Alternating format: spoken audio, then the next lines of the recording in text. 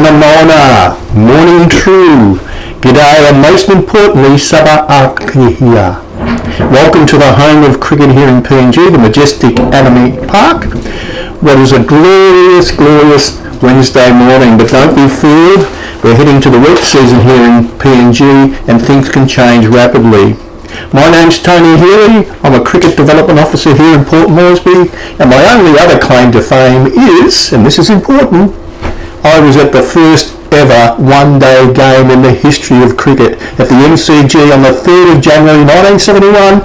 I was there, so I know a little bit about it. I'm going to share some of that boring knowledge over the day. And with me here in the box today we have another extraordinary person in the name of Hello Willie. He's the man who does all the anchor work. He's a weatherman, a cameraman, and even the waterman. In PNG we call that a roller man.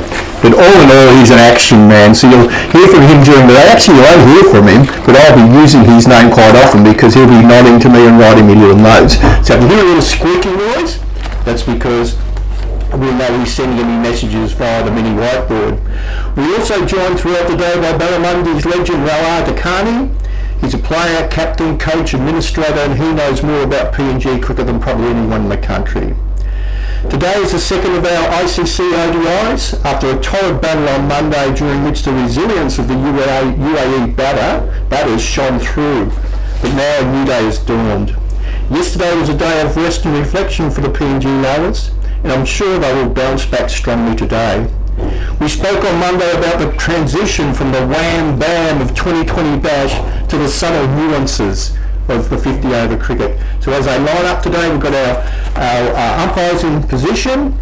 PNG have won the toss and elected to bowl first today. With the ball we have in hand, it looks like to me, on strike we've got Resolute and also Satish, our opening batsman from the other day, and we're just checking out. I think there's a change in the bowling order. It is. It's Tom from the Manu end. Right arm medium pace, right arm over the wicket. The pitch is still a little bit of tinge of green there, but really it's rock hard underneath. So after a little bit of lateral movement for the first few overs, we can expect it to play very truly like it did on Monday. And then of course the spin bowlers come into vogue after a few overs. If you hear some funny noises in the commentary box today, it's because our technician team here are actually putting up another camera for your pleasure, for your purpose of watching it at a more direct angle. So they're actually constructing that right at the moment. So you might hear some funny noises. Why PNG decided to bowl first? Because I think it's because they were a little bit hesitant to bat first on a pitch that's got a little tinge of green, so they're hoping to get some early wickets. So it's Tom into bowl and Resolute on strike. Down the leg side, the umpire had a good look at that one and nothing is called. And umpires today we have the experienced Lakani Aurora and Alu Kappa.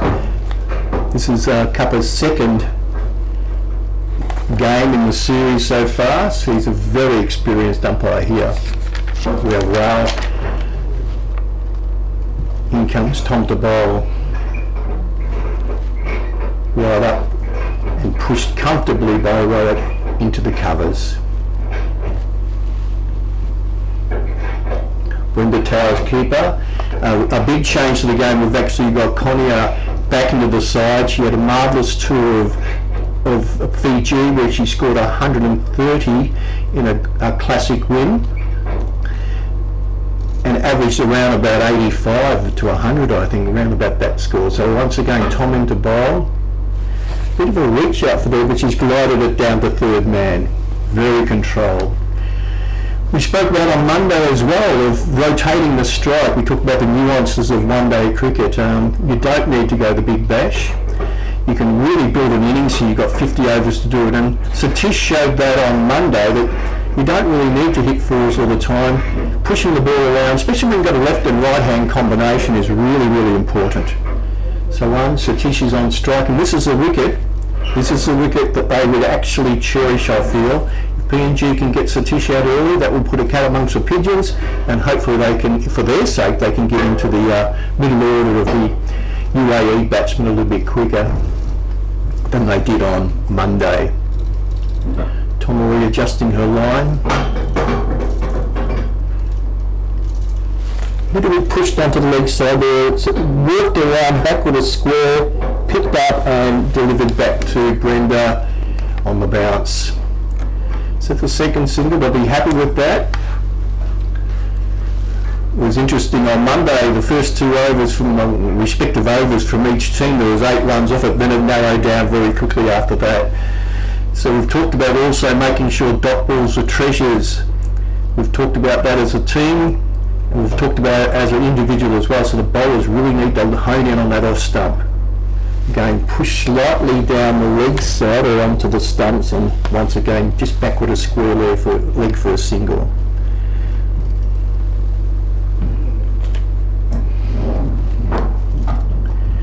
And here's what we talked about as well on Monday. Rotating the strike means the field have to change positions every ball that the single is taken, and that can be disconcerting for the bowler earlier too when the line has to change too. So Tom now aiming for that off stump and hopefully not for her sake pushing it down the leg side.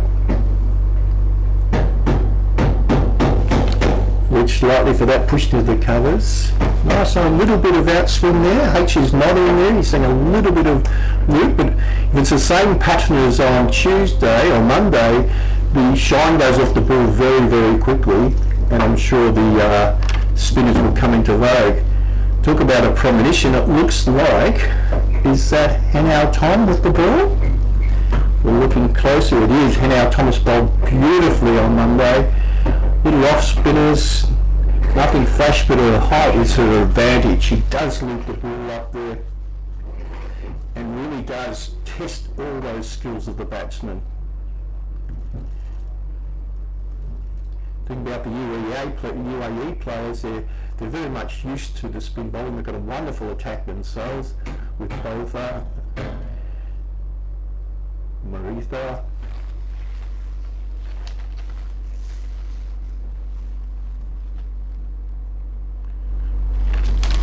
And the captain herself also rolls the arm over quite nicely too with a bit of height. So it looks like we've got a field predominantly, I've got 2-4, I think we've got a 5-5 field to start off the first over. Going to the left-hander, right arm around the wicket.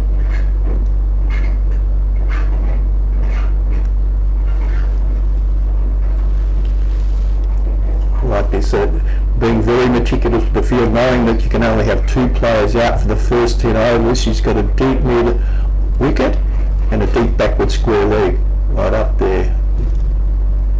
Satish gets onto the front foot and pushes it down to mid wicket.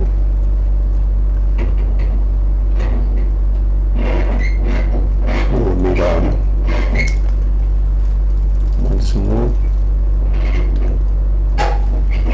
That's the line they'll be aiming for, just outside the off stump. They won't put anything with the field positions as they are at the moment. Don't want to give any free hits in this first 10 overs.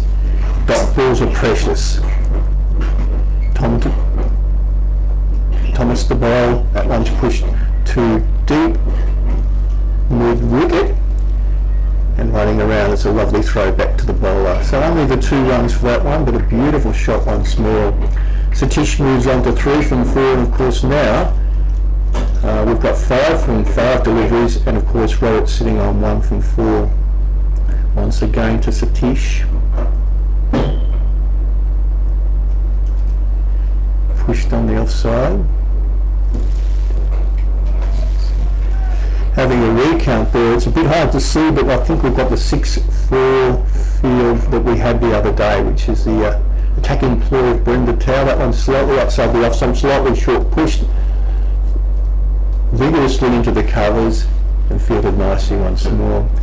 It's a natural plan here. Brenda actually wants them to hit across the line a little bit, so she's tempting them out there. Let's push back once more.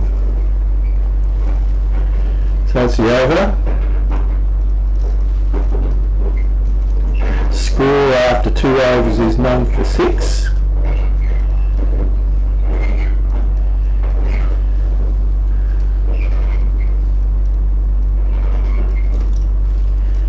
lots of data will be flashing up on the screen throughout the day, which you guys can absorb and take in yourselves. So it's a brisk start from the UAE. They'll be very happy with this. They said there doesn't seem to be the movement there was on Monday through the air or off the pitch. This pitch is 2 days older now. It's been a pretty dry last couple of days, so I think it's drying out quite nicely. So that tinge of green is a bit of a misnomer in some ways.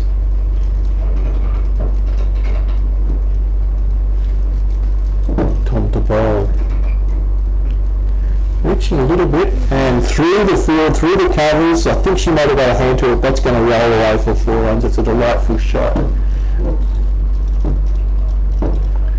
That brings right on to 5.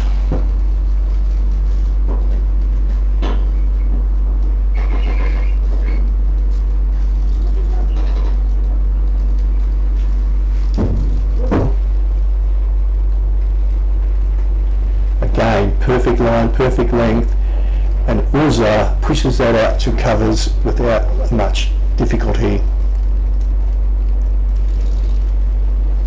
We're sitting on 9 for 10, 2.4.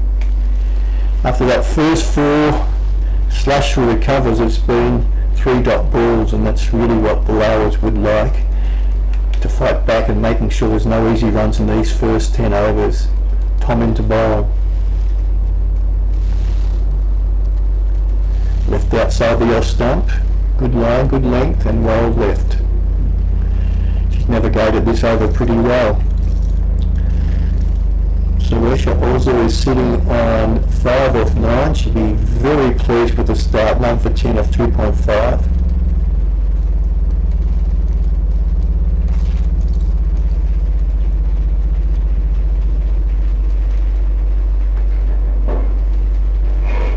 Tom to bowl.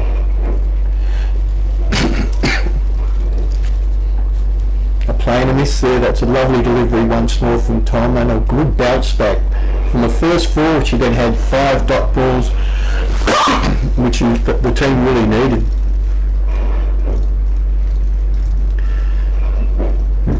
Partnership of 10, each player sitting on 5 runs each. Sharing the strike, rotating the strike with the odd boundary. Here now Thomas back from the Bassini end.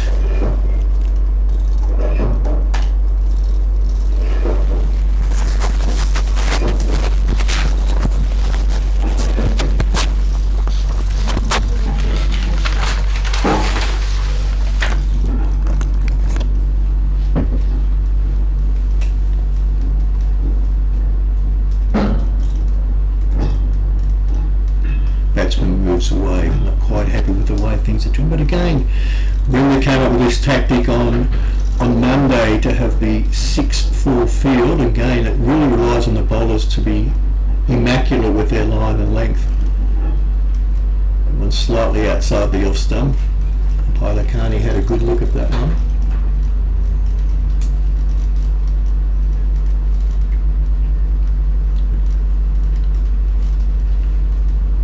Thomas into bowl. Again, she's found a length, she's found her line, and to hit through the covers in the air is fraught with danger, and I think Brenda knows that. She's hoping for that one loose shot.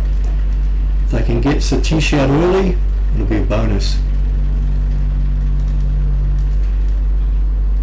Slightly down the leg, and umpire Lakhani has called that one. It was only marginal, but that's the way one day cricket is played. Anything at leg side is frowned upon, and that means an extra ball and an extra run.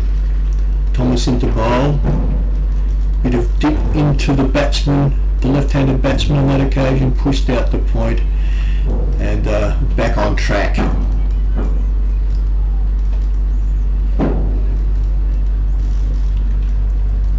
Thomas in once more. On the back foot, pushes to short cover, fielded beautifully by Siaka.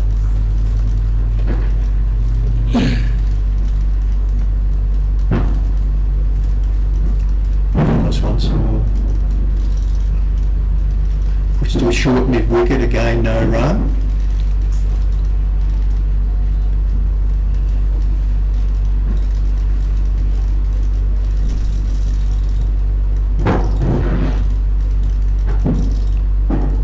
Slightly shorter outside the off stump. Tail takes that one cleanly in the gloves and passes it off to the covers for the end of the over. Umpire Lakani's called over and we swap ends. We can have a look at our run rate here. It's a bit of a spike there in the second over, but apart from that they are starting to draw it back, which they want. So boundaries are essential at this stage of the game. Hopefully they can, for PNG's sake, they can really clamp down with lots of dot balls and build some pressure. Tom's going to bowl her third over. So far we're 9 for 11 off 4. A run rate of 2.75 and 46 overs remaining. It's a tight tussle.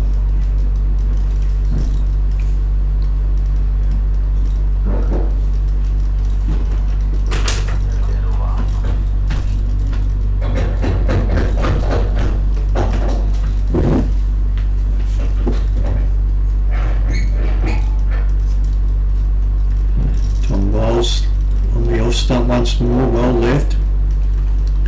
This is obviously there for the long haul today, I think. She knows that if she can bat for the 50 overs, A, there's going to be a whopping big score for her team, and B, there's 100 in the making for her. Prolific run scorer over the years, also a very handy bowler, and she's showing the patience of a test cricketer at the moment.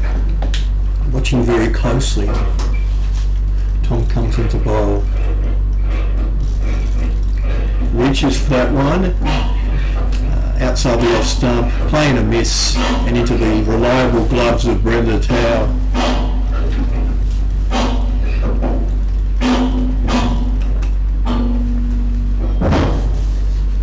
We have Konya Awala in the first slip. I'm sure the UAE team have done their homework on Konya.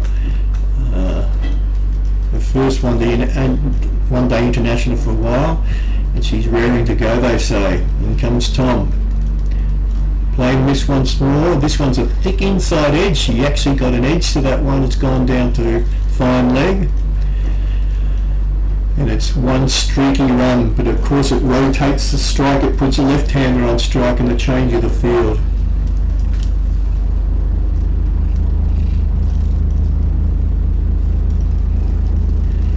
Looks like we've got the police helicopter flying overhead. That's never a good sign in Port Moresby.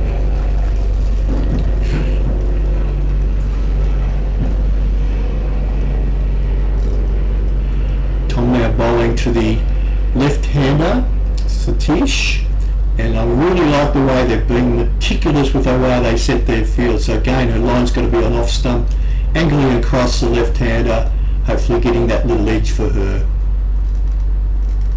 She's pushed onto the middle stump and punched through to a short mid-wicket.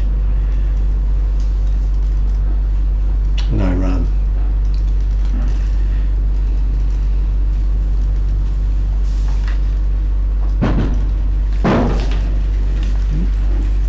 Years of age, Satish, the maturity of a player of many more years at the crease, so obviously very well coached and very elegant in the way she defends the ball and plays those attacking shots on the offside. In she comes Tom. She reaches for that one, pushes it to covers, and well fielded. Dot ball.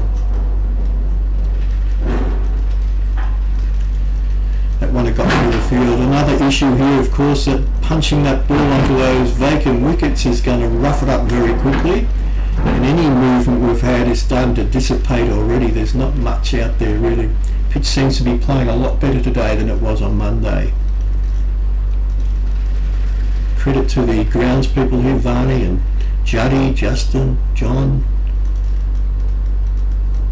Once again she reaches, pushes that one to mid off, slight fumble, and move through for one.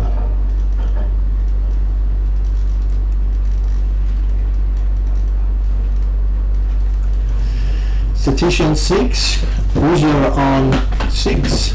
It's none for 13. There's our Matt Hacken, pretty consistent. Nothing too elaborate, but I'm sure the UAE will be happy with that. Why? Because we know it's a 50 over game, and I'm sure both coaches have talked over the last 2 days about batting out your overs. So important, this form of the game. What you have to do, at the moment they're at a run rate of 2.6, move that up to 4 and you're nearly at 200 runs. So the runs will come later. We know there's 2 more power plays to be had, and in this case we got Thomas bowling again from the Bassini end, right arm around the wicket, and pushes that one into the covers.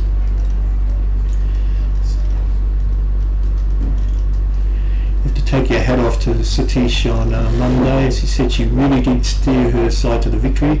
Of course, with Michelle Botha as well. What a partnership at the end there. Thomas to bowl a bit of loop, and she has got the wicket that PNG needed. We did loop that one, and it dipped quickly. It dipped on her, and she went through with the drive, which is surprising. And I reckon that's her only foul shot. So caught and bowled Thomas, or Tomo as we like to call him in the press box. I don't know if she likes being called Thomas, but that looping delivery, the looping off break, and of course caused the miss shot, a caught and bowled, and that's the wicket that PNG won. You can see the elation in the field.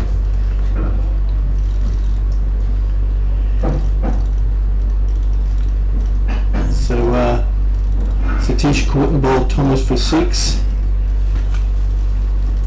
Looks like Lavanya Kenny coming into bat by my calculations.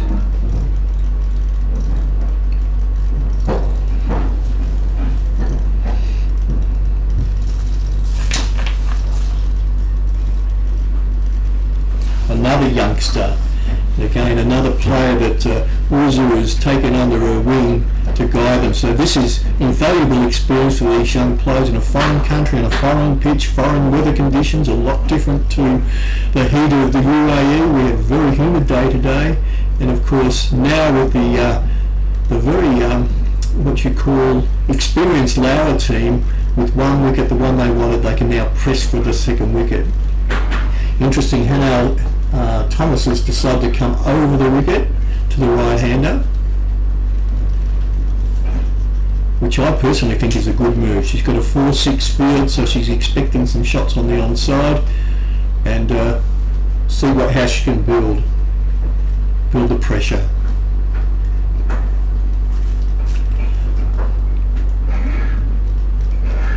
Thomas over the wicket.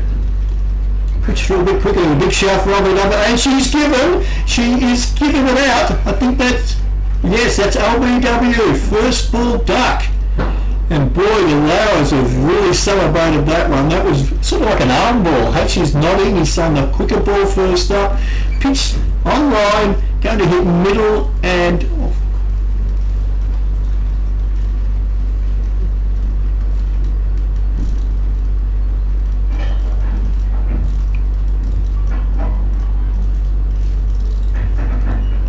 Next batsman in.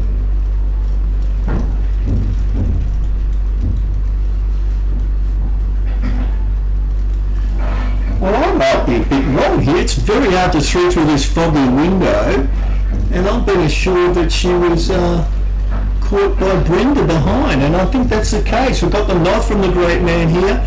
Actually, looking through the window here, it's actually like looking through the window of one of Air New Guinea's older aircraft. They're so buffeted and gone. So I do look at the screen. In we come, and I apologise. There was an edge there, and umpire Rakani was very quick to give that one out.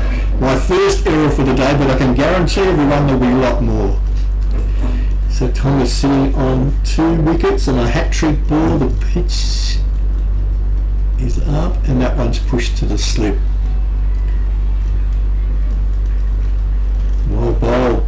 Thomas so far 2 for 3 from 2.4. 2 more deliveries in this over. Can she keep the pressure on?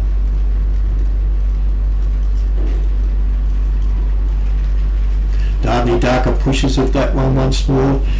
Lauer's really on their toes this time.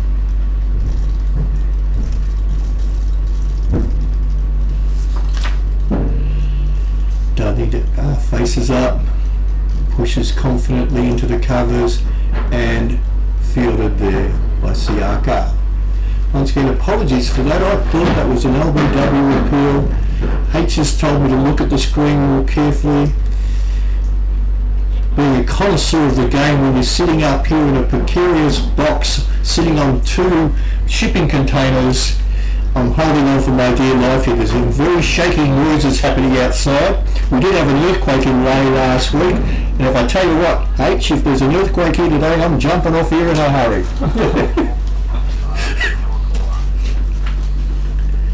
We have Tom coming into bowl from the, I was going to say the Messini just to annoy H, but I know it's the Manu end. I know it's the Manu end.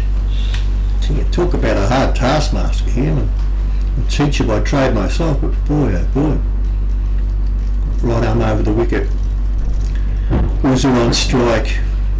And that is the perfect line. As Damien Fleming would say, the corridor of uncertainty. Right above off stump, moving slightly away, and Brenda Tower would be a much happier captain at this stage of proceedings. We have Roar in the office at the moment.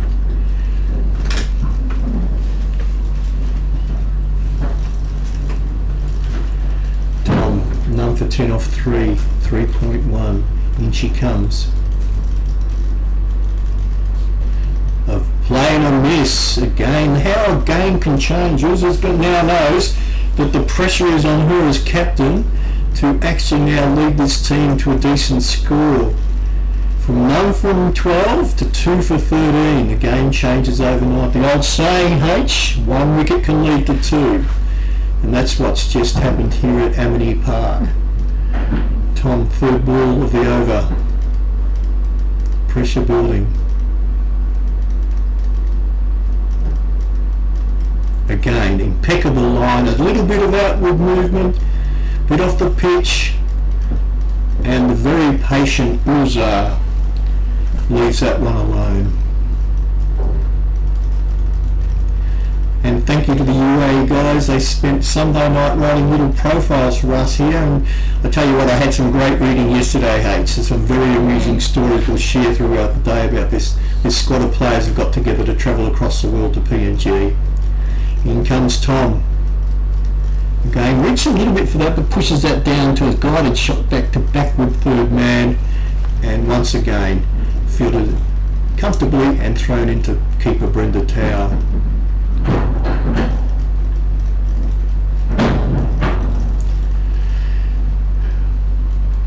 Dani Darka's on strike. The all-rounder really did play well the other day.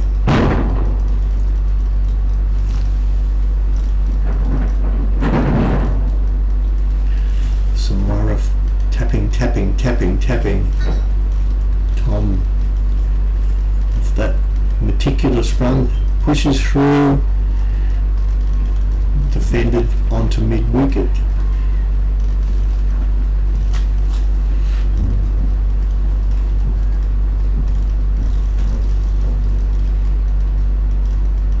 Really did rush the shot here, and Harley's nodding as well. It's a pretty aggressive shot for your first ball. 1 run off this over so far, so this is what we talked about, building pressure. Dot balls are precious. In she comes. A slash outside off stump. A thick edge down to 3rd man, and once again fielded beautifully. I think that's by Henauer's game. Henauer will be on cloud 9 at the moment, sitting with 2 wickets for a minimum of runs, and a well bowled over. It's 2 runs off that one. We now have Henna Thomas has got 2 for 3, and this will be her 4th over coming up.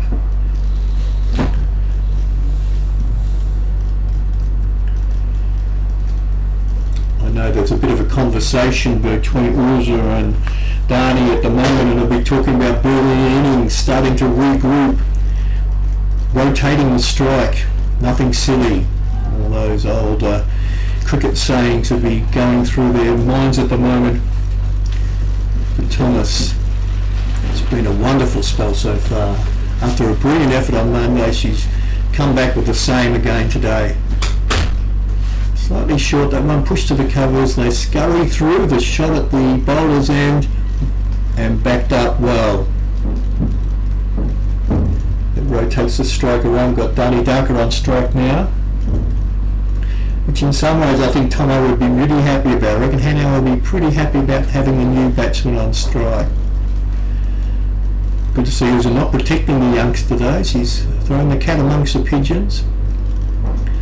I've got a feeling this could be the quicker one. H is nodding. He knows Hannah very well. He's faced her in the nets. He knows her variety. Coming in. And that shows how much I know. That one's pushed past the slip. And they scurry through for one.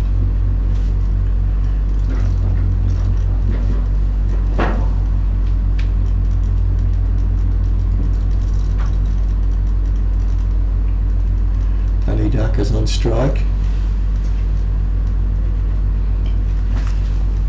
Slash through forward square leg.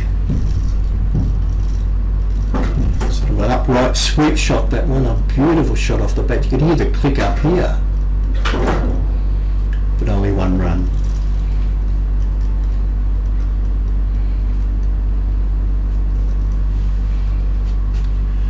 Wilson on strike. Big shout for LBW, and the laconic Lacani just shakes his head and said nah, and a little wave down the leg side.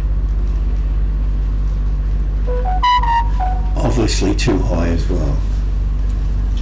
But then again, wishful thinking, you never know. You never know when the trigger will come. Once again, pushed down to the onside to a shortish mid-wicket. Tomo building the pressure once more. After 3 singles, she's now got 2 dot balls, and that's what she's after.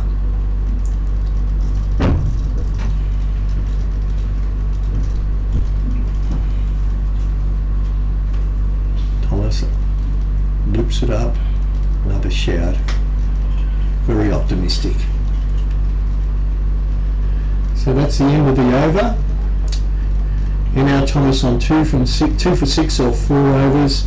Total score 2 for 18 with a run rate of around about 2.3. 42 overs remaining.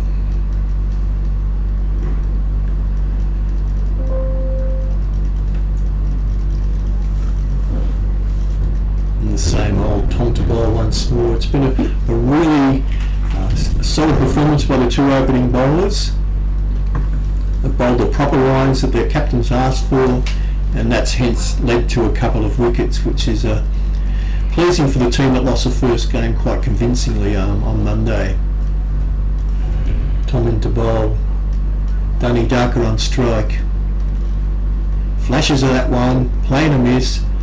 Not much movement there, but enough just to beat the outside of the batsman who's only been there for a short period of time. You can see Uzo looking at her saying, just be patient, just be patient, just be patient.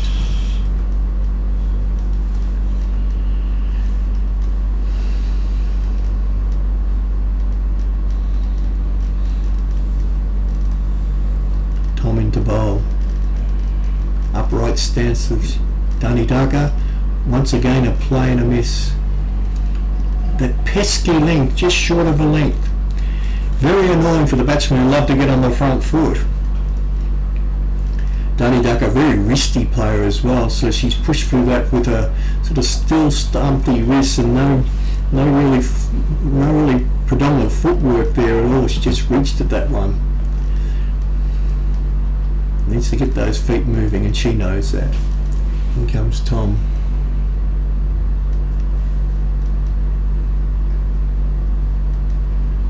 Push wide of the cover, and of course we've got 1 run to go. Looking for 2, but no runs there. Lovely shot off the back foot. That's Boozer on strike. She said in her profile that her coach calls her the Ooza. She calls it out across the ground. Name I hear. He's not, so he's running work as well. Right arm over. Wide ball down the leg side. It's an extra ball. Run. Later in the day, these runs they accumulate now will be precious in days, and keeping those extras down to a minimum is so important in one-day cricket.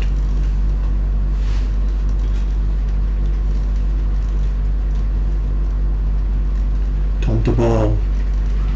Big shout, big shout. The umpire's moved away. It's obviously taken a bit of an edge there, I'd say. H will help me out with this one, but no. Did they run one there, H? Just double check. Yes, they did run the single there. I should have checked that before looking up to see what the umpire was going to do. Tom still keeping the pressure on here. Been an impressive spell.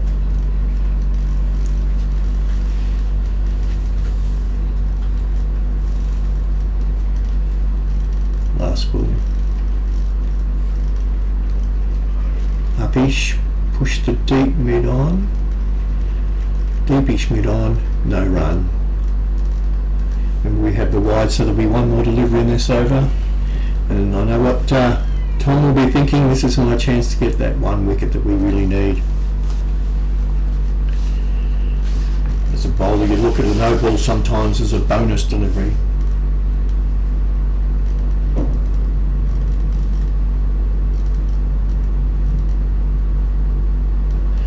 Pushes confidently onto the offside. They push through for one to mid off. Throw at the stumps. No real chance of a run out there, and that's over. Score check. We have 2 for 21 off 9 overs, with Resolute sitting on 9, and the new batsman at East, Dami Dhaka, sitting on 5. Partnership so far between these two of 9 runs.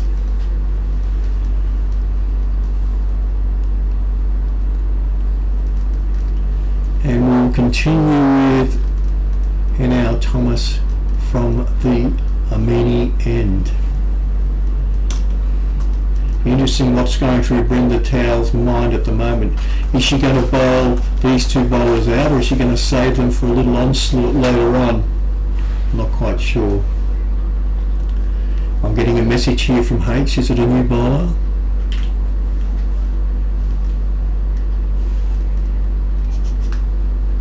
Did say the Bassini end. He's been cantankerous in the box here. I'm going to call it the Barocco end. That'll really make him annoyed. In come Thomas. Nice loop, nice push into the pointy region. And Shanda Dhaka, the all-rounder, is looking quite comfortable out there. Just to try and bluff Lakani about that. Pushes that one again. Much in that one, but her variety has been absolutely wonderful. Sitting on 2-8, this is a 4.3. So that should be pulled out.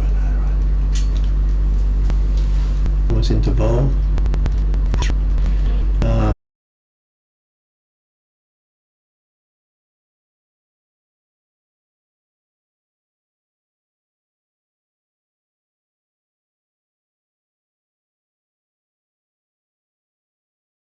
Also newspapers, our daily, Sunday Chronicles, Sunday Bulletin, and of course Post Courier and the national newspaper.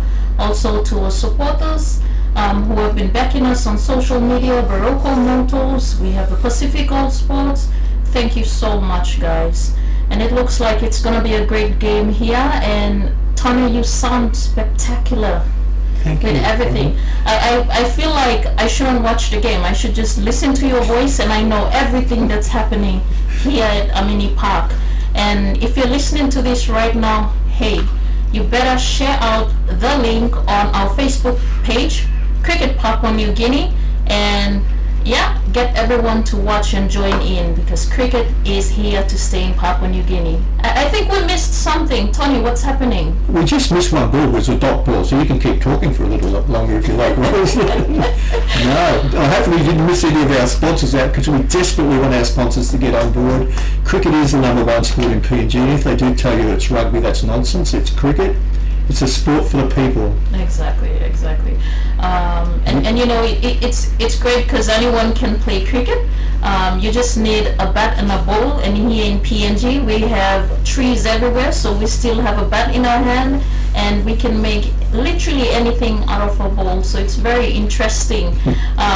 We had the Trobriand Islanders that visited us back in September, and it's really interesting what they can do with a bat and a ball. Correct, Tony? Yes, certainly is. We'll talk a little bit about Trobriand cricket a bit later when we get a few spare minutes, if you like.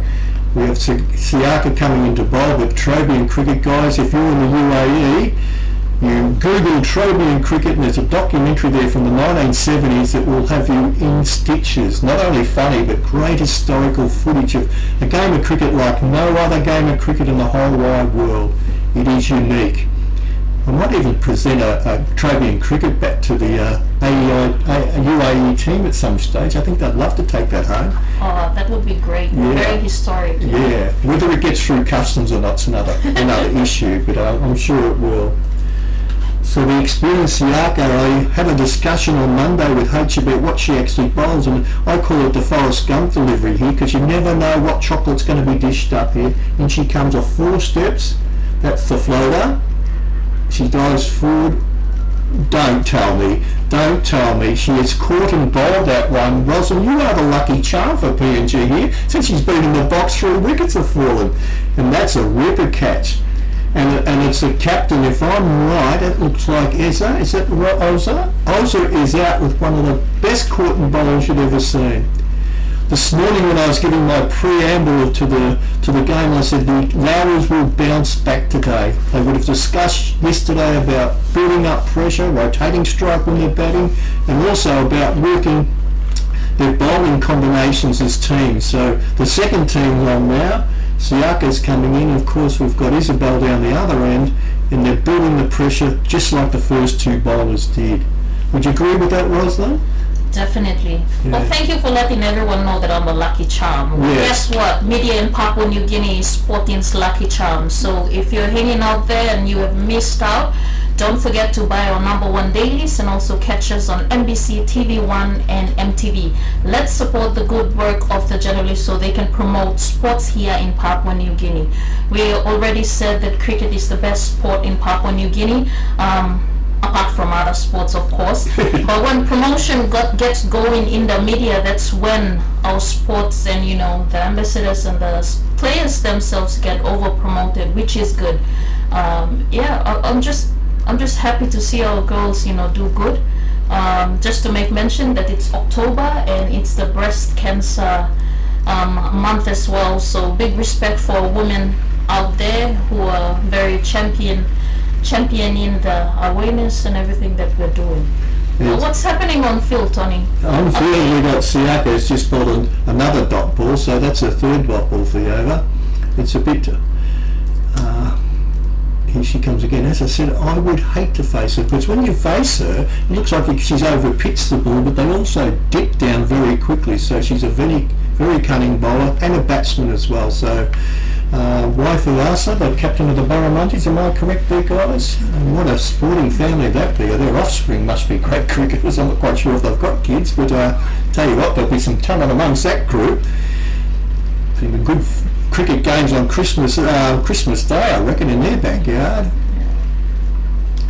I think the pink as well that the Lowers are wearing today is quite from, we're talking about the Breast Cancer Foundation and being an Australian, the Glenn McGrath Day that we have on the 2nd day, I think, of the test in Sydney each year, where they raise heaps and heaps of money for the Breast Cancer Foundation in Australia, which goes through other organisations in other countries as well. So lots of money raised.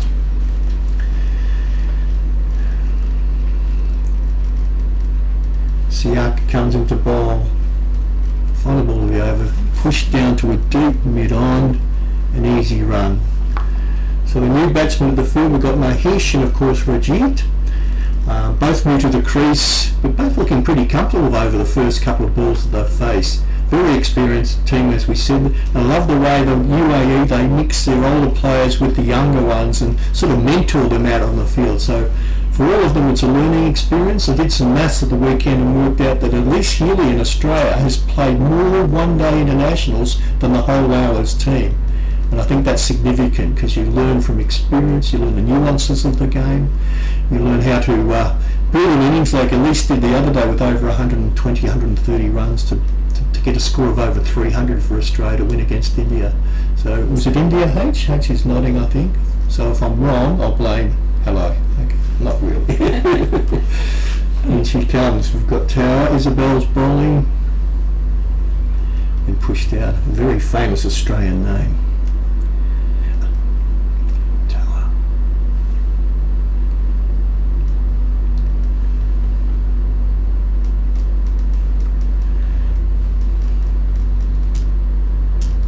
Tower with a little off breaks. Again, she's found her length. She's found her line now. And of course that builds the pressure on the new batsman.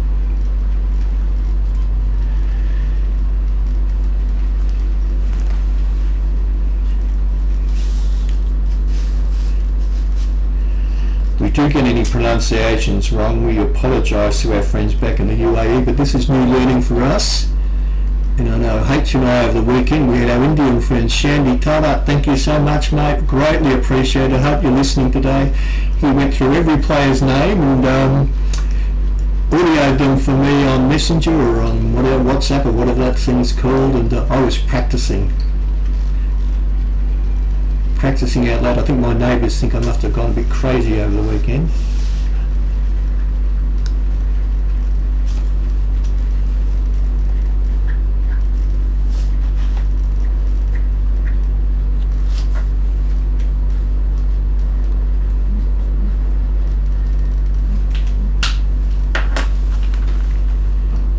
Awesome stuff, Tony. Anyways, just like to bring you all back. Ooh. We have a nice hit. Tony, do you want to talk on that? Yeah, she sort of mistimed that a little bit. I thought it was the same as you, wasn't I? thought that one's going to go right through mid-wicket, but she obviously held the ball back a bit there, Isabel, and I think wasn't timed the way she should. Just unfortunately it fell between three fields people, and no catch there. Awesome. So hi everyone, a big shout out to all our viewers on YouTube. If you haven't shared the link yet, you better share the link, and also stay tuned. We have another nice hit. Tony, do you want to take it just push that one back with a square leg for an easy 2 run. So the good thing, it's very intelligent batting here, because having lost many 3 or 4 quick wickets, it's now important to rotate the strike to put the pressure back onto the bowling team to some degree. But at 4 for 35 after 13 overs, the lower's well on top, and hopefully for UAE's sake they can build an innings here with Rajit and also Mahesh, and actually try and put some pressure back onto the bowling side. So good tactics from the UAE in that over to put some pressure back onto the bowling team. Yes, YouTube viewers, it's important. I know on the weekend I often watch the cricket back in Australia through, is it Frogbox or whatever it's called. It's a big innovation to be able to watch local and domestic cricket competitions at your will at the weekend through the YouTube links. Siaka into bowl, pushed through, just square leg for an easy single.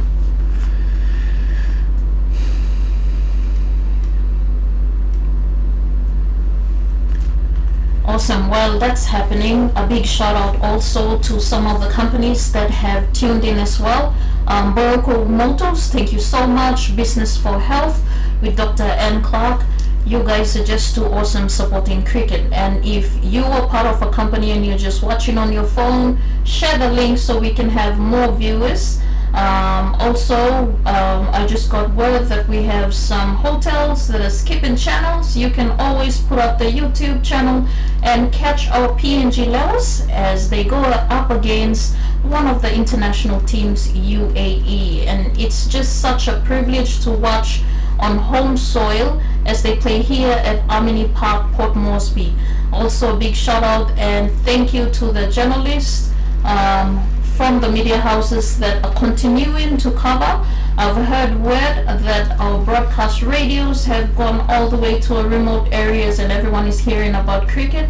We promote other sports, but do not forget, when other sports got to PNG, cricket made it to the shores of Papua New Guinea as well. So it's 50 years of independence, and let's keep the momentum and the spirit of cricket in Papua New Guinea is still burning. Correct, Tony? What's Very happening on the much field? correct. On the field, we have Siaka is really pinning them down once again. I'd said she's one of the bowlers in the Laos team that has so much experience, around about 37, 38 years of age, and so much experience. That one's well bowled, pitched up, pushed through the covers, and that's a glorious shot right through the field. You can see from that shot how quick the outfit is if you fall a little bit short or over pitch as that one was. If you get through that inner field, it races like a tracer bullet to the fence. We're sitting now at 4 for 40 off 13.5. I don't think I'd be too disappointed with that. She was reaching for that ball, but she's absolutely shellacked that one through the cover. It's a beautiful shot. Lovely cricket. I've got a feeling this one, she's such a wise bowler, this lady. She's just got so many different deliveries. Again, push through the covers. That's another glorious shot. Have a look at that, Rosalind. It just races across the outfield, and that's 2 fours in a row, and that releases the pressure.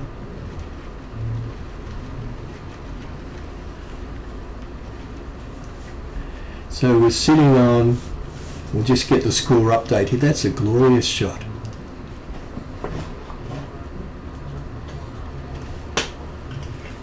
Just getting a score update there. So Resolute is on to 11, skips to 11. We've got Mahesh on 3 from the 10 deliveries, and Isabel's on 1 for 7 at this stage of proceedings. So just 2 slightly over pitch deliveries on the off stump, and beautifully dealt with by Resolute. And you can see the class, the real class of those UAE batsmen, with a lot of great coaching they've had over the years. I was reading a fair bit about them at the weekend, and they do have coaches that have come from around the world to master their skills. Tower in, right arm over the wicket, and played with a lot of respect. Mahesh obviously now, her job will be to back up Resolute. Resolute got her eye in now. She's looking very comfortable at the crease. And at 4 for 44, they do not want another wicket to happen.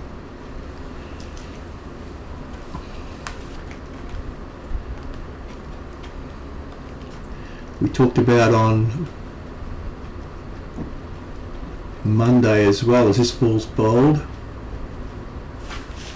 and that one's punched through the covers, an easy run off the back foot.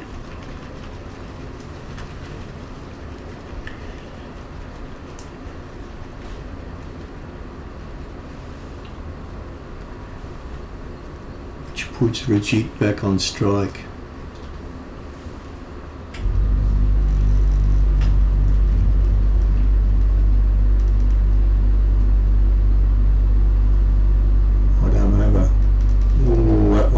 Come through a little bit quicker, taken beautifully by Brenda Tower as a keeper, but well watched into the gloves.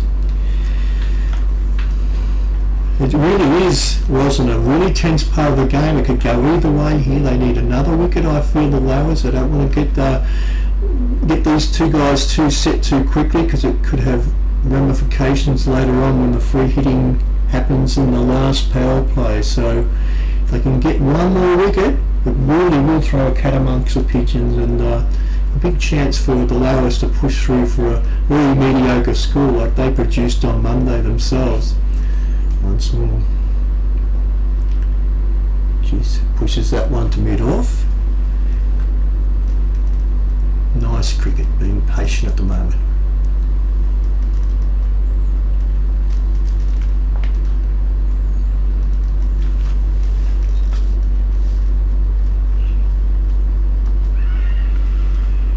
Big appeal, not out.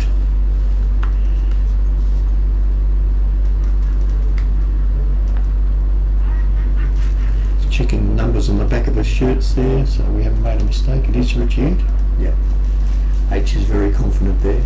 Partnership so far of 15, and it's been a good fight back here by the UAE after a very shaky 5 overs when Rosalind first walked into the commentary box here. She was our lucky charm, and with that charm needs a little bit more rubbing there, because I'm sure for the Lowers team, another wicket would go down really well at this stage of proceeding. They're sticking with Siaka at this stage. Palki's a very shrewd campaigner, played a lot of cricket for the Lowers over the years. right arm over, pitched up, reaching. Having talking to Varney, our chief groundsman before the game, what he predicted here was if you can last those first 10, 14 overs, it's going to be a batter-friendly pitch, and it's looking like that. The driving's happening now, which didn't happen much on Monday. It's very much a back foot game, but now we're seeing the drives come into fruition. That one's pushed wide of the mid-on fieldsman. An easy run. Not much movement today either. Remember on Monday when we first started calling the game, it was swinging quite prodigiously for the first 5 or 6 overs. We haven't seen much of that today. Again, a drier day, not as humid, and the green tinges started to wane off the pitch as well.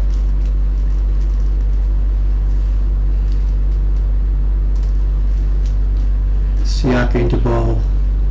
That's that little looper. H calls that the looper. It looks like a full toss and all of a sudden it drops at your feet, and that comes from experience. I'm not sure it's whether she holds it, how she holds the ball,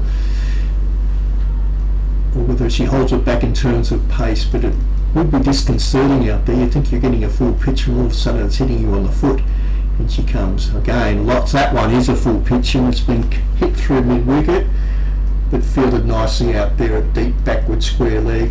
A lovely throw back to Brenda. Brenda loves that sort of throw where it doesn't come to you on the half volley and hits you either on the wrist or on the shin or anywhere else, which is very painful. Have you ever been a wicket keeper, Rosalind? It's a skill that I could not take. Yeah, for someone who loves cricket and who loves to promote cricket, I've never actually played cricket. The only time I played cricket was when I was in primary school, so that's like 10 to 14. But talking about that, it's what sports we play in our backyard that's more memorable than any other thing. So growing up with that, interviewing most of the players, I'd say most of them said we started playing cricket when we were kids at our villages, at the coastline in Hanwabara. Yeah. In Hanwabara and Hula, all the other shoreline, in Millen Bay as well. We now have cricket up in the Highlands and East New Britain and all those places. Also a big shout out to all the development officers, the development team in these respectful regions, Southern region, Northern Highlands region, who are making it happen, growing cricket and the sports. What just happened? It's a drinks break here, Russell, which is well-deserved drinks break after an hour's play. So they make sure they do hydrate here. They also talk about making sure that any players are fatigued and that there's wet towels coming at them for as well. So even though it's comfortable and cool here up in the box, down there on the field with the sun blazing down at the moment, looking at 32 degrees with a lot of humidity as well. So it's a break for the fieldsman and a break for the batsmen to regroup and what's their next 10 overs going to be like. Of course, now we're sitting at around about 47 runs, 4 for 47 off the 16 overs, and it's evenly poised at this stage, I still think, because these two batting at the moment look very comfortable. Well, hats off to the lowers. They did bounce back. We talked about that this morning prior to the game, that Coach Nuhuru Day would have been talking to the girls yesterday about putting the pressure on, working in teams, and then when it comes time to back the overs out. 50 over games are a lot different from 2020 Big Bash. It's a game more like a test match in some ways. And I know getting Satish out today was a vital thing, and I can thank Rosalind for that in terms of PNG, because that wicket was vital for the Lowers at the start. So a great fight back here. I can see it's going to be a close tussle for the next 10 to 15 overs, and we'll be able to make a more valued opinion around about the 30 over mark. They talk in two different ways. In some days, in the olden days, when you got to the 30 over mark of 50 over cricket, is like the halfway mark. The last 20 overs, of course, becomes, if you've got wickets in hand, a chance to really push the run rate along. So I'm sure the UAE girls at the moment are talking about, let's just be there for the next 10 overs, and then get to the 30 over mark, then we can make another push for easy runs in those last 20 overs when the bowling team is tired, and we've also got the ball well and truly demolished in terms of any swing or movement. True, Tony. Yeah. Thank you. It's like a prediction commentary you're doing right now. Anyways, just by looking at it, so true. With the veteran players, most of the younger players look up to the players that have played more matches. And talking about Pauke Siaka, there was an image that Post Korea that put on the, I'd say, front page of the Sporting, that saw Pauke Siaka walking out with one of the younger players, and it definitely looked like she was comforting her and telling her that, oh, this next bet you're gonna hit a 4, you're gonna hit a good number. And they just did that. That was during the Pacific All Sports International, where we had the indigenous Australian side, Vanuatu, who came over, as well as Samoa, to visit. So it's great to see veteran players, take the field and support the younger players as well, because we need to groom our younger players to have the best team that we have. So seeing the game on field, I'm pretty sure Siaka has made her mark there for the younger players. And I wouldn't say it's PNG or UAE's game to win, but we're looking good. So Yes. what do you think, Tom? I'm not quite sure, because remember PNG have to chase a total today, which I reckon will be a challenge for them. But with Brenda Tao on the team, I can see that being a big advantage of her only have to chase maybe 150 runs. I think it'll be hard for them. So we've got the leg spinner on at the moment, is that right? Has there been a change of bowler? Age? There has been a change of bowler. And the bowler's name is?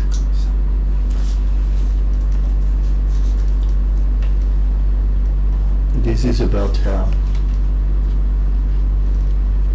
She just changed her style, I think. No? She's a leg spinner. Yeah, but she mixes them up. It's 2 dots.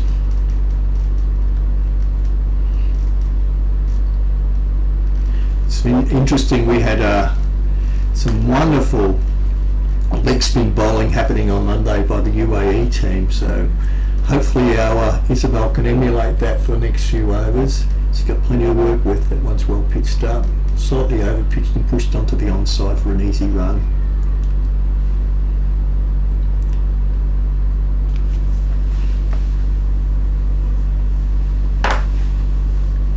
Brings Rajik on strike. 12 from 17. A very tense part of the game. Reaches for that one, pushes at the covers, easily fielded and straight back to Isabel.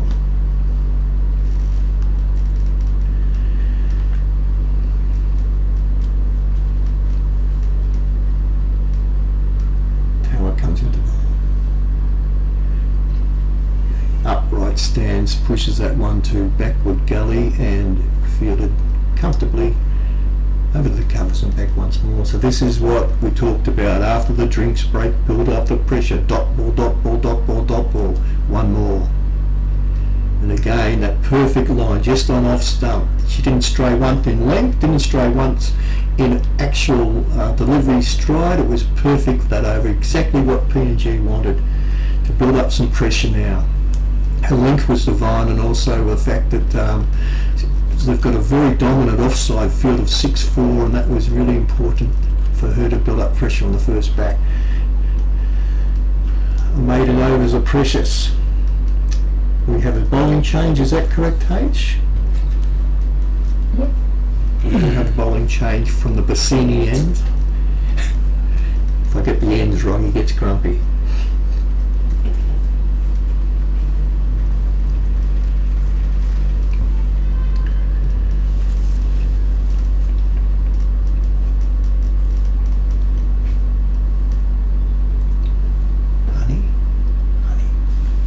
Honey Tails come into bowl,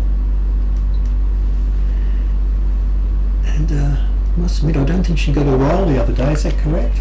No. I think she's filling me in a little bit here. I'd say another right arm off spin, is that correct? Left arm. Ah, well, thank you very much for the rabbits with that one. The first use in a right row, it's a full pitched left arm orthodox, and unfortunately it slipped out of those hands and it's gone for 4. Is that correct, H? It is, it's 4 runs, but nothing to be deterred about. Boy, oh boy, she did slip that one out. Left arm orthodox around the wicket, I'm sure she'll bounce back with this second delivery. How old's Honey H? How old is the batsman? Bowler? What she's doing now is trying to get some of that Amini Park gravel onto that hand of hers so it doesn't slip. The all-rounder.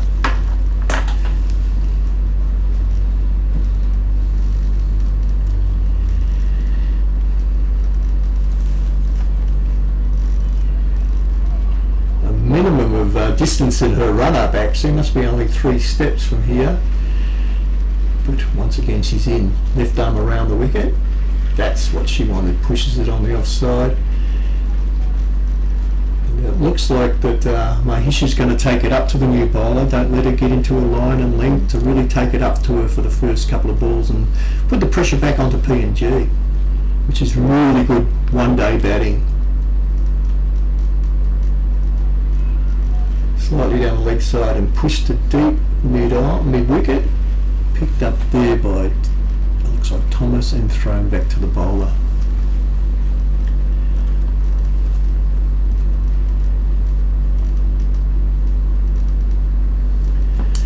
That puts Resolute back on strike. She's on 12 from 20. Again, I think the 2 right hands are going to try and put the pressure onto the left arm orthodox bowler here before she gets settled. Again, slightly should have linked, but on the right line that time, just outside of stump, and she'll be much happy with the fact there's been a couple of dot balls in a row.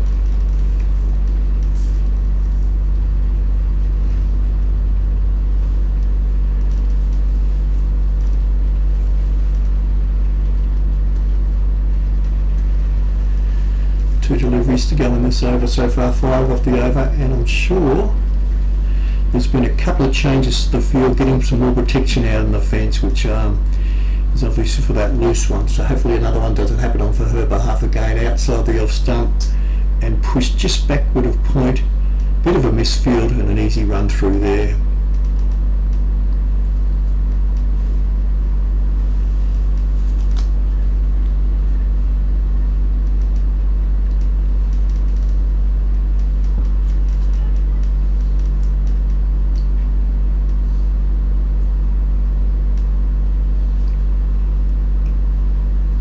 Down to mid-off, and what started off as a pretty disastrous start to the over has finished off quite nicely for Miss Tao. And it's 5 runs off the over. We've just got the warm up at this stage. Again, you guys can actually have a look at that. It's really good, especially in the second innings, to see the comparative run rates and wickets falling. It's one of my favourite graphics, is the worm graph. I think it was invented by cricket and mastered by Halle here in the office. I'm sure he's putting that together. A little bit of interest too, we've actually, don't tell anyone back home, but we've actually put a numeracy kit together for kids here in PNG with all these different parts of the numeracy involved, or the adding, subtracting, all the things that are involved in the scoring of cricket. Halle and I are working on that to take it to the schools in Port Moresby and around the country, and it's a lot of fun. We had some tablets donated very kindly from Australia. The H is putting the scoring app onto those so the kids in the classrooms can actually use those to enhance their numeracy skills. And it's going to be something innovative for cricket around the world. Here we come, tower into bowl, little leggies. Slip down there, that's a little edge, would you say? Just waiting for the umpire to confirm that. And that is buys actually. That's Brenda wouldn't be happy with that one. She is meticulous in the way that she actually practices for keeping, and also keeps, what would you call it, when a buy goes through she takes it personally, I think, which isn't probably typical for most wicket keepers.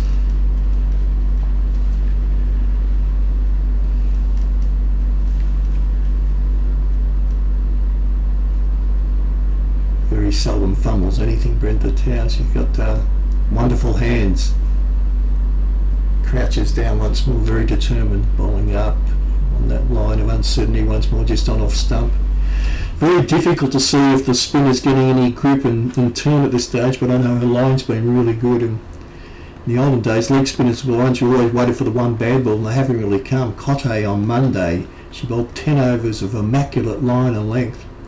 It's a quicker one, and push back to the onside, slightly on the onside, back to the bowler.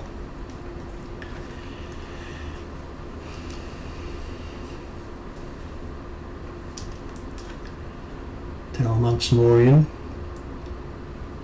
Again, patience. And just waiting for that one bad ball. Rajit knows that if the bad ball comes, she's got the power, she's got the skill to deliver it to the boundary line. So she's just waiting for that one short one or that one over pitch. The over pitch one comes and it's hit down to backward square leg, and that's could go to the fence. It's just dribbled onto the rope right now. So again, it's a waiting game in one day cricket. In that way, waiting and being patient has brought it up for 5 runs for the over so far. And actually, it's 8 runs if you count the 4 byes as well. So it's a productive over now, and it only takes that one bad ball to be punished, and the run rate starts to climb.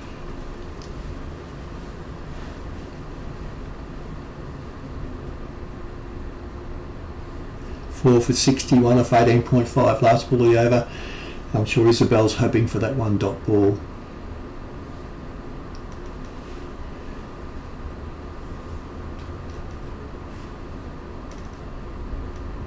Back on task, back on length, and it's a dot ball off that, but I'm sure Rajit and Mahesh will be happy with the fact they got 8 runs off that over, and again the pressure's gone from being on the PNG side, and we'll be pushing for a maiden this over. Been some shrewd captaincy here by Brenda Tao, though. I know she's keeping her bowlers up her sleeve for the last overs as well, which will be really important. So she hasn't bowled Thomas out, and she's also, I reckon, she's keeping Siaka up her sleeve as well for those vital last few overs if it does come to that. You know, he's got another, I'll get the right pronunciation, Hane, is that correct, guys? Tao. Any relation to Brenda? No relation. Some common names here. Left arm orthodox around the wicket, pitches on off, and again a slight misfield. I think, did they get one there? They've scurried through.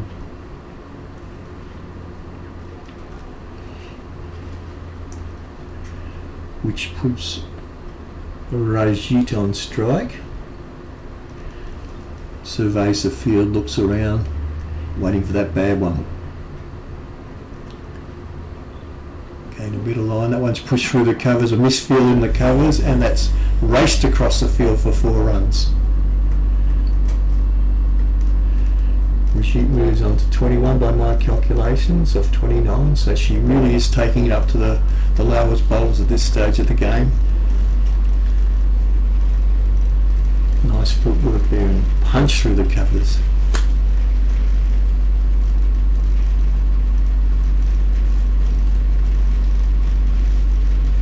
Great hits by UAE, by the way. Yes. Yeah, with that, big shout out to all our viewers on YouTube. Don't forget to share the link, so let's all share the game, watch the game and enjoy cricket. For today, also playing on Friday, and we also have another match rounding up on Sunday, correct guys? Yep, that is correct. So we're really hopeful the weather holds out. It's been good so far. We'll have full day's play on Monday, and it's looking very promising. No cumulonimbus clouds at the base of the Owen Stanley Ranges at this stage. But I said at the start of the day, and H was nodding, because when he nods, I know I've said something correct. It can change at any time at this time of the year with the humidity and of course the changing in the wind systems. I think it goes from a Miragiri to a Lurabada to a Lahara. We have 4 winds here in PNG, and each wind has its own idiosyncrasies and what it brings to the table. So this time of year, the winds coming off the Coral Sea can often bring quick change to the weather. Should have given that job to H. He's a weatherman as well. That one's through. he's an anchorman, weatherman. He's even a dog catcher man. I wonder they're going to send him down to get the dog off the field at one stage. Yeah, and thank you, Tony and Helai, for the update on what you're doing with, all the little pickaninnies in Port Moresby with Yeah. the donations and all that. It's wonderful to see that here at Cricket PNG, we also share the love of cricket and development in different areas as well. So thank you, Tony, and thank you to also the people behind all these donations and voluntary work. Yeah. We need more people like you to promote good things in Papua New Guinea. So. That's right. We just had to give a shout out back in Australia. We've got a lot of tablets donated and some new ones sponsored as well. We've got 6 brand new ping pong tables for table cricket in the special development schools, and I had a chat to one of Mr. I forget, Usher, I think his name was this morning. I only had a brief chat, but he's actually making the tables into a facility we can use in every single special development school here in Port Moresby to play cricket.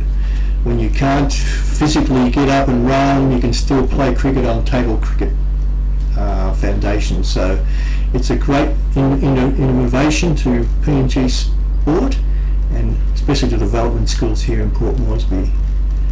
Bowler tower into bowl, Priest on the onside, just forward of point, for square leg side, and an easy single. So they're rotating the strike now, which is really important.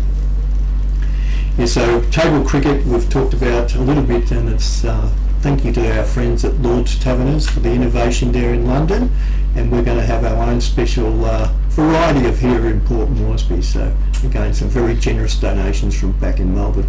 Again, this one's pulled, and that's backward of square leg and through the fence for 4. Beautiful shot. To an upright whack on the onside.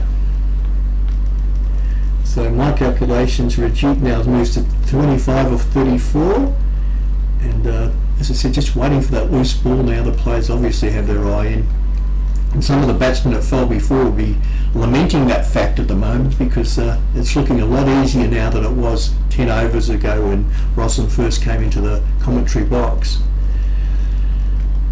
Isabel now has the objective of trying to get the next 4 balls as dots. She comes a quicker ball pushed onto the off stump, and that's the line she's really aiming for now for the next 3 deliveries.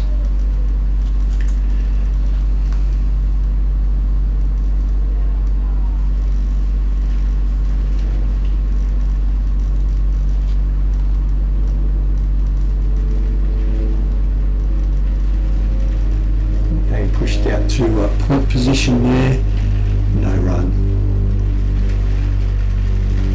It's the old story. Jeet knows, because she's got the 5 runs with the first couple of balls will be over. Now she can sort of relax. So you get 5 runs per over, you're looking obviously at around about 250 if you can do that consistently. So we probably know that won't be the case today, but it's going to push them up towards 200 if they can maintain that for the next 10 overs or so.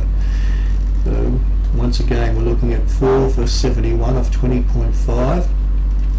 Run rate's now at over 3 per over, which is going to be a challenge for the Lowers to chase down later in the day. Again, push through a bit quicker that time, which makes it more difficult for the batsman to get a hold of. So a good finish to the over, 4 dot balls, but the damage was done off the first 2 deliveries with 5 of there. So again, Mahesh and Rajit would be happy with the way things are developing now. We've got a partnership of 41 at the moment, and that's going to be vital. I think the Lowers would always saying how easy it is once you get past those first 15 or so overs. So they'll be saying the same thing. Let's be patient. Let's be more patient today. And I know their coaches would have been telling them to think about batting in a more resilient way, being patient, partnerships, rotating the strike. All those words would have been used in their meetings yesterday. Towel none for 11 off 2. Hopefully she can get into a stride this over and just get it a little, probably another half a metre up. She's given that one some air, over pitched and down to a deep mid wicket for an easy single.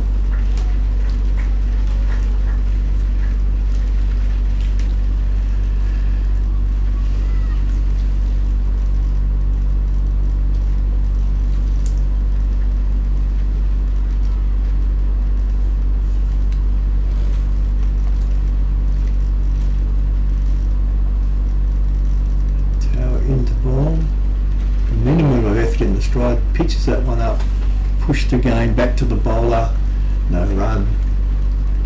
UAE girls spent yesterday afternoon at Nature Park here in Port Moresby, and I'm sure they had a very good time. My little bird told me that they saw their first ever bird of paradise. I know the national bird of the UAE is the falcon, and falconry is quite a common sport there. Which H is nodding. He's learning a lot from me this last couple of days. He thinks I make this stuff up. I'm sure he thinks, it is, falconry is a sport. I don't know what the birds actually do when they let them go. It might be like pigeon racing or something like that. Talking about pigeon racing, thank you Bill Lowry, you are an inspiration. But I'm sure when they saw our cassowary yesterday, they would have thought, let's have cassowary as our, cassowary chasing or racing as our number one sport like we do in PNG. We have 4 different species of cassowary here. Muslim, 4 different species. Like I said, Tony, ever since you joined Cricket PNG, as a volunteer, we all have been learning history and everything about nature. And right now, I've just told all our viewers that it's actually, we can turn our screens off and just listen to you talk, and we'd know what exactly is happening. You don't know if I'm making things up. I know there are several species of cassowary. That's 2 on the back with a square leg, and Connie, that rocket arm of hers, zipped it back to the keeper. Yes, I'm sure they had a ball there. I used to take excursions there with these kids from my school, Ella Murray School there, and the reason I know this stuff is they have to walk around and 3 days before and make up a little puzzle for them to do as they walked around the nature park. So they had to answer lots of questions on my behalf, and then we'd correct those and do a little bit of feedback at the end of it. But the most amazing part about nature park, apart from the bird life there, pushed down easily, no run, is a tree kangaroo exhibit there. Because when I first came to Port Moresby in 2005, the poor old tree kangaroos were stuck in tiny little cages, but now it's a magnificent state-of-the-art cage sort of system they put up there. It's more like an environmental factor type thing. They've done a lot of work, a lot of money's been spent in Port Moresby for the preservation of the species of tree kangaroo that we do have here, including the human one, the red one, which is an amazing looking creature. Once again, everyone, thank you for joining us and watching with us. A big shout out to all our viewers on YouTube. Thank you, Tony Healy, for being such a wonderful commentator, keeping us up to date on what's happening here at Amini Park on field with the PNG playing against UAE, an international visiting guest for the ODI series. Also a big shout out to everyone who has shared the live stream link. Don't forget to visit our Cricket Papua New Guinea official Facebook page to keep updated on everything that's happening in and around Papua New Guinea, especially with our national teams, both women and men's national team. Shout out to also our supporters, Burko Motors, M&E, Pacific All Sports, Mass Fun, and of course Business for Health, who have done such a wonderful job with awareness, HIV, breast cancer, and TB. That's a nice hit by UAE, correct, Tony? Yes, just back with a square leg, pushed off the pads down to Conia. Conia in the outfield now. I'm sure she's enjoying being back into the team today, and we could see some action later in the day. I can guarantee that after the way she batted in Fiji with that 130. Definitely. She gets her eye in today. There's no boundary that can be protected. She'll be right over the rope. She can get her eye in today. So a great bonus for the lower siders to have her in the side if the chase is on. The shout there, push through a bit quicker. This is great from Isabel. She's fighting back gallantly here. Hopefully she can string together a few more dot balls and put the pressure back onto the UAE team. But Rajit, she's looking very comfortable on 29 runs or 44 deliveries, and Mahesh is backing her up beautifully. Again, outside the off stump. Brenda wanted this. She's packed the field on the offside a little bit over the last couple of days. On Monday as well, she had a 6-4 field.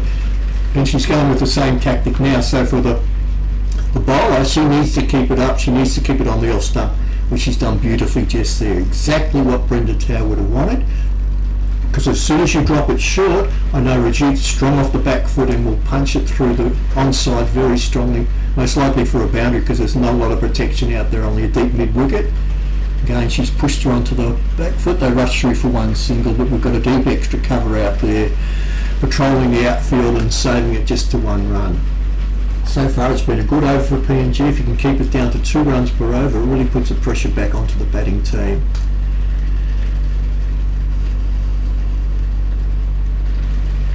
Isabel comes into bowl. That little leggy, the little pushed one. Well done to Isabel. I'm not sure what Roslyn and Hates think, but a leg spin bowl, you have to be meticulous in your length because it's easy to drop short, and once it's up and it's pull onto the onside. So well done, Isabel. You can see from our Manhattan there, we want to bring it down to a couple of runs per over max. I think the ball's been handed back now. Is that Siaka coming into bowl once more, H? Do we get the 9?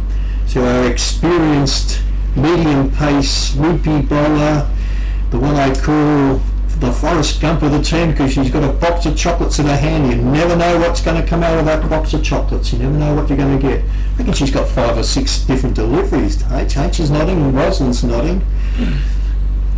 And she's going to bowl. I said to H, this never happened in my day, Rosalind. You were not allowed to bowl with a hat on.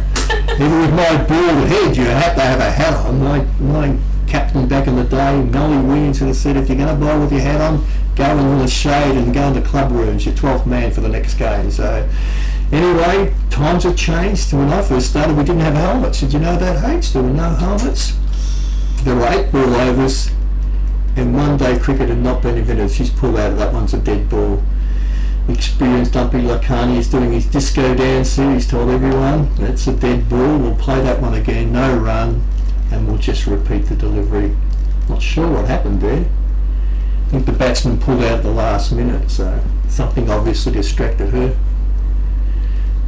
Probably the wobbling commentary box for quite it was moving before it was. The whole thing was shaking. We thought it was an earthquake. There was some bloke on the right hand side here putting up a new camera. I was really a parachute out the front. Siaka coming into bowl. Reggie takes batting off 2 centres. Nicely off the front foot, pushes back to the bowler.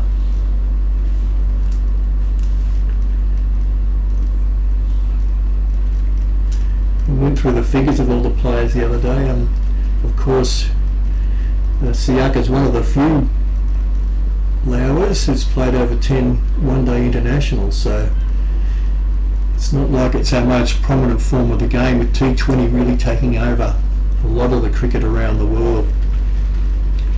And just a single.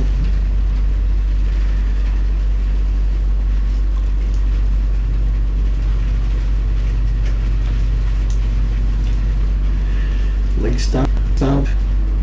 Taking strike again, Mahish. She knows it's a bowler of immense quality, immense experience, and she needs to regroup here and really build this inning at 4 for 79. I reckon the next objective would be to have it 4 for 100. That one's the looper. It's the one that can often cause the batsman to scoop it back to the bowler, as we saw early in the day with the Courtney bowl.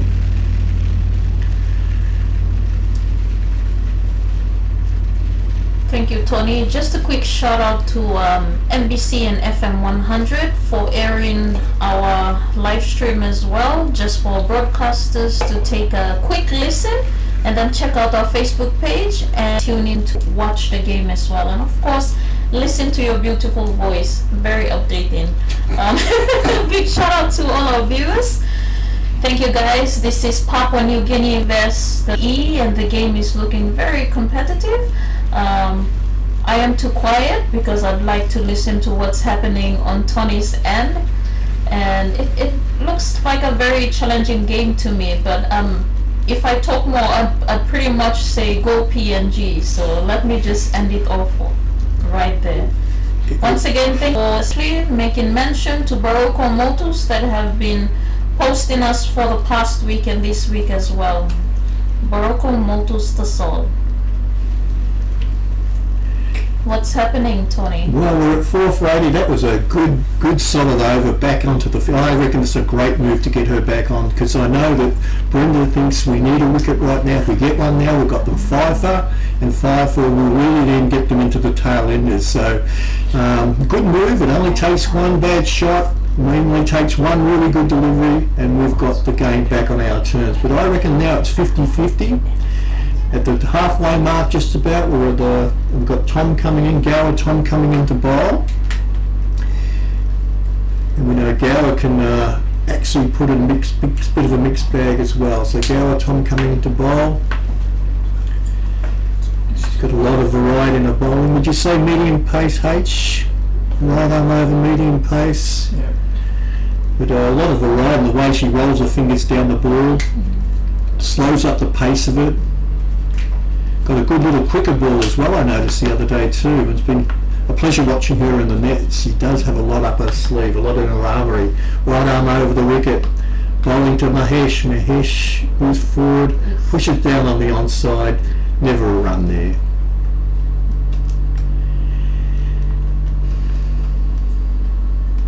It's interesting, we talked about the parallels of the two countries as well. Both games of cricket were brought by the colonial settlements from England. The military brought it to the UAE, and of course the missionaries to PNG around about the same time, the 1890s.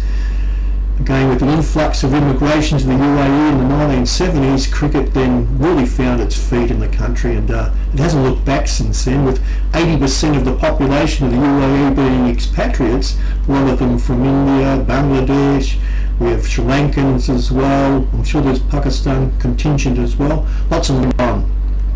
80%. National language, of course, is Arabic, but of course English is spoken quite fluently. It's reading the profiles, the girls did a wonderful job. The written English is fantastic. So, well done. You can see why we've got a big contingent of Sri Lankan and Indian name players in the team, even though they've been brought up and lived in the UAE for a long period of time. We've got a South African born person, one English lady appeals up, loud appeal for, and that's out! And that's what we were talking about. The change of bowling brings a change of pace, a change of length, a change of line, and of course that's led to the downfall of Mahesh for 15 runs. The wicket they wanted, so Gower Tom has 1 for 3 of 3 deliveries. Again, she's got that whippy little action. I think that's a fair decision. She's moved across the crease, tried to play it on the onside when it really wasn't there to play, crossed the line, and that looked pretty plumb from where I was sitting right here. What do you think? H is nodding, but he gives every second ball out, he does. But I'm not going to get Rosalind to say anything, because we know she might have a PNG bias in what she says. But that is a vital wicket from looking comfortable, these two. We've now got the wicket that they really wanted. Brenda was on the move there. She knew something was going on here. We look at it.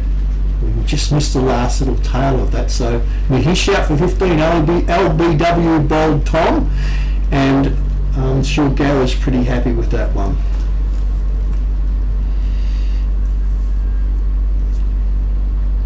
I often say hello to Gower because I know she's the only one in the whole hours teams that's an AFL supporter, dead set Sydney Swan supporter.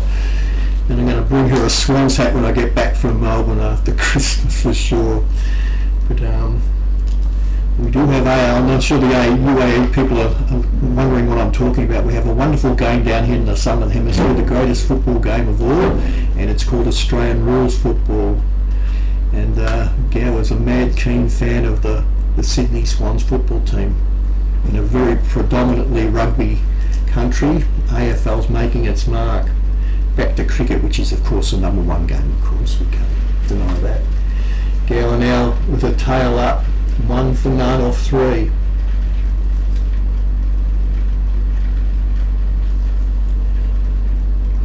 Rosalind's getting excited. We have both up on strike. Upright stance. Push down onto the onside. Have they gone through for 1? Yes, they have. Very experienced pair at the crease here in terms of both are playing a lot of cricket, both in the UAE and through our junior career as well. Very experienced player. She bowled beautifully, left arm orthodox the other day, and also batted, got them over the line. Nothing silly. They only needed 93 runs, and she really did steer them with Satish to that score. Never any panic. Back to Rajit.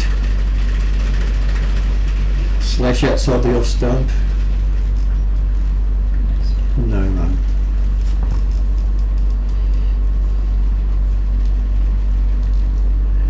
I think you'll see for the next few overs as the pattern of Monday continues that Rajit will be given the task of being a major run scorer, and of course Martha would just back her up by rotating the strike, giving her as much strike as she possibly can, and supporting her in the role of the batsman down the other end. Pushed onto the onside. Once again an easy signal, so from my calculations that might be over. And the way Brenda's picking up that helmet and moving across is saying the same thing. So Siaka should be our next bowler if that's the pattern they're having. Siaka and Brenda Tower having a little bit of a discussion there before going back to a bowling line.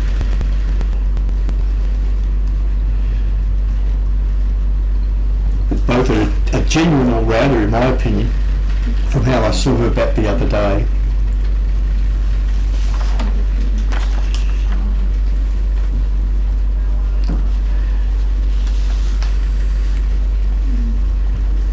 Rashid on strike on 32 of 54, run rate 3.28, 5 for 82 of 25, so the halfway mark is here. Punch back to the bowler. As we said, in the early days of one-day cricket, they said the 30 over mark's a halfway mark. They didn't mean that by number, they meant by the last 20 overs being when the really run rate can strike. So the big appeal for LBW, and she's been given out LBW. She sticks a little bit in disbelief there, Rajit. I think it's not so much disbelief but disappointment, because it was a full pitch delivery, and as I said, this lady is so cunning in the way she bowls, because you think it's going to be a full pitch and all of a sudden just drops on you. It's up. Yeah, I think that is a full pitch, and I think, yeah, she knows it. She's looking in disbelief, but I think that was going to smash into leg stump. From this angle here, she's probably disappointed more than having a good look at it when she gets a chance to concede. Once it's hit that pad on the full, there's not a long way for the ball to go, and that was going to plummet into leg stump. So umpire Lakani Oro was not hesitant in the decision there. He ran up, he could see that was going to power into the leg stump. So that's a big wicket. That is a massive wicket. Rajit out for 32 when she looked so comfortable, and sometimes the unexpected happens in the land of the unexpected, and really I didn't expect that one at all. I thought she was batting so comfortably she's going to bat right through to the 50 over mark. So here we have another look at it. Have a look. It's hit her on the full. I reckon that's a very good decision, because remember, when it hits you on the full, there's only a metre or so to go, and there's not going to be much chance for changing direction that period of time, especially with any swing off the ball. So our new batsman is Udana.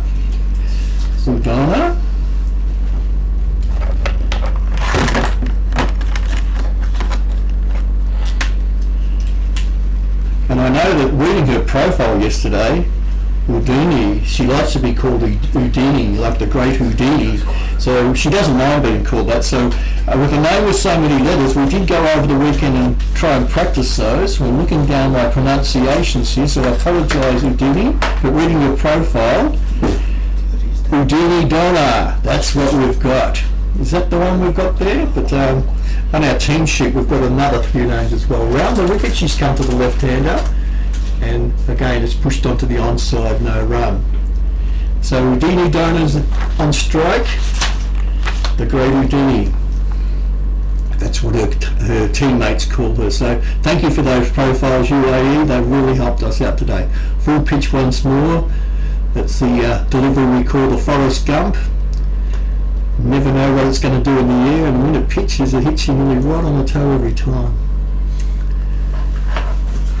I reckon if I had to face her, I'd have to bat halfway down the wicket, H, because you never know what she's going to deliver, do you, H? Quite mesmerising. Again to the left-hander, Houdini, around the wicket. She's lost her run up there. Must be because she's got a hat on, I think, so not necessarily. We're waving. H is waving here. I don't know what for. Finchie comes right up around the wicket. Again, well pitched up, pushed into the mid-off region. No short extra cover.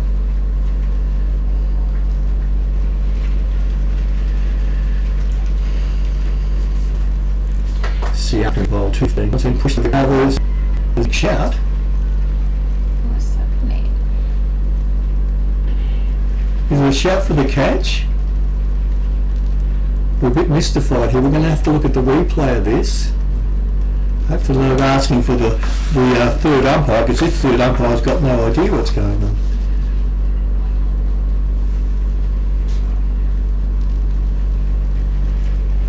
Beautifully fielded. H has just told me to acknowledge the fielding, but we thought she might have taken a catch there, but unfortunately it must have been on the half volley. Thank goodness we're for the third umpire here report must be really long time. I'll tell the listeners a funny story in a few minutes about wrapping up Monday. I'll tell them there. No, here we come. Tom's bowling, pushes forward.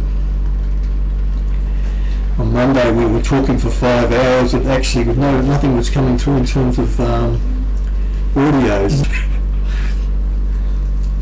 Yep, we had lots of vision on Monday, friends of were listening and watching, and nothing was happening in terms of sound. Tom comes into bowl, push back to the onside, offside, and the patient Botha.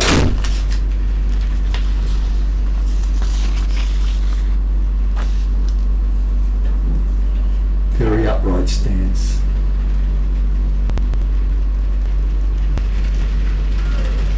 Oh, that one could have come back under the stumps. The thing with losing the last wicket of Resolute, it puts a pressure onto both of them now. She's now the more experienced batsman out there. She's the one that's got to make the pace. She's the one that's got to get the run. So her role now changes completely, and she'll be relying on the all-rounder Houdini to back her up maybe with some lusty hitting later, putting the ball up, 2 dot balls, and then trying to put the pressure back onto the lowers. That one's pushed onto the offside. Again, good disciplined bowling. Tom's come on, that's 4 dot balls in a row. And I know Brenda would be smiling there. She'd be saying, this is exactly what we want. Dot balls build pressure. Dot balls build wickets. And one more wicket will put it right in amongst the tail end. Tom comes into bowl. Punch down to the onside to mid-on. Easily fielded out there, and one more delivery. We've got that maiden over we'll be dying for, and of course if we get a wicket it'll be a wicket maiden, so I'm sure Tom will be pushing for that, and also pushing to keep Houdini. She wants this one to have got off the mark, easy run, and I know that that was a deliberate ploy from Michelle Botha there, because she's got the strike and takes the pressure off Houdini for the next over.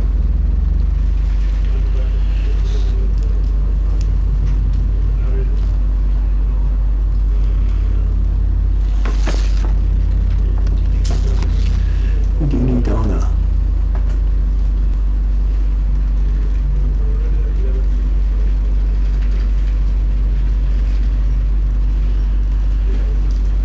Houdini Donna will be the bowler's in for this first delivery. Botha takes strike once more. She takes centre. She takes off stump as far as I can recollect. Tall, angular figure. She's taking her stance outside the popping crease as well. Takes a mark.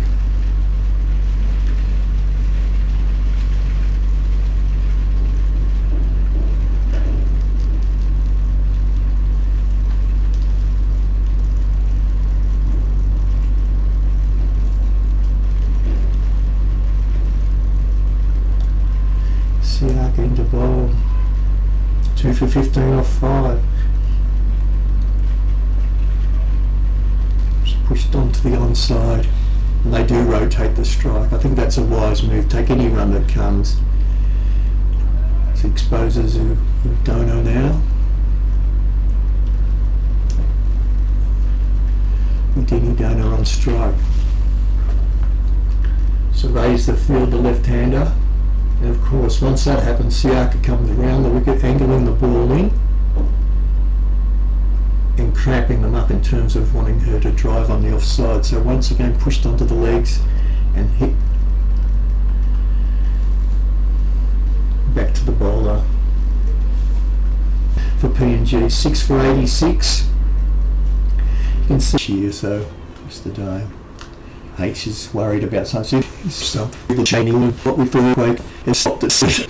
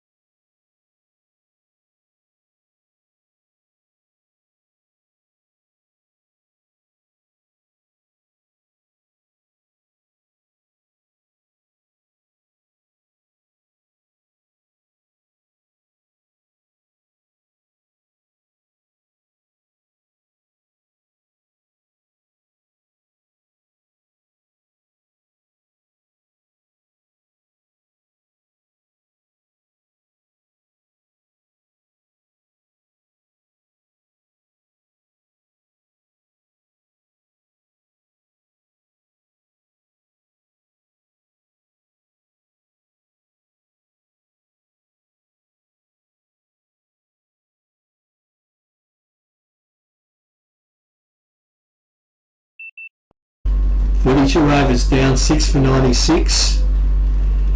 And the way the first game's panned out in this one, I don't think a score of 150 would be too shabby in that regard, because runs have been hard to come by in the first two internationals here.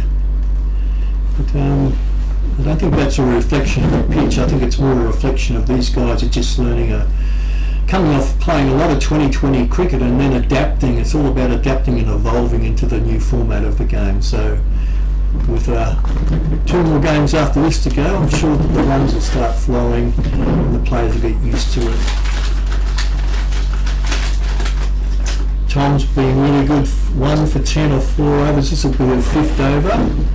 And I think both teams would have discussed then about the importance of batting out the overs in terms of the UAE is concerned and getting that 1 more wicket. Brenda moves up to a normal position, Tom comes in, and it's been an impeccable line. Very hard to get away. Both looks like that type of batsman. If she does get a short one, she'll punish it on the onside, but this stage she's been resolute and watching the ball very closely onto her bat, just waiting for that loose one. So she's got 7 off 19. She is a very patient batsperson. She clips that one off her toes, just gets either a thin edge or maybe a bit of pad onto that one, just back with a square leg for a single. Konya moving back to a position forward, a square leg. She's probably having a chat to Lakani out there, I think. Tom moves in. They've actually moved the field around. Konya's gone to mid-wicket. Looks like with the left-hander facing, she's gone to cover, extra cover and a point. Deep backward square leg, mid-on, mid-off, mid-wicket. Slashing shot outside the off stump, through to the keeper. Play and a miss.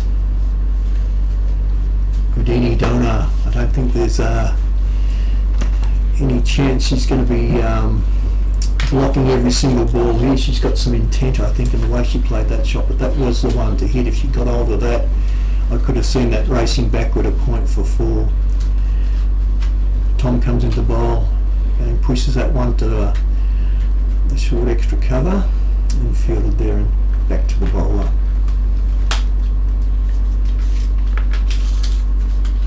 I wonder what Brenda's thinking now. She's probably thinking 4 more wickets, it's our turn to bat. Who will she open with today? Will she give Konya the role of trying to make an impact at the start of the innings like she did in the 2020 bashes? Or will she play the more conservative approach like the UAE did the other day? And you come a slashing drive outside and well fielded there at what? It's a ran out chance. Oh, I tell you what. Can you help us out with the fielder there? Is that Tom? Yeah. Thomas? Yeah, no, Thomas. It's Tomo again. Tell you what, Tomo's pushing for man of the match in this game, or person of the match, or lady of the match, or whatever you call them. The player of the match might be the best to put it. It's well fielded. And she zipped that one back in. Ooh, I think she would have been safe anyway. Would have been safe. Close. Tom comes into bowl. On the onside, hit to backward square leg. Looking for two, but no way, no, not with that arm. So two off this rate so far. Both are on to 9. Donor on 9. Partnership building. And that's over. 3 runs off. 1 for 19 off 5 overs. 1 for 13 off 5 overs, apologise.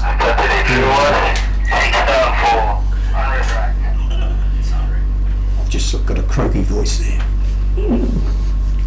Partnership of 17 runs is building. Must be nice when you go in this situation, Ros. I mean, you know you've got 20 overs, you can still bat, so you can build an inning still. And, you know, even if you're an all-rounder or one of the tail enders, you can have an impact for the team in this situation. Push back, they have run through for 1, push on the onside for 1, easy, single, easy. Yeah, it'll be interesting with Donna's sort of intent at the moment, how she goes about this. So you can see Brenda making sure her field is immaculately set here. She's still got 4 on the onside and 6 on the offside, so Tom's obviously going to aim outside the off stump here and hope for the miss hit. And she comes. Yeah, I've got the stumps there in the air. Oh, just over the top. Takes the aerial route for the first time for a while, so with 6 on the offside, that was a risky shot. I don't think we'd be too disappointed if I was Henao with that shot. I'd chuck another one up there with her on strike once more. You never know. Again, she's pushed that up. Out. No. Not out. The offside. What's getting excited there is I've missed, as Hello will tell you later on, we've got Ruru in the house right at the moment.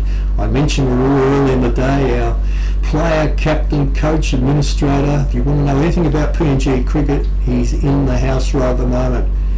That one's well floated and pushed to mid-wicket. No run. Thanks, Tony. Hey, the great man's going to do some commentary here, I'm sure. Here we come. Okay, floated. Pushed back, and that is caught and bowled. That's good. That is a beautiful catch. She's actually got onto that one pretty well, I think, but with a bit of a tumble, a bit of a juggle, it's into those safe mitts of Henao Thomas, or as Tomo as we now call her. She's got a new nickname, Tomo has. And have a look. She's actually got to that on the full, and that is a blinder. She has shellacked that ball straight back to the bowler, and Henao has just plucked that like pulling a cherry from a tree. She has. No hesitation with that, hand straight up. I reckon I would have been ducking for cover for that one, but not our Henao Thomas. So it's a wicket that we really needed there, because if we sit now with 100 runs on the board, it brings the tail into the crease. And a chance now for, hopefully, I reckon if I was Brenda Tao, to get this team out for under 130, which will be a reasonably achievable run chase in the second innings here this afternoon.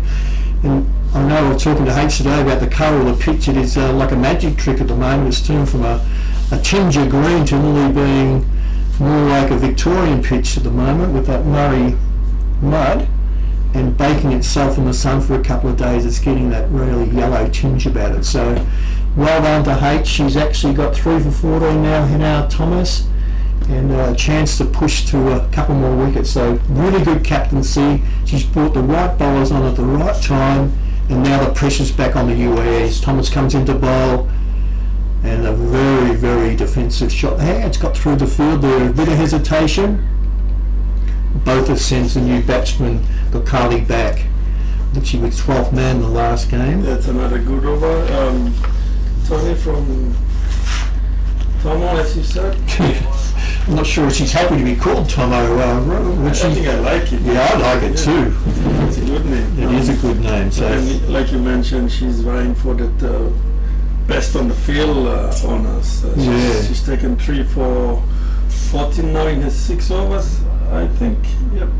Yeah, 3 for 14 off around about 6. So That's a good effort. And Brenda has to take some credit because she's brought her on exactly when it's been needed to change. So She's been very good, Brenda, with her bowling changes, bringing the bowlers, changing up at the right times, and every time she's made a change, the wicket comes about. So good captaincy from Brenda's part. yeah, Mary Tom comes back into the attack, and that's a dot ball. Good start for the over. She's the veteran of the team, Mary, so good to see her leading from the front, especially in the bowling. She's bowled, this is the 6th over, and she's gone for 16 runs. She hasn't taken wickets, but she builds a lot of pressure with her dot balls. And that's the pressure she brings as the UAE batters tries to push for a tight single. So good bowling from Mary again. That went for just a run. Go Kale is on strike now. The new batter, I reckon. Yep. and that's a good pronunciation. This is Yeah, what we got have it. trouble with. And thank you again to our Indian friends here in Port Moresby, how helped us with the pronunciation of all these names. Good Calais. Third ball from Mary Tom, the veteran. Big swing from Gokale, misses altogether. Safely taken by Brenda for a dot ball again. UAE are 7 for 103 in a big hole at this stage, and hopefully, Tony, like you said, hopefully the PNG girls go for the kill and bowl them out for less than 130 to give them a bigger chance to wrap this game up. That's a Yoka ball, good ball, and pushes for a run and close. I reckon that was close. A direct hit would have been interesting, Tony. Yes, definitely. Well, we're just saying we haven't got that looking for the third umpire type arrangement here where they make the little square in the air. We have to rely on what we did when we were kids and rely on those umpires at square leg and the main umpire then the other end to make decisions. So maybe it'll come in the future. It's a job for Halai. You can be the third umpire as well.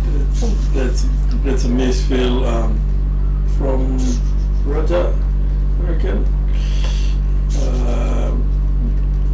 The UAE batters Kokale and Bota safely running through for 2 runs, following the misfield from Raja. Mariton keeping things tight, bowling straight stump to stump.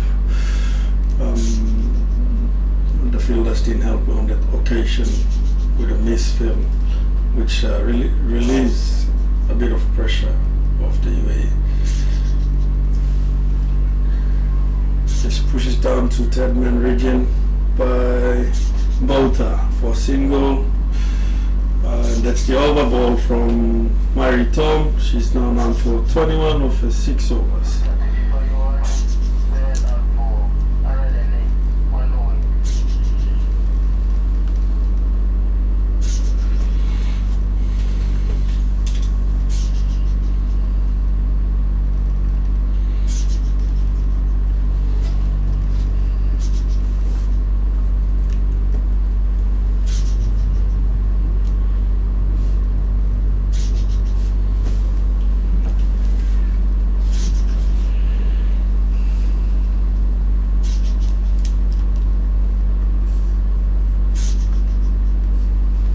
Haven't got the age here, Rua. How old is Hannah Thomas? Oh, Hannah, she's very young. Yeah. She'll be 24, 25, I reckon. We need to confirm that, but I will look later on. I did have their profiles, but I've left it in my bag at the back here. And because for a young bowler, especially an orthodox off-spin right-hand bowler, she's been on the program for some time now. Yeah. So she joined the program very early in her Yeah, very early in the piece. She was about 17 when she came on the program. And she's gone from, like, she's developed really fast, and Yeah. she's had a stint with the WBBL in Australia, the Women's Big Bash League. She was attached to, I think it was the Brisbane Heat, where she was with the best of the cricketers in Australia. So that helped a bit, especially on her development as a cricketer. Yes. So since that experience or exposure at the WBBL tournament, she's just sort of gained a lot of confidence and experience, and probably to sort of lead in this levels team. So that helped a bit. So we will be continuing to, or looking to continue those opportunities for our girls as well, to keep maintaining the development especially with the women's cricket. Not just Hannah, we've had a few of the girls that have gone on the same program, which helped them in the development of their cricket. Yes, with her line and length and accuracy and the variation, you can see she's been coached very, very well. We looked at right arm orthodox off-spin bowlers like Ashley Mallett back in Australia, touch of how he used to bowl back in the 1970s. And of course the GOAT, of course. But you've been very well coached. Yeah, she is the vice captain, co-vice captain of the team.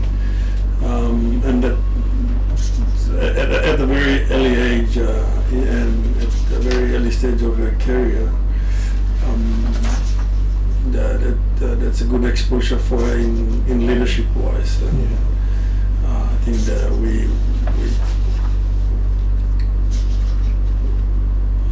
we are on the right path to make sure we have succession plans in place to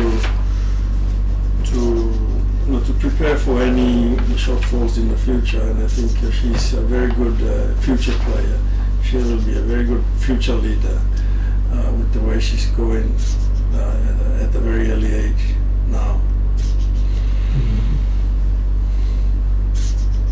Oh, that's edged, but wide off the wicket keeper. Was a hard chance, but the ball races down behind the wicketkeeper towards the boundary, and UAE Gokale and Bota ran for 2, bringing the score to 7 for 112.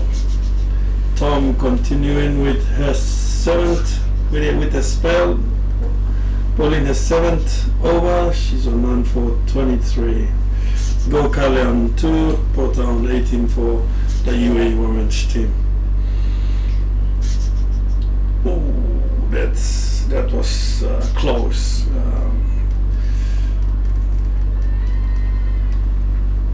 The ball was in the air for some time, but got past the field and races down to the boundary, a rare boundary, I reckon, Tony. Yes, not many boundaries today.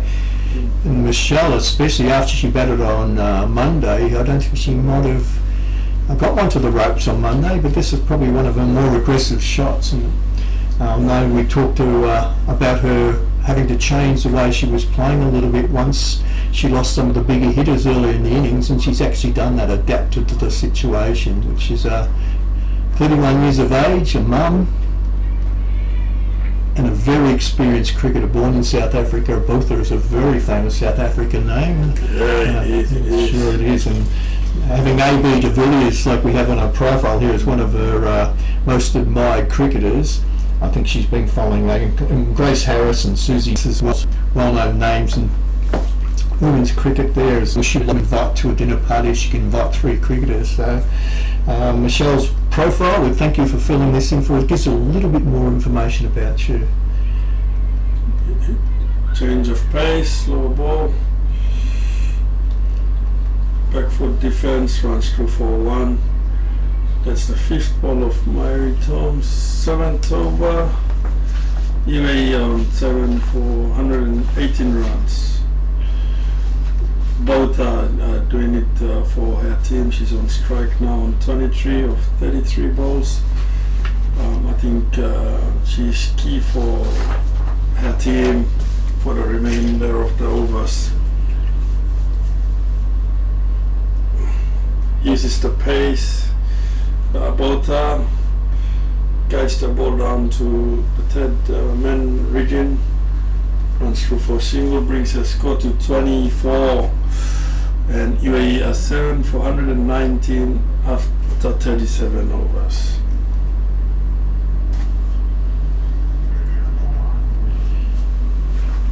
We have our Sia Gokali, 20-year-old born in Mumbai, India. And I know her grandpa was a big influence on her wanting to play cricket and having the opportunity to play cricket at different levels, so she's relishing this opportunity to represent the UAE. Thomas back on Tomo, your friend. Yeah, my friend Tomo. Not the best of your balls, rare wide, rare missed line and length on Henna spot.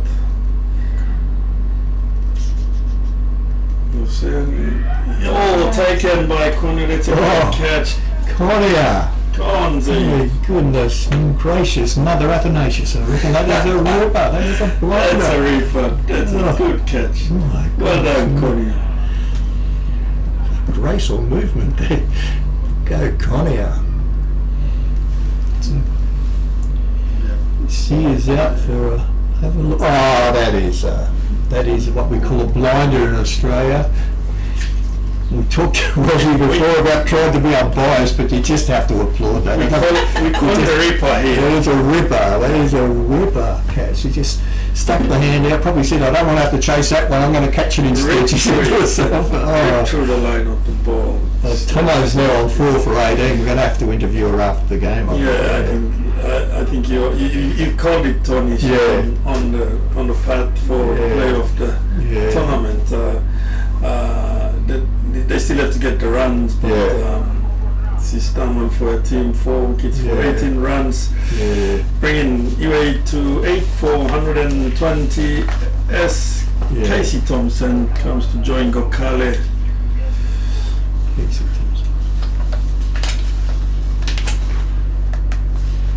That's the number 10 batsman. Yeah, she's a very handy bowler, Casey, too, and reading through the profiles here, lots of them had her as the most amusing player of the team, so we'll have to find out a bit more about that, but I know from my recollection that she was born in England, Casey, just checking our data here, and now a resident of the UAE. The old-fashioned data we have here. It's called pieces of paper. Another dog ball from Tomo. Konya goes for another big dive, but another catch this time. That's a good line. Yeah. The UAE under pressure now, and Tomo's making sure that they're not given any easy runs from here on. She's on 4 for 19 with 3 balls to go in this over. Casey Thompson on strike. Oh, that's close. Up for LBW. Umpire not interested. You don't see that very often, do you? Of Tomo to Tomo. So we've got a Thomas to a Thompson in Australia, both Tomos.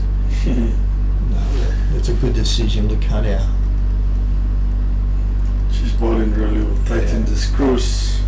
Tightening the screws for the lowers. So if they go bang bang, they should clean them up quite cheaply here.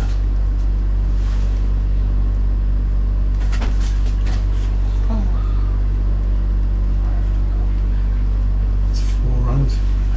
Yeah. Once again, a big shout out to everyone who's viewing on YouTube live. We have Papua New Guinea versus the UAE right here at Amini Park, Port Moresby, Papua New Guinea.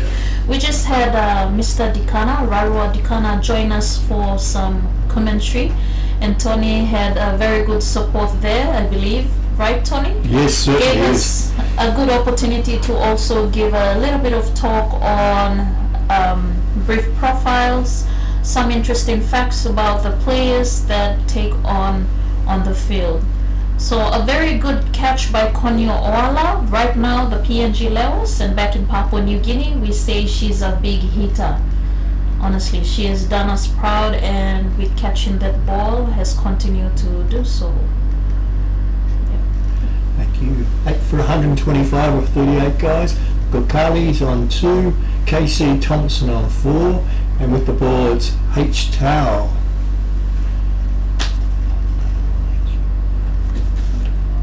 Honey Tao, that's it. I'm calling her Lonia for some reason. So again, the variety of changing ends, of mixing up the bowling, of keeping the pressure on. Brenda can be proud of her efforts today. Yeah, Tony, it's more like the captain's spell right now, Yeah. moving everyone around field. And I'm not a cricket player myself, or a great commentator like you are, Tony, but I can really see Brenda putting in an effort for the team with the moving and all that, and we're seeing good results with that. Yes, certainly. And she kept them on the toes the whole time. She's never let them lament in the field and just stand there doing nothing. She's kept moving them around, making sure they're on task the whole time. And you can see also the enthusiasm you hear at trainings out there on the field as well. They're a joy to watch when they're training, they really are. Always a lot of hype, a lot of happiness out there, and that's the same on the field when they play too. Tao comes into bowl, left arm around the wicket, and she's found her length now, which is really good. Remember, she bowled a couple of loose balls first up. So facing now we have Gokali, Sia she likes to be called, or C.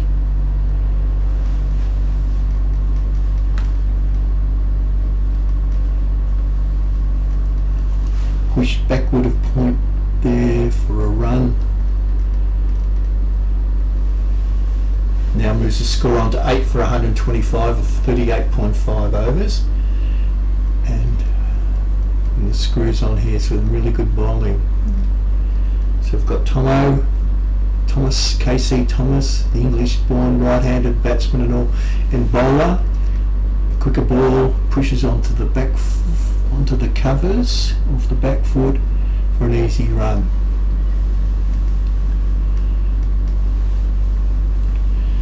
We can call it KT, she said.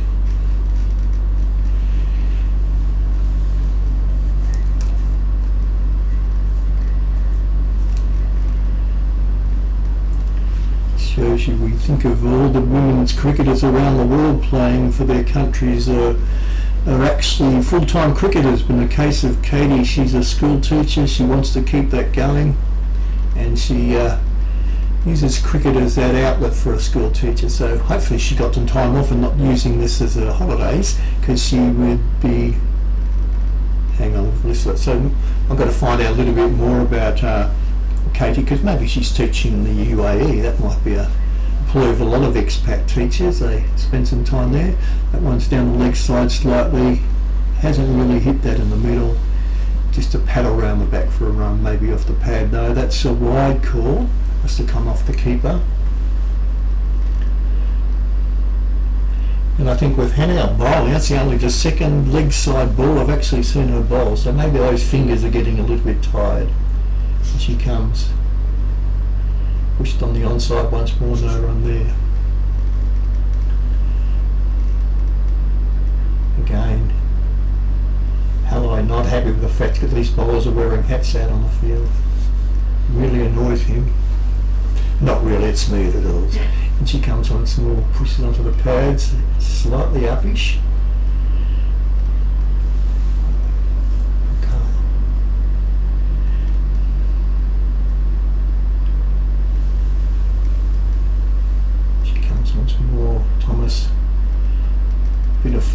bit of loop, and respectfully hit to mid or back to the bowler from Gokal. Those remaining 10.3. It's going to come down to the swashbuckling time in the moment, but if you haven't got wickets in hand, it's hard to really change the tempo that they're playing at the moment. I'm sure the captain and coach would be saying, let's bat out the 50 overs. Might get us up to 150, which is a lot more competitive than 135 or 140. So I think that'll be the objective now of Thompson and Gokal to get to the 50 over mark, and maybe in the last over have a little bit of a swing at that. But any runs on the board at this stage are vital for the pressure they're going to put onto the PNG team in the second innings.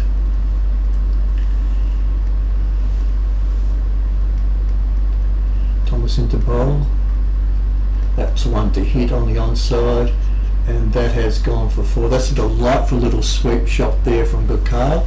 As I said, pitched on the leg stump, and these batsmen of England descent, that's a bread and butter shot, isn't it? Anything pitched full on the pads, nice little sweep shot.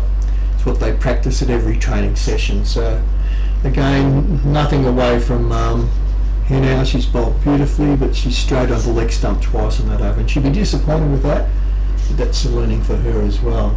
So 10 overs, 4 for 29 at a run economy rate of 2.90. She can be very proud of that performance.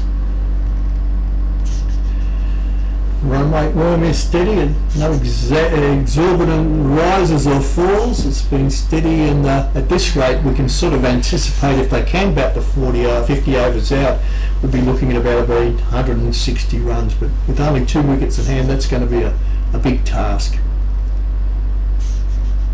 Left arm, Thompson pushes out to deep, or just a mid-wicket position, trying to see through the screen just to a square leg position, backward square leg position, and that puts Thompson on strike, KC facing, she's on 5 from 7.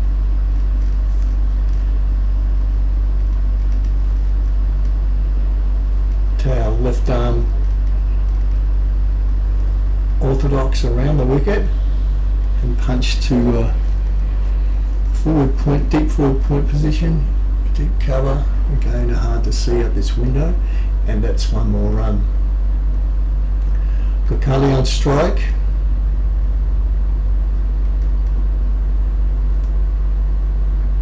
Both the batsmen looking reasonably comfortable there, and I know Brenda would be saying, well, all those demons that seem to be in the picture are not really there at the moment. It might be a little bit easier than it was on Monday. In we come. Slightly short push to the short cover point position there. No run.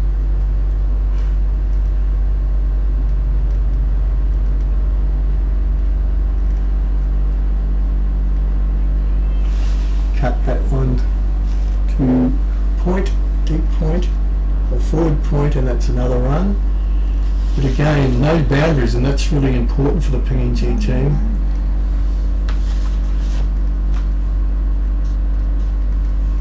Yeah, Barney. It's amazing how well you feel off your own bowling. So well done to H. She's done well, Hane Tao, only a couple of singles off that over. And again, our Manhattan.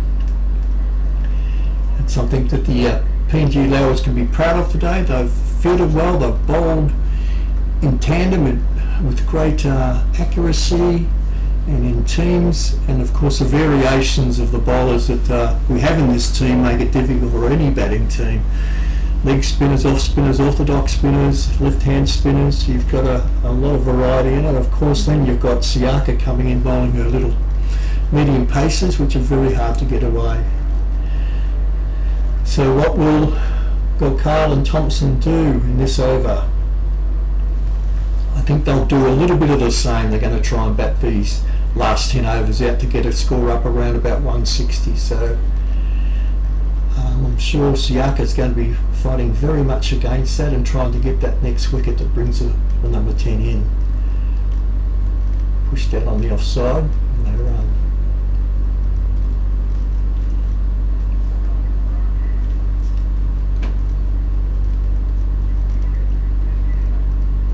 Comes a veteran bowling. Again, that little one that floats a little bit more, they push that to the covers, a bit of a misfield. They do take the single on this occasion. The old saying, don't run on a misfield, it's not in the vogue anymore, because with one day cricket and 2020 Big Bash, you take any single run that you possibly can. So well done, rotating the strike. Bit of discussion in mid-pitch now, they're probably saying a bit of the same. Let's push the ball around, see how we go.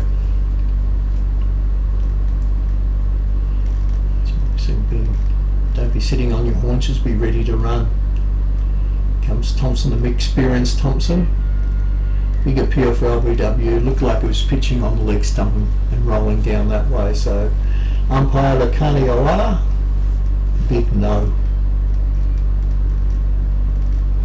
Never looked like it. H is shaking his head here. So no way, Jose. In comes Siaka. She had a decent old whack at that one. It's gone to mid-on, no run.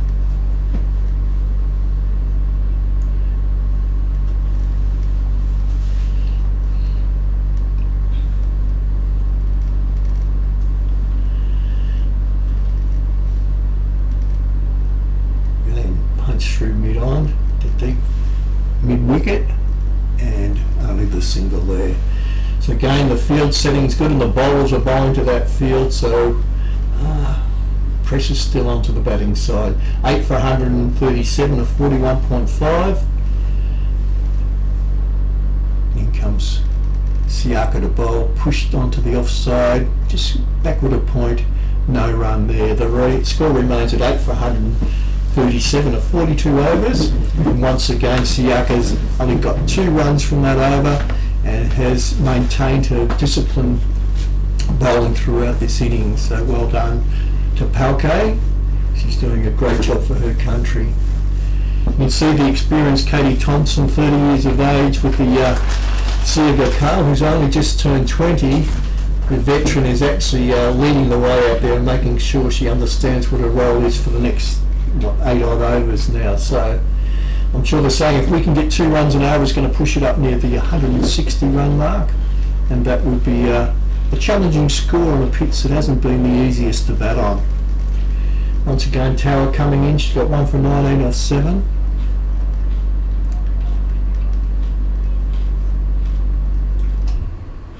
And again, straight onto that line of off stump, the one that's been promoted so heavily by Brenda Tao throughout this innings.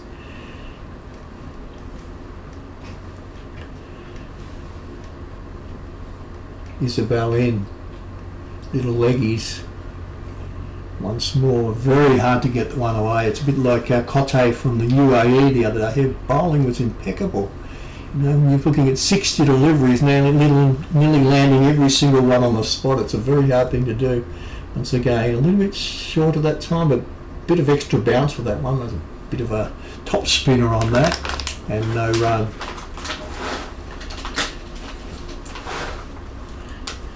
Got balls coming, which is pleasing for PNG, and I'm sure Casey's looking to appeal there, but very optimistic, no, not out.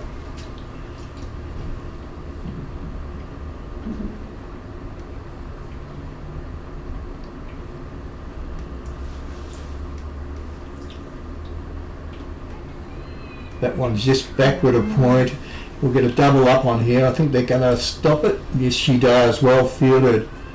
They might get through. No, they're happy with 2 runs on that occasion. KC's got the ball ticking over once again.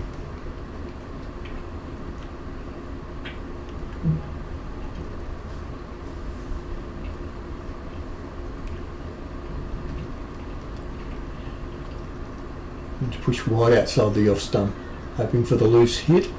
And that brings it to 2 runs off the over. You'd be happy with that on the 43rd over for sure. Thompson not out on 9. Got Carly's on 9 for 24. Total 8 for 139 of 43 completed overs. Where do we work to from here? Remember, Siaka's on 8 overs now. She's probably going to bowl her out now, I'd say. If I was captain, I'd do the same thing. Don't take her off now, so if we can get that last 2 wickets. She looks like a wicket could fall at any time when she's bowling, so Let a bowler out. We've got other bowlers up our sleeves that can bowl at the death. And here she comes. Siaka, 2 from 22 off 8. Bowling to Gokal. And, you believe it or not, it's not. What's happened there? H has just given me the nod. The wicket has fallen, so we've now got 9 for 139. I called that. Did I say that she's got a chance of getting a wicket? Everyone's nodding. They call me the prophecy, the prophet maker now. I'm actually delivering one. And still, ever since Rosalind's came into the commentary box, I think we've lost 7 wickets in that time. So she is our lucky charm. Awesome. She'll have to put a tent here for tonight and not leave until we get the next game over on Friday. Yeah, little edge, is that right, H? Little edge to the keeper. And again, I reckon it's like a little leg spinner or a leg cutter that she bowls. If you do try and drive it, it's very hard not to get an edge or hit it into the air. So again, Siaka's pressing heavily for the player for PNG for the game at 3 for 22 off 8.1, and the experience there of bowling to the 20-year-old just a little bit too much. So 9 for 139, and I'm sure that Brenda was sort of thinking, do I leave her on? Do I leave her to the death? But leaving her on's been a positive move and a successful one in that regard. Our last batsman out there is Cote, the leg spinner. She's taking guard.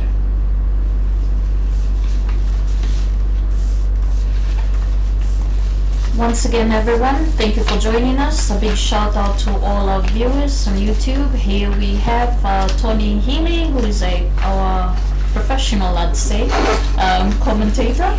A very well job done by Papua New Guinea.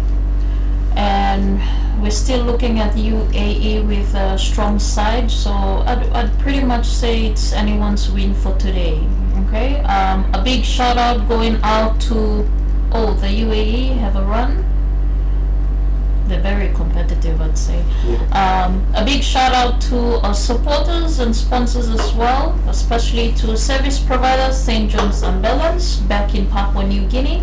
Shout out all the way for those who are not watching in Papua New Guinea but outside the UAE and of course other countries as well. Thank you, Tomas from Papua New Guinea. In PNG, thank you to our sponsors and our supporters who are always here with us to support and grow cricket in Papua New Guinea. NASFAM, Pacific Gold Sports, Amini and Baroko Motors. Also to Dr. Ann and her team back in Business for Health in Papua New Guinea, doing a great job with awareness on HIV/AIDS, TB, and of course October is the Pinktober breast cancer month, so it's really good to say Cricket Papua New Guinea supports that cause and the movement as well. Oh, that's a nice hit by UAE. Tony, what's happening? Oh, Scott, I think it was Tomo with that time, Thompson, pushed down for 1. So not too much damage done to Pauke Siaka's over, and she can be very proud of those figures at 3 for 24, wicket off the first ball, 2 runs off the over, and as we said with the 9th wicket, the 10th wicket in now, it's only 1 ball wicket, and then we can have a break. The girls can go and relax and then prepare for their run chase. And how Brenda Tower does that? Will she stick with the conservative way of building an innings in those first 10 overs and playing her legitimate batsman? I know that Lakshmi batted beautifully the other day for her 30-odd runs, and of course I wouldn't change the batting order myself, but she would be tempted to put Connier in early and try and make a dent into this score while the field's up during the first power play of the first 10 overs. So going Towers into bowl. Isabel's got 1 for 21 off 8.1 overs. KC Thompson on strike, and how KC will still be thinking about, we've still got 7 odd overs to go, let's use them up. 7 odd overs can lead to 16-20 runs, and that's going to bring it up to 160, which I think will be their aim between the last 2 batting pairs. Let's get another 19 runs. So she's whacked across the line of that one slightly out to deep mid wicket.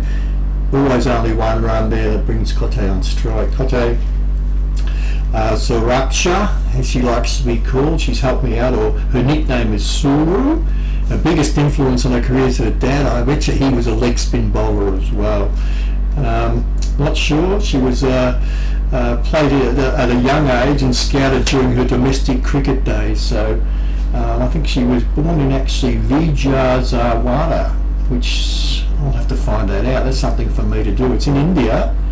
And some of her favourite players are MS Dhoni. Everyone loves MS Dhoni. Elise Perry, and I thought that's interesting. She must have based her bowling not on Elise Perry, bowls medium paces, but yeah, she's one of her favourite cricketers. So she's got an Australian, an Indian. Here we go once more bowling. Ajay pushes forward at that one. And Connie, who's fielded really well today, credit to her, she's blocked that one out. So another very economical over from Isabel Tower, only one run from it, and a partnership of 3 runs so far between Cote and KC Thompson. It's been interesting, she calls KC, but she likes to be called KT, so we'll change what we're saying, so we'll pronounce it KT, that's her nickname, KT. She's been playing since she was 6 years of age, so born in Harrogate, England, which is north of London, up Leeds way, I think, from my recollection. And I think I'll have to check with her after the game, but I think she might be a teacher in the UAE. Common thing for expat teachers to teach in the international schools in the UAE. A couple of my friends have taught there over the years and love the lifestyle there in Sharjah or Dubai. Too hot for me. Well done, there's another single, but again, not much damage being done at this stage. I don't know if H is on, see if he nods here, but I don't think, I think Parker's only gone for 1-4 in the last 2 games, so Siaka's bowling a really good line and length, and that comes from experience. She comes right arm over. Playing a miss.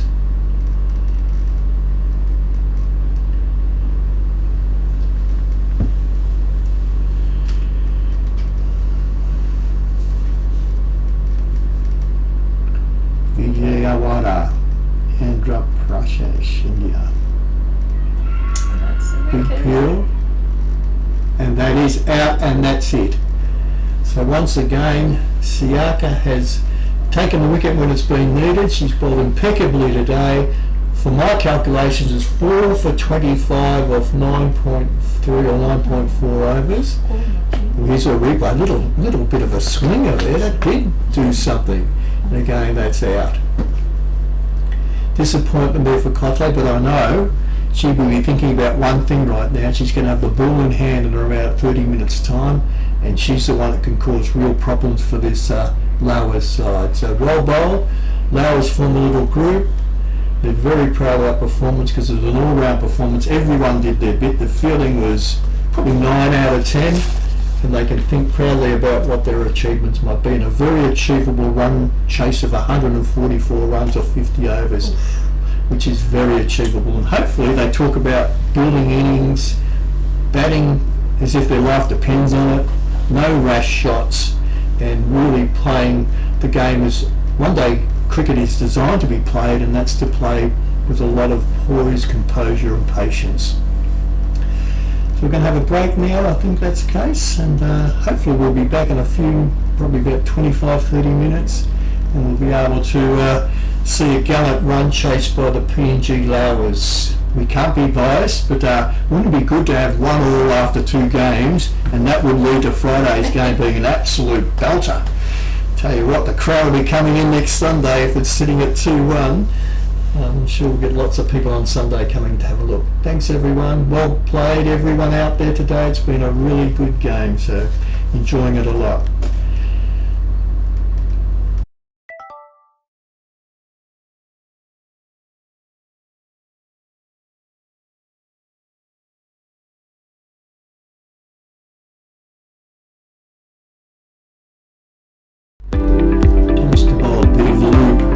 And she has got the wicket that PNG needed. We did loop that one and it dipped quickly. It dipped on her and she went through. So the wicket. Pitched through a bit quickly, a big shout for on another, and she's given. She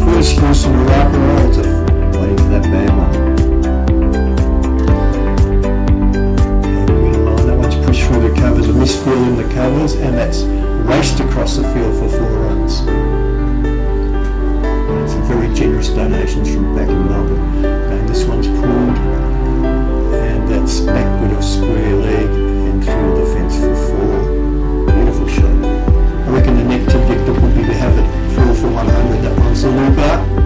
It's the one that can often cause the batsman to scoop it back to the bowler. We saw earlier in the day with the Courtney bowl. All that lived in the UAE for a long period of time. We've got a South African born person. One English lady appeals out without appeal for, and that's out. And that's what we were talking about, the change of bowling when the really runner can strike. So the big PFL and she's been given out LBW. She sticks a little bit in disbelief there, Richard. I think it's not so much disbelief but disappointment. Use the poster boy for the Sydney Swans. That's a slash outside. I was trying to pick outside edge down to a deep to a bit, and got a foot to it, but unfortunately it bounced off the foot over the ropes, and that's the full-order situation. Push back and run through for one push on the onside for one easy, simple, easy. Now, the interesting with that is we come floated. Push back, and that is caught and bowled. That is a beautiful catch. She's actually that was close.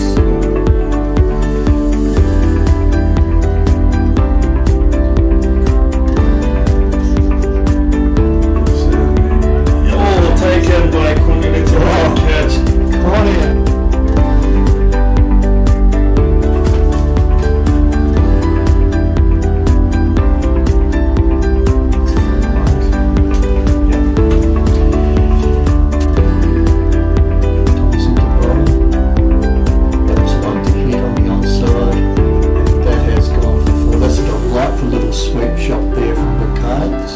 Two from 22 off 8. Bowling to Bakal. And, you believe it or not, it's not. What's happened there? Hand grab brushes. Big peel. And that is out, and that's it. So once again,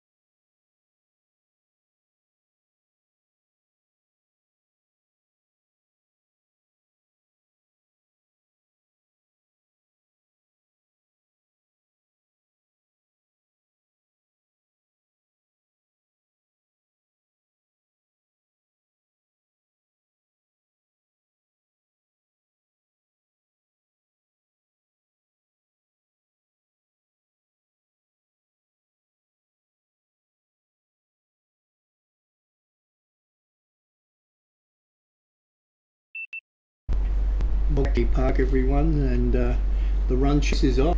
How we go about this? Falling on those so tight and unrelenting for the PNG Western target of around 150 runs, so it's anyone's game still. As we said in the last session, the pitch is actually changing, accelerated. It's a lot lighter, seems to be far more predictable. There's not much movement. You will see a really solid run chase. Talked about also this morning before we started about PNG adding the overs and working up partners. So with our opening batsmen coming into bat, I'm sure that's been told to them by their coaches that to be patient. Remember that when the field's up at the start of the game, there'll be lots of opportunities to hit the loose ball for 4, and that will be the mind of 2 batsmen coming. So we've got our 2 opening batsmen. We're just checking out now from our expert and also Linda, and in this case we've got and also on with Vare is Raja Durai. Raja Durai, I think, is a good game. If the UAE can get her out, it also puts some pressure on those other batsmen who really feel a bit very Raja Durai, so young, she is going here. There's a lot of elders. I'm sure she has a maturity beyond years. Could depend.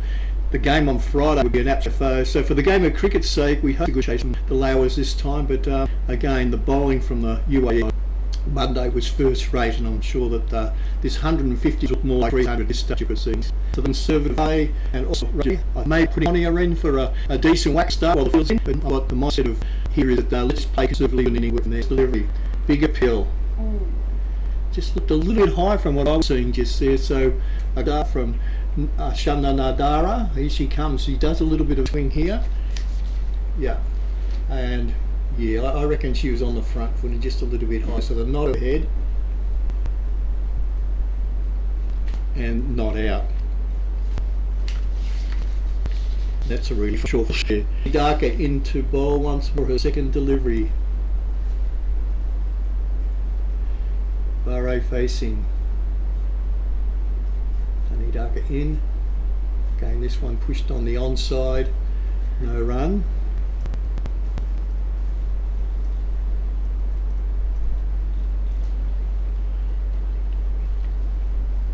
Talking about, we had a lot of feedback on social media as well as in the media. Everyone wants to see Konio Oala, the big hitter, to take field, so hopefully we see some of that action.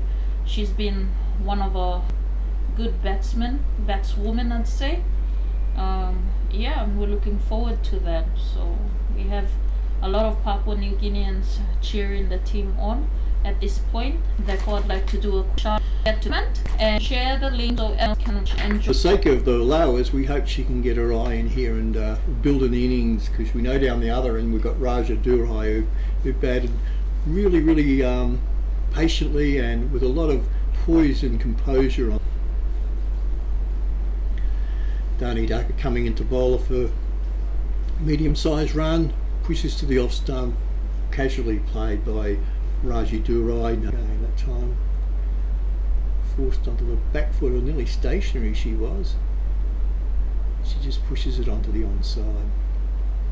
This is a fine over from Dani Daka, really good over.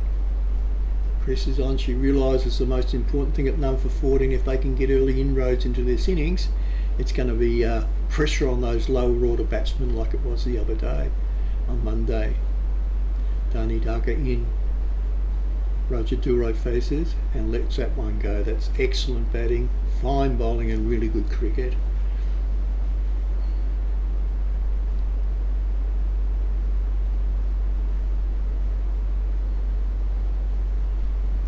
The one thing you know as a one-day batsman, if you can see off these bowlers, what comes next might be a little bit easier in terms of pace especially. With Dani Daka, she's really zipping them through at this stage, making it very uncomfortable for both Raja Durai and Vari down the other end. Okay, she reaches for that one. And the confidence we saw on Monday, it's not quite there at the moment today, and that's probably because of the all credit to the bowling. She is obviously mixing it up with a little bit of movement both ways. So after 5 overs, it's none for 14. And look at our Manhattan graph, there's a lot of similarities there, but of course at this stage no wickets have fallen in both innings, so very similar scoreline there. We've got Koti coming into bowl once more and Vare facing. the PNG batsmen were waiting for that loose ball all Monday and it never came. So hopefully they can be more patient today and just push the single around, rotate the strike and build the innings that way. Conte comes in. Nice little bit of an appeal, and she has been given out, in that case LBW, I think. No hesitation there. We'll just have a look. The Vare is out.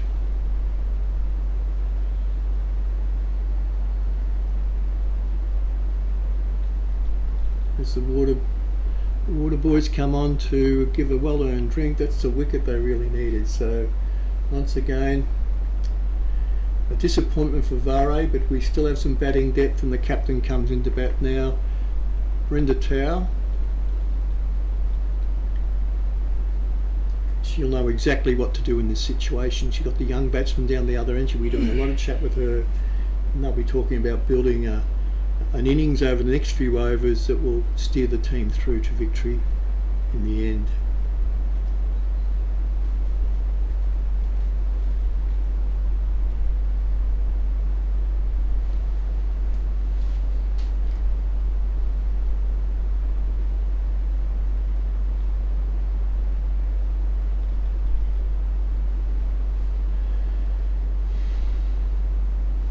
Left-handers in, and the field resets. Interesting to see if Kote comes over the wicket to the left-hander as she did the other day. I think she is, just by the way the field's setting up, the way the non-striking batsman is positioned. Kote will be coming right arm around the wicket. And again, Brenda will be looking for anything short that she can pull on the onside. It's one of her favourite shots, or sweep as well. So we've got at the moment a 5-5 field, 2 players on the bench, on the boundary line, and the onside well covered. That one's outside the off stump. Peel not out.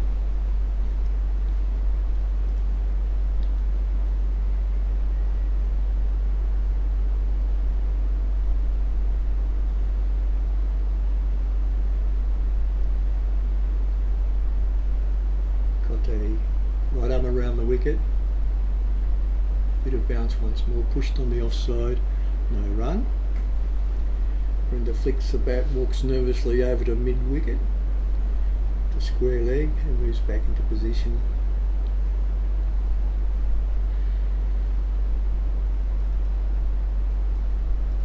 Kote comes in.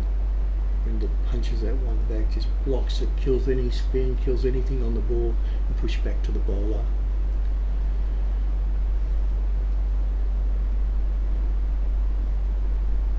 The towel taps the wicket, faces up, right arm around the wicket. Kote bowls. A little bit shorter, and here's what I was talking about. I predicted that, but the well set field, deep backwards square leg.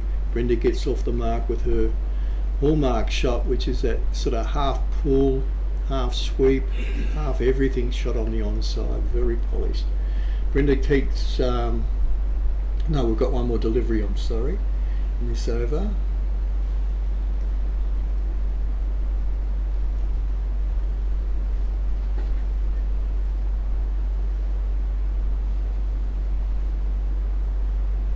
Kote comes back, right arm over the wicket. Batsman moves away.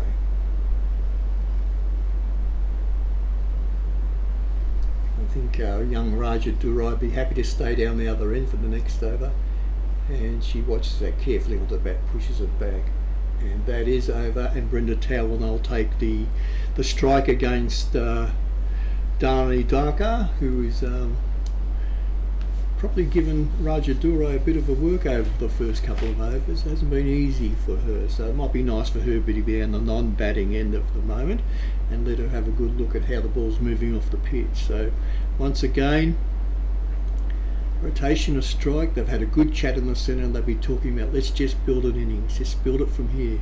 1 for 15 off 6, there is no rush. Run rate required is only 2.93, so that equates to about 3 per over, and that's nothing in this form of the game. So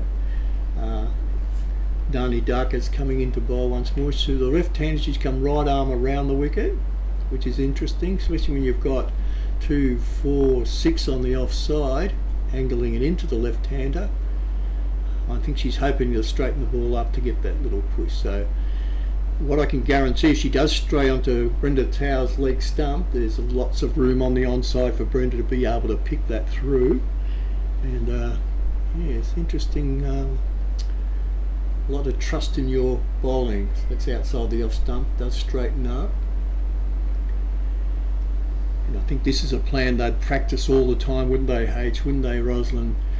At training, you'd have the 6-4 field and just making sure the bowlers stick to that plan of bowling to the off stump or just outside off stump. We'll be able to get a good look at what the ball's actually doing. We've got a much better vision of what the ball's doing off the pitch from this angle. Dani Darka comes in, right arm around the wicket. That one's moved away off the pitch or in the air. Brenda's had a bit of a flash at that. She walks away admonishing herself, saying, "Don't, Brenda, don't reach for it. Don't play a miss."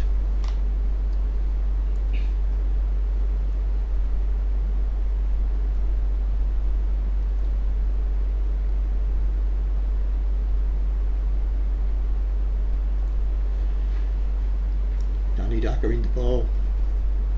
That one's the one down the leg side. It's been either off the pad or maybe wides. It's going right down. That's what we call a pressure reliever, and that's why it's hard bowling right arm around the wicket with a newish ball. All you need to do is to stray into that leg stump and runs will come.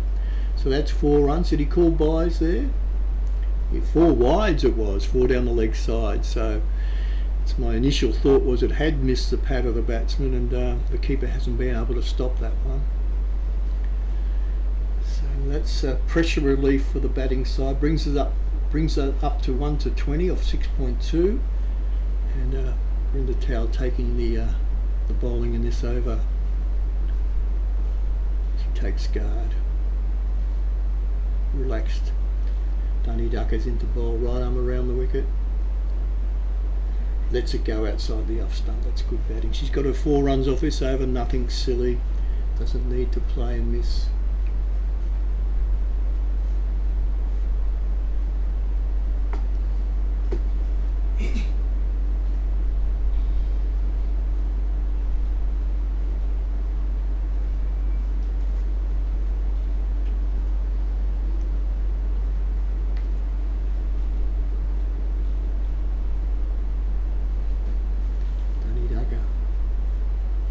Pushed on the offside for point and no run.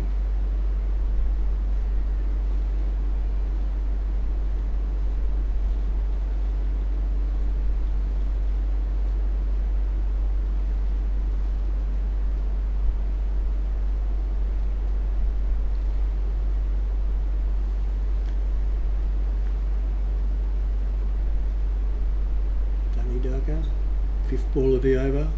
And well left by Brenda Tau.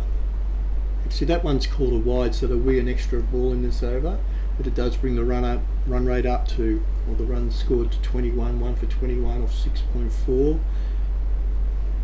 2 deliveries left in the over.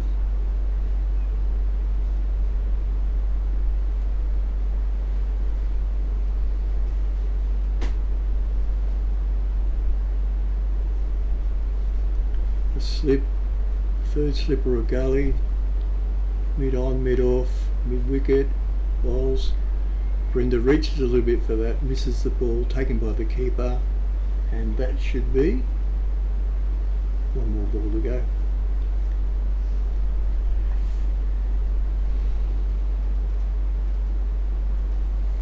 Five runs off the over so far, 1 ball to go.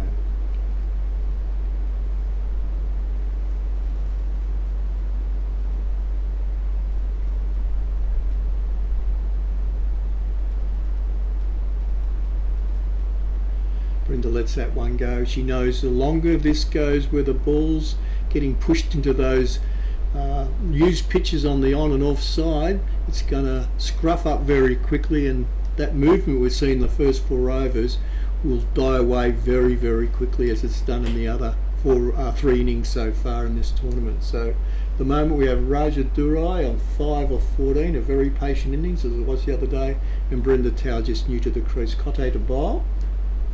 She got 1 for 7 off her 3. And facing this one will be Raja Durai, who played the spin quite well the other day, so hopefully she can emulate that again today. Kote again, tall figure. Nice loop. Raja Durai punches that one back to the short.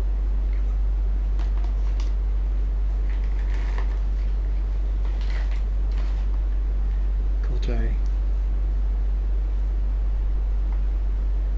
That's one push. Looped outside the off stump, punched into the covers. There was a hesitation, but I think with the misfield they'll be safe and an easy run in the end. Changing the strike, so once again we've got Brenda Tao on strike to the leg spinner, and she'll be looking for that loose ball. Anything short, I think she can whip around on the onside with either a sweep or a pull shot. She'll be looking for that for sure to keep the pressure on the bowler. Kote's on 1 for 8 or 3.2. No one's really put the pressure on her in this series so far. I reckon Brenda's the one that can do that. Brenda pushes it on the onside, straight to the short mid wicket, no run.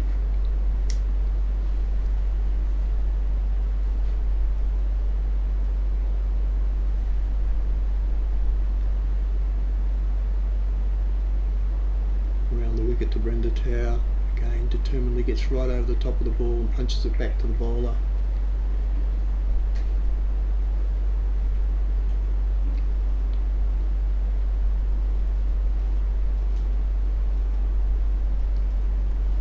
Going right arm around the wicket.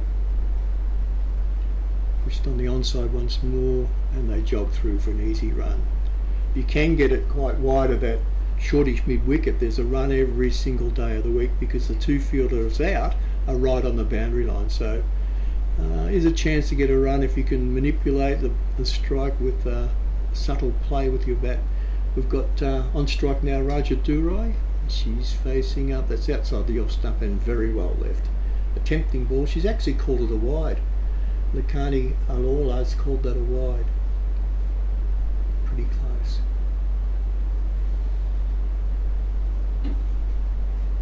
Kote into bowl, short outside, push towards point for no run. Well, it has been a very tense, I know it's very tense, there's not much chat going on here in the broadcasting room at the moment because we know what an important game this is in terms of what it can leave for the rest of the series, but also for the Lowers. They'd love to bounce back today, so even though we're unbiased in the fact that we just love cricket, it is important. Wouldn't it be great to have a 1-all at the end of today, and that would lead to a massive game on Friday. Be massive. So Dani Duck is well around the wicket, right arm around the wicket. She hasn't tried to angle one across yet, but I think she's moving the ball slightly away or straightening it up anyway, so there's no real need for that as long as she can keep landing on that off stump. In she comes, right arm over.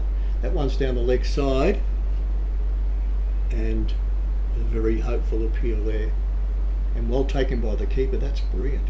Got through there, it was 4 runs easily, I think, so that dive saves 4.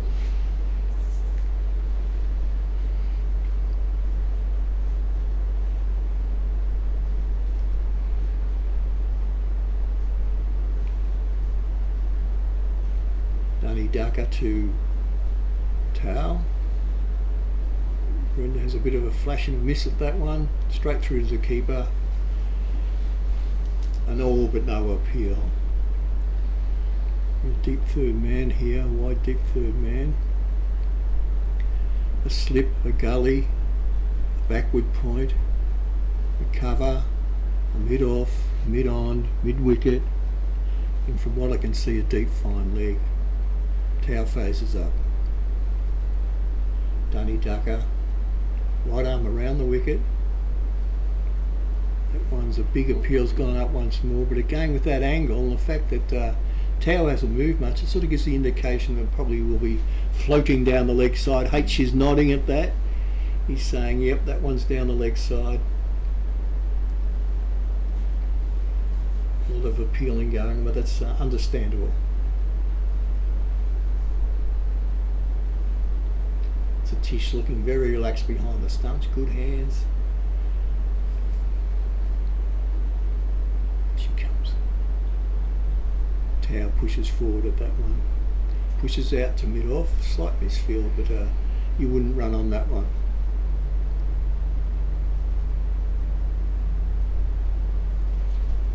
I don't know if they'd be happy with these three guys standing in front of the sight screen here, H. What do you reckon, mate?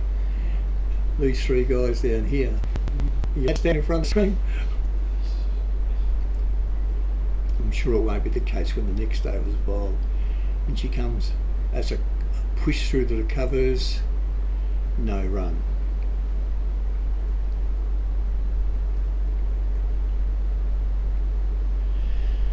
Five dot balls. It's like a picket fence, isn't it? Eh? Dot, dot, dot, dot, dot, dot, dot.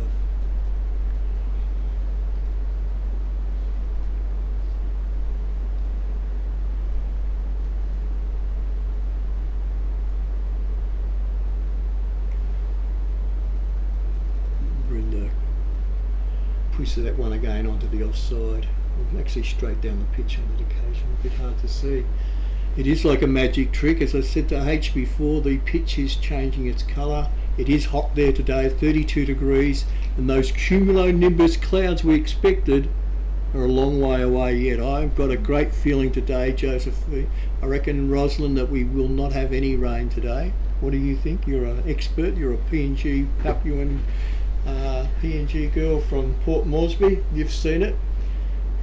Hopefully we complete today's match without any rain. We're looking forward to Friday's match as well, and Sunday, so hopefully the weather hangs in there for the good of cricket fans.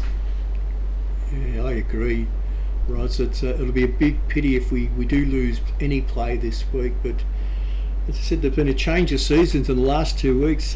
People in the UAE who have had about 6 months of total not drought, but just hardly any rain whatsoever. Well, you would say a drought in that regard. So here in Port Moresby, it's a lot different to other parts of Papua New Guinea. We're in the shadow of the Owen Stanley Ranges, and our weather can be quite predictable in a lot of ways. During the wet season, it probably rains every day about 4 o'clock, but during the dry season, we get a beautiful sea breeze in the afternoon and cloudless skies throughout the day. But come October, come November, December, the patterns of the weather do change a lot, and it can be a little bit unpredictable coming into October. Kote is bowling a beautiful length, but then again there has been very few batsmen who have actually taken her on to try and drive her over the fielders inside the circle. No one's actually taken her on with a drive, and it's fraught with danger if you do, because her line and length is impeccable. And she comes. Bit of a half-hearted appeal then. They've got a pad onto the onside, and they've run through for a leg by.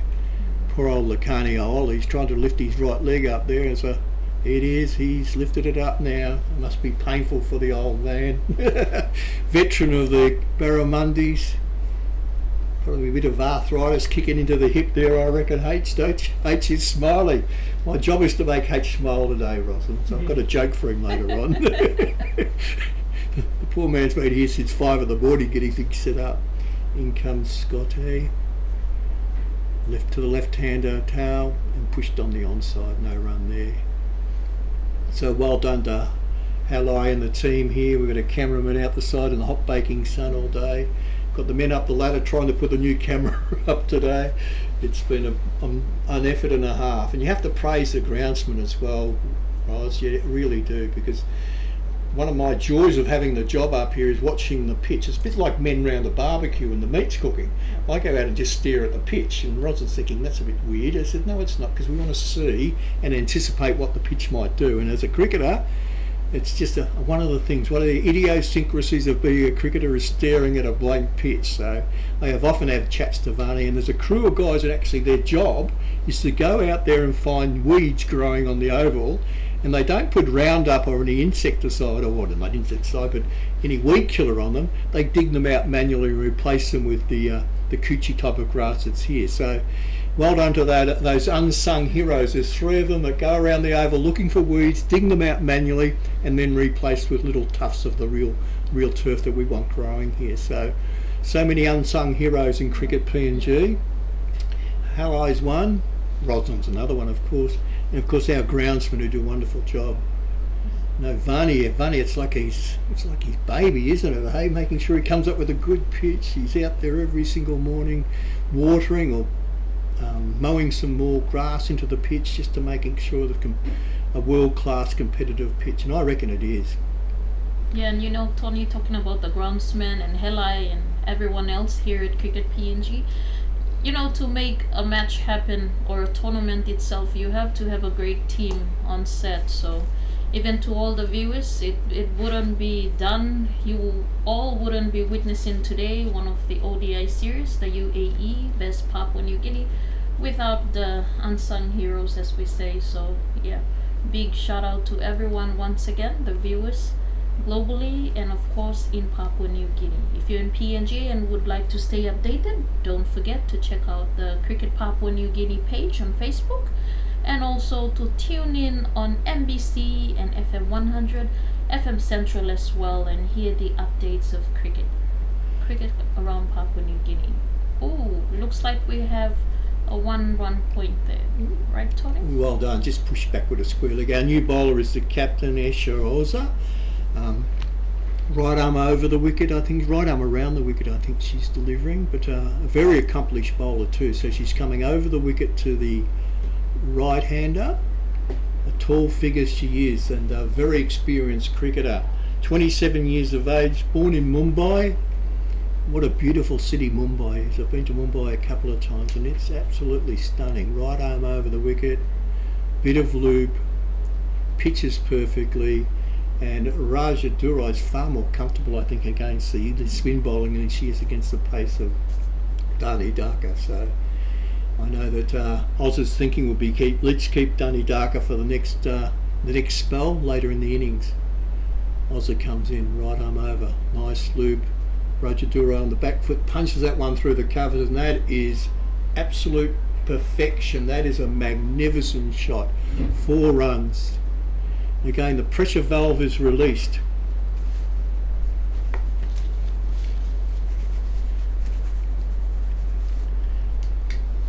Esha likes to be called by her coach Uza.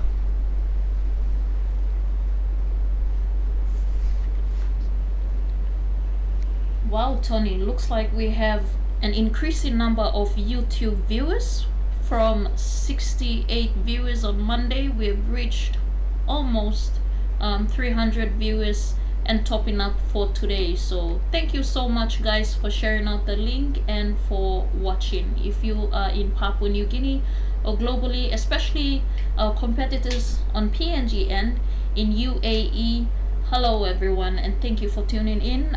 We have Tony Healy as a professional commentator for today, and hopefully on Friday and Sunday as well, so we can keep updated. And even though you're not in Amini Park, Port Moresby, Papua New Guinea, listening to Tony Healy, you know that you are watching the game here as well. So it's very exciting.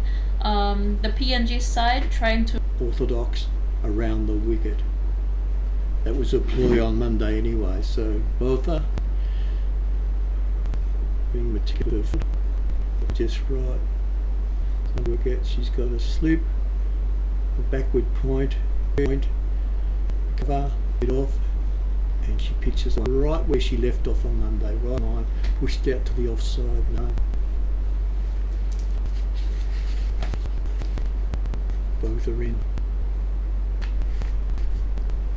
Rajadura having very tough, be patient, the bad balls will come.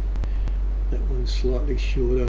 Rice hunting just would have really into the gully area then. A chance of a run there, but both were on back foot.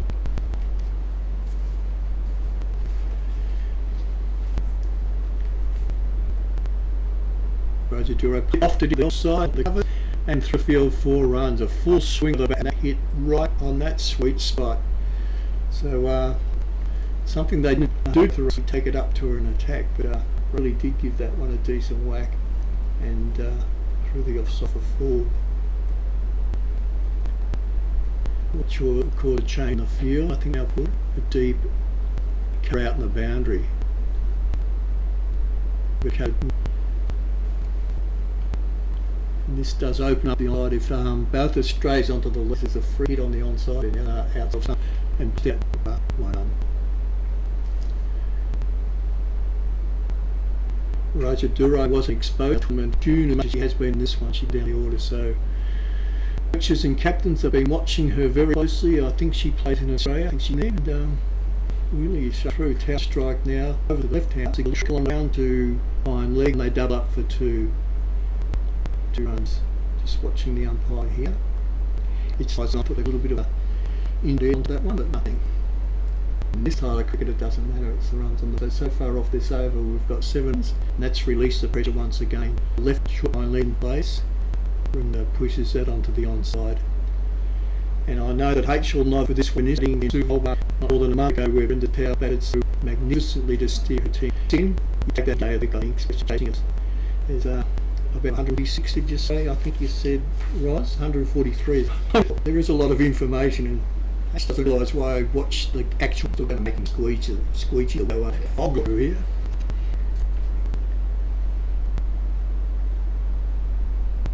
Ezra comes in and bowls small to Tao. No run as she pushes that on the inside. Very experienced campaigner, has 12 years now, so experience. Nice loop, big appeal. Oza comes into bowl. Has a far bigger look at that, but from where Brenda was looking, it looks like that might have been pushing down the leg side. So going there, but no luck for the UAE team. Yeah, it did look like it was down. You can see straight away Oza saying yes. Maybe it wasn't. I think she was certainly optimistic. In comes Oza. Right arm around her. Oz hit her straight second H. She's really bowling a very, very disciplined line and length. And I know what Brenda's said is she's just waiting for that loose one that she can. It comes ball right arm round the wicket. Brenda pushes that one onto the onside. Easy single. And that puts a strike back onto Raja Durai for the last. Now this is Esh's wishes for her team to make the World Cup. We know that these qualifiers they really do pushed on the onside by Raja Durai and an easy single once again.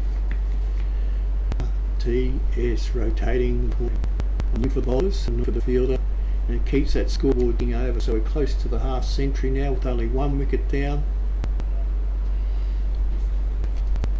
2.74.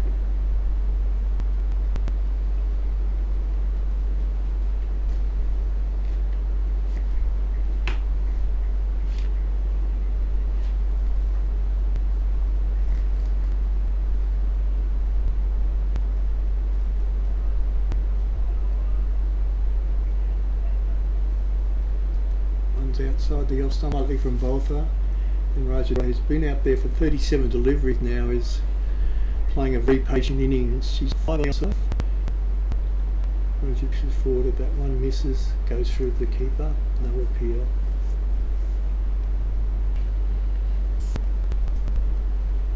Boltha to tail to Raja Durai, once again to go to the keeper.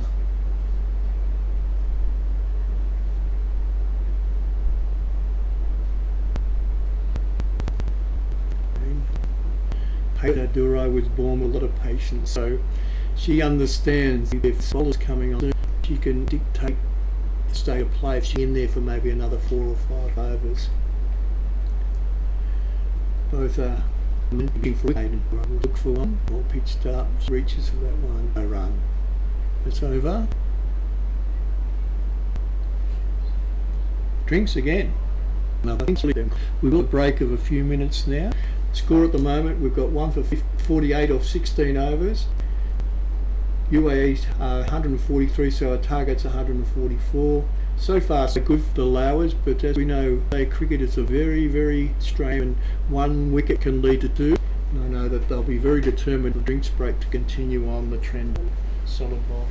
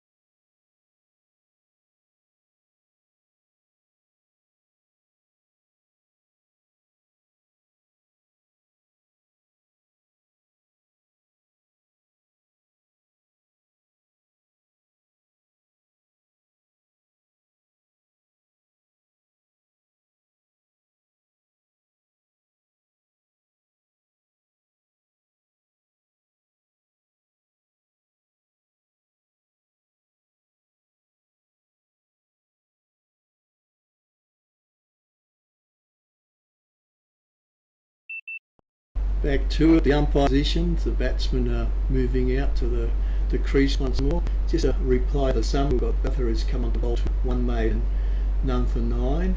Of course we have Esha, who likes to be called Esha Oza. She's bowling perfect length as well, so very disciplined bowling. Who's going to be the 5th bowler, we're not quite sure. And will they have a 6th or 7th? I know they've got a lot of depth reading through their profile, lots of all-rounders in this side, which gives lots of variety in what they come up with. So we've had leg spin, we've had orthodox, off spin, we've had left arm orthodox as well. It's a real challenge for the batsmen out there because everyone that's bowled has been right on the spot to this position. So Cotti, another great spell, both has followed that, as she did on Monday with a very disciplined spell of left arm orthodox bowling.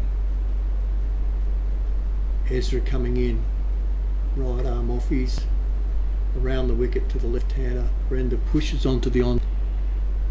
It's one of her signature shots, is that little stumpy push onto the on. I wonder how many times Hate has seen that shot over the years. He sort of smothers the ball and then skips the onside. So straight away, as soon as she hit that, she knew that was 1 run. So and the bowler goes over the wicket, right arm over the wicket. Uza to Raja Durai.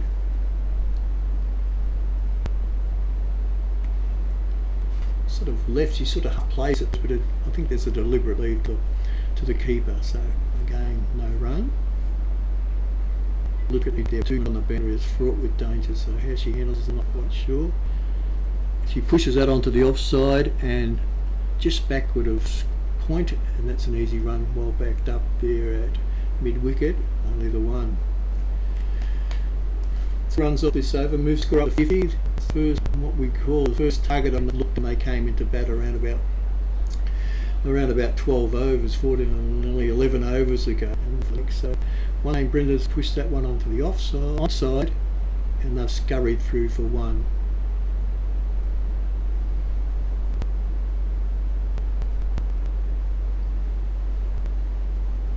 Who's the right arm over the wicket?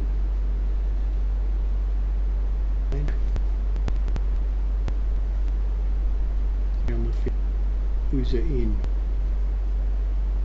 The quicker ball on that occasion pushed on the onside, scurry through for 1. A slight misunderstanding rather than a misfield there, and 1 run.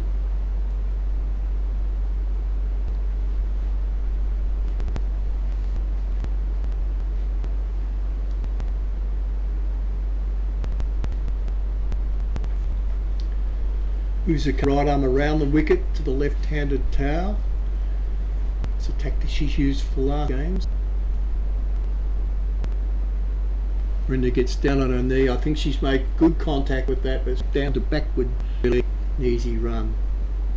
And Brenda loves to sweep.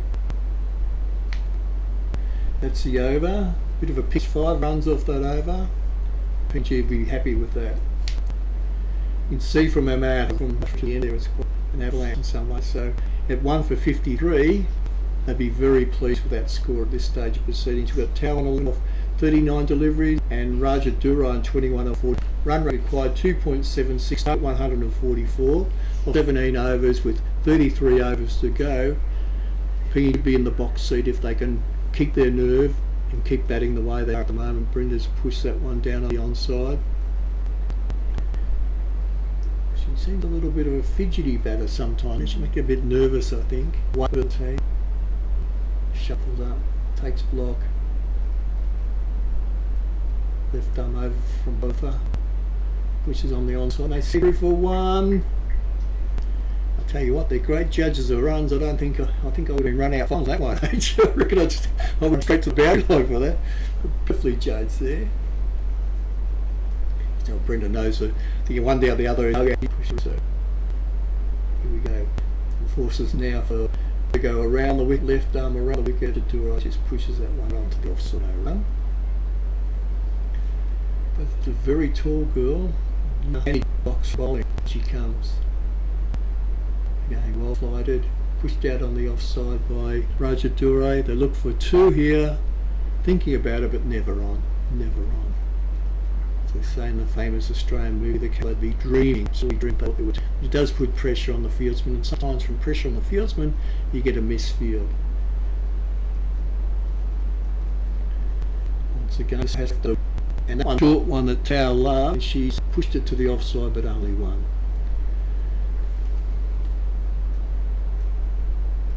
Both captains have done a wonderful job setting their fields today. There's been a lot of thought in where we place players for certain bowlers. Both of them now left arm around the wicket to the right. That one's well flighted slightly down the leg side. It's ended up on the offside. So over, and again 3 runs from the over. PNG would be happy with that, and looking at the worm, would also be very.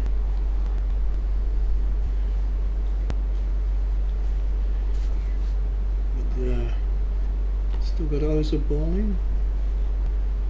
Yep. Yes, your Oza still on from the Manu end.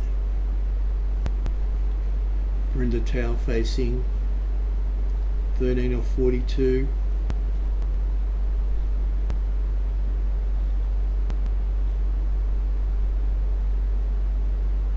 Right arm around the wicket.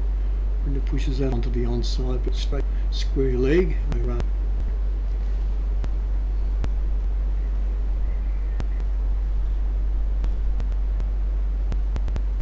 Gets down on a knee once more and sweeps one to just back with a square leg. Fielder comes in, 1 run, gives a strike to Rajadurai.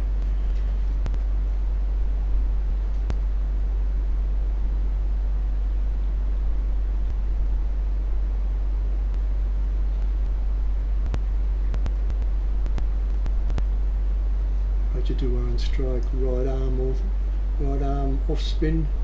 Nice loop, nice push, slightly down the leg side, and the umpires called that one wide.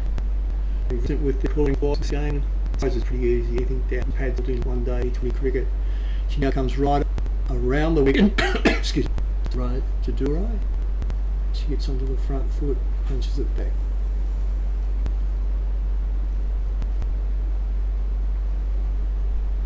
Well, what's that again? Did you see what I saw? Honestly, guys, we couldn't see that from here. The screen was all blurred, but I think that was a difficult bowl. He asked her doing herself and really saying, do not bet off. Who's disappointed with that because she knows what a vital wicket Rajadurai is. When looking at what she batted, it was a vital wicket.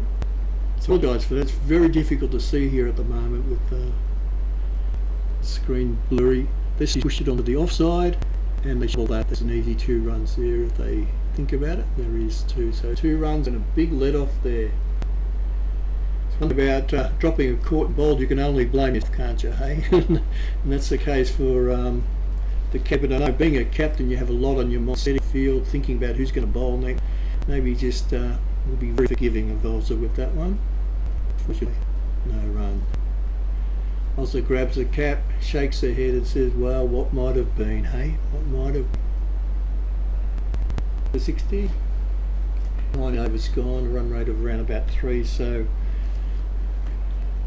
easy sailing at this. To remember, that wicket could have brought another new shade of pressure, and you just never know in one day cricket. And 5 on the onside in orthodox positions. So it's played side.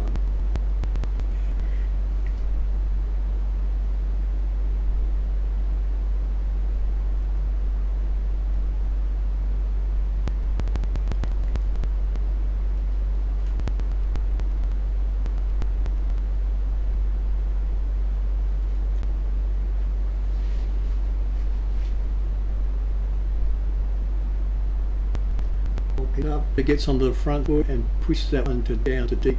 Again, only a single. But as soon as Rajadurai comes right, she goes left arm around the bats of the right hander. She comes right to it's a total of 3 runs, including Rajadurai, a 50-run putt between Tao and Rajadurai, so well done to those 2. Evenly paced as well. At the moment we have 4 overs from both, 1 for 1 maiden, none for 16. With you ball coming into bowl, and we'll just work out that in just a second. It's another spin bowl by the look. And we have Mahi coming into bowl.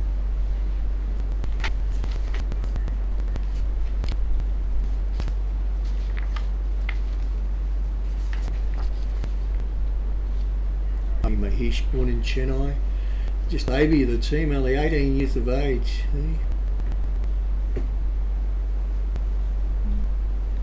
Ishnavi Mahesh.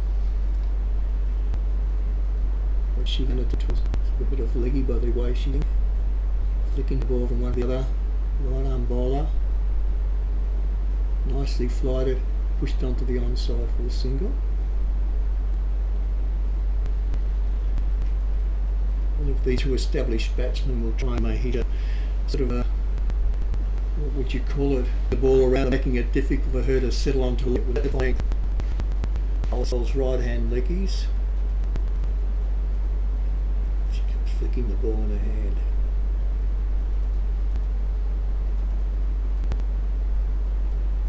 Bit of bounce on that one, right over the top. It was Rajadura, pushes it down to no run.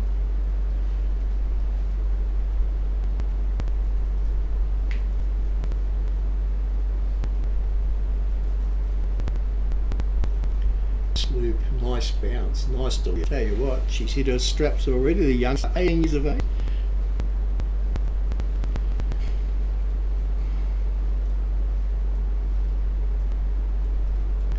It's a thick outside edge, just back one, easy one, which brings Brenda Tao on strike. A good start by Mahesh for Ishnavi Mahesh. Coming right arm around the left hand, using a lot to the left-handers. You would look for the rough outside there, off stump. In this case there's no rough. Brenda pushes that one out through the covers, an easy run once more, just forward a point. Slightly over pitched and gave a chance for Brenda to get on that front foot, that driving style of hers. And I'd be pretty happy with that first over. H nodding, I think we've got another fine as will come. The umpire's made a mistake. One thing you don't argue with, because he's the expert. There's only 5, well it does go up there, there's only 5. Maybe we've missed one, H. What's he do? Who's he pointing to? Ah, if they have, they've changed their mind. Someone miscounted. Well done.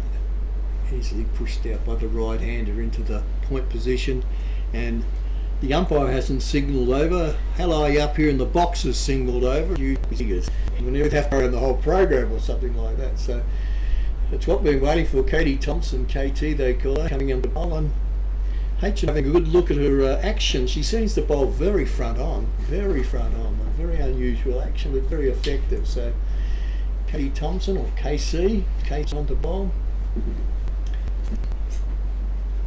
Born in Harrogate, England, and continues a teaching career even though she's got international cricket commitments. So she's just both, hasn't she, hey?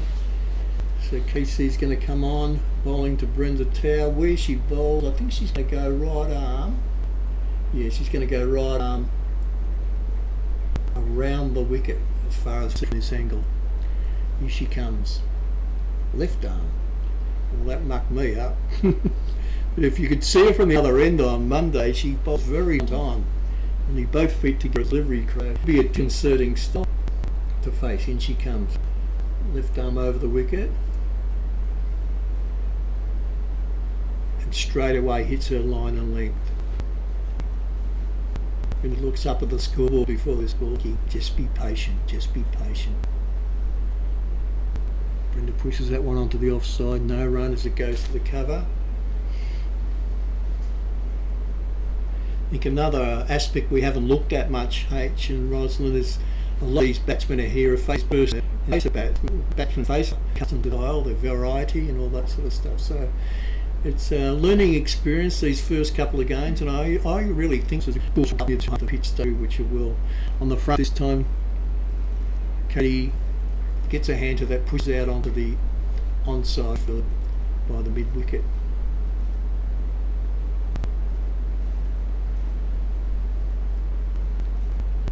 And thrown in by the fielder to KC.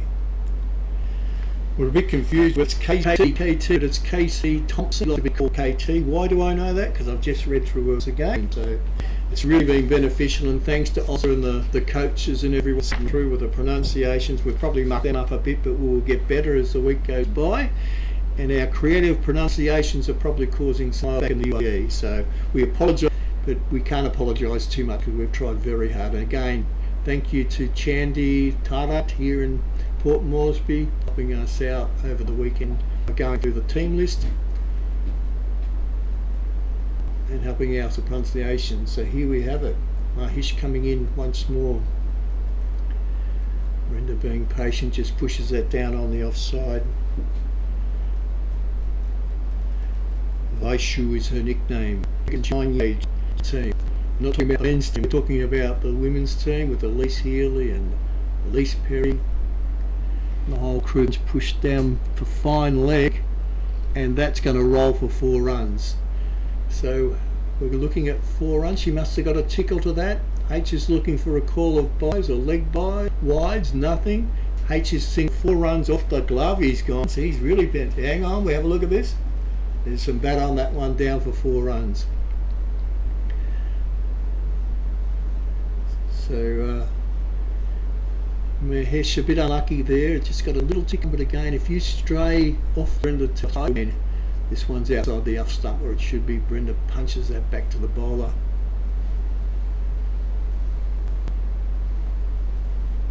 I reckon Brenda sleeps the cricket. I reckon she just eats cricket, doesn't she? Hey, it's her life. The gloves on as well, king gloves. Pushes on the onside. She's a great role model for PNG cricket.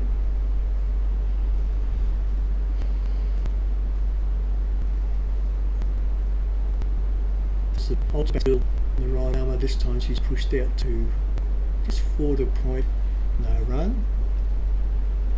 So, Ish, 1 ball offline has gone from a single into the other, down bit again. No luck on that occasion.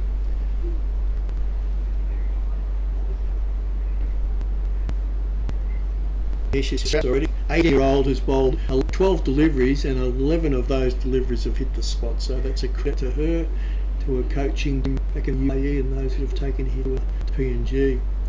Be interesting to know if any of these UAE ladies have been to Papua New Guinea before. Not sure how they got here, via Brisbane I say, or maybe via Singapore. I'm not quite sure of that.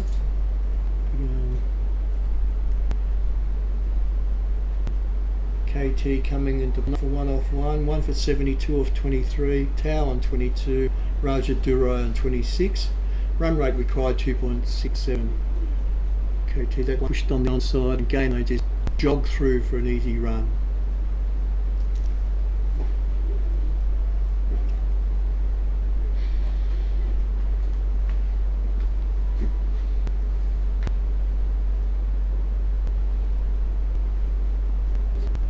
Left over the wicket.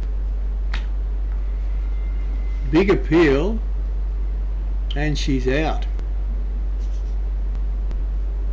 We'll have a look at that one, and that is out. Brenda is very disappointed in that. She seems to be limping to a certain degree. Something's happened there, I think.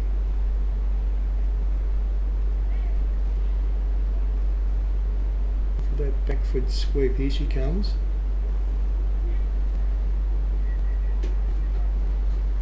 Help us out here, H. Can you see? Yep, you can see now. LBW and umpires triggered that one out. Left arm over. Brenda's played across the line with that one a little bit and brings Thomas to the crease. And now Thomas to the crease. If she can emulate her bowling efforts, it's going to be a big game for her. So at 2 for 73. Chasing 144, it's sort of like halfway mark, isn't it, hey? Thank you.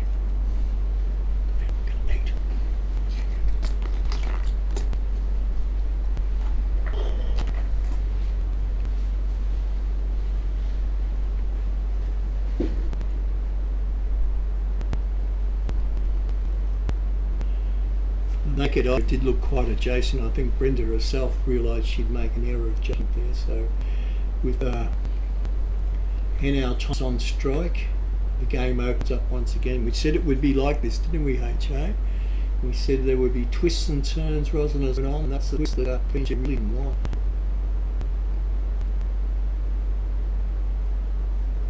Thomas just pushes that one on the onside. And they scuttle through for a single.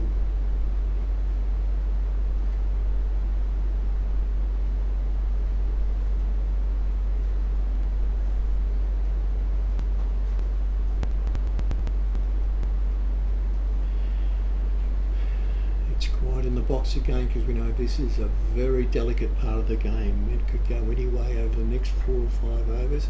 Thompson coming in, walks in front of the umpire, left arm around the wicket, and I think Raja Durai now realises that she's the mainstay now. She's the one that's got to get. First of all, I think their next ambition would be to get to 100 runs. Reaches a little bit forward, but an easy run in. And again rotates the strike and gives young Henao Thomas a taste of it as well.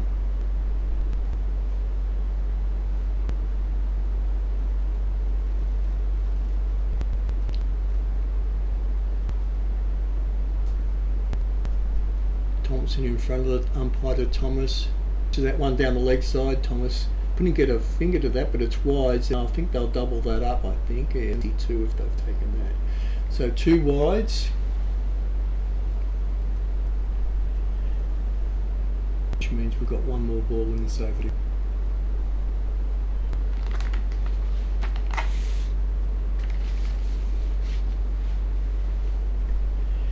And that is it, another dot ball, so starting to look a little bit far more difficult for the batting team. So at 2 for 78, Tom Raja Durai on 28, and it goes back to that missed caught and bowled, doesn't it? We won't do it because no one means to do it, but it's vital at the end of this game. But then again on Monday, well, I think PNG dropped 2 catches in the field too, so it evens itself out over a series. And these are in cricket. So Mahesh back in for a 3rd over, none for 7. She's hit the spot pretty well.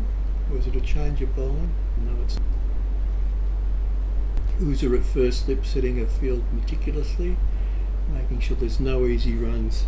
During the second power play, of course, you can have 4 fieldsmen out of the inner circle, and she's making sure that the boundaries are covered very well. So there'd be a bit of an offside push here,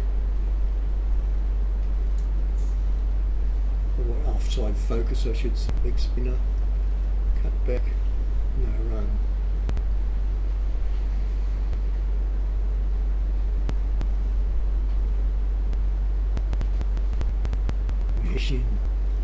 Floor, lots of flight.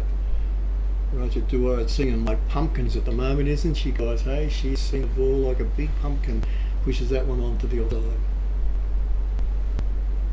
So 2 very young players out there at the moment. Young wickets and saying patient, and have little goals along the way. Next goal, 100 runs, no wickets down. Over for 3 times.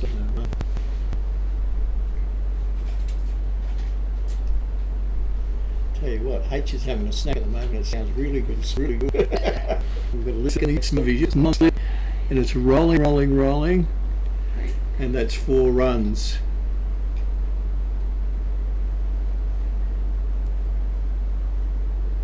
Tricky shot, but as Rosalind said, we'll take anything at this stage of proceeding.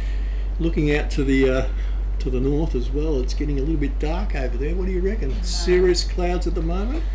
No, Johnny, I think we're doing fine. Yeah, the score is doing fine. The game is looking good, and you're doing great as well. Yeah. Well, I'm just looking at the anything. I don't think it's going to rain. I'm going to put it out. I'm going to. No, we can let that in there. Whole score check. 2 times 2 for 82. H Henao Thomas, like I couldn't really call her H Thomas, is off the mark with 1, and her job looking up her batsman who's been out there now for over 25 overs. Tony, it's good to see young women taking the bat. Exactly, and the ball right now. a big shout out to all our viewers on YouTube. Don't forget to share the link out so we can support cricket around the world. To UAE, the fans out there, your team's combative and great. Oh, that's a nice hit. Yeah, well fielded too. It could have gone through. I think it hit her on the shin. She's going to be giggling about that. It was really, really hard. The wrist. Very well, now very well. He said hello to her and she walked past. It's her family door. You know. Nothing about the family, but I'm really sure in several interviews she told the media, and of course, I know Liver in her is one of the others, Thomas, and we also number 40 as well. Yeah. She's someone to her also. Yes, there's a lot of sleeping up, aren't they? Exactly. We go just a little push to pressure off on some more keepers just on that one. So, one of the pleasures of the last few days being these young players thrown into the deep end and sweary well. They really have proved their weight. They sometimes when see international teams, they protect younger players.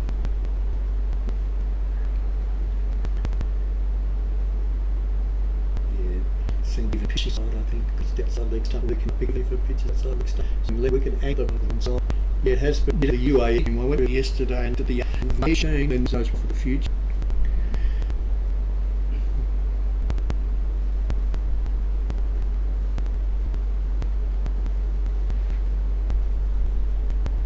Head on for 11-3. Leg spin bowler. Murray coming to 4-6.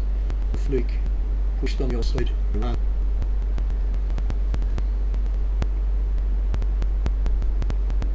Drop to his river. Yeah, watch the ball start with his glove. Tall figure, hand probably 180 centimetres tall. Maybe not 180, but 170. So those tall players, a bit like Botha, go out in a bowling as well, split bowling an upright and batting stand. And bowls, missed a run up there. We keep it up and squat on one side. How many times in a career, hey? I wonder what Brenda's knees will be like when she, hey? That one's a little bit more, there's a bit of a side edge to that, and goes back to Botha in fields, returns solar. That ice bust out the one, it must be a painful experience when you get down like that all the to the back wheel there. And one run.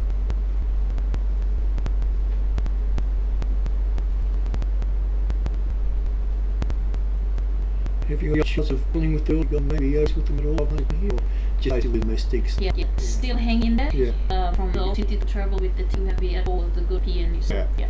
Because once the girls are away, the boys are back here playing. Exactly. It's coming up and to Nepal. That's the trip looking forward. It's a been to Nepal before.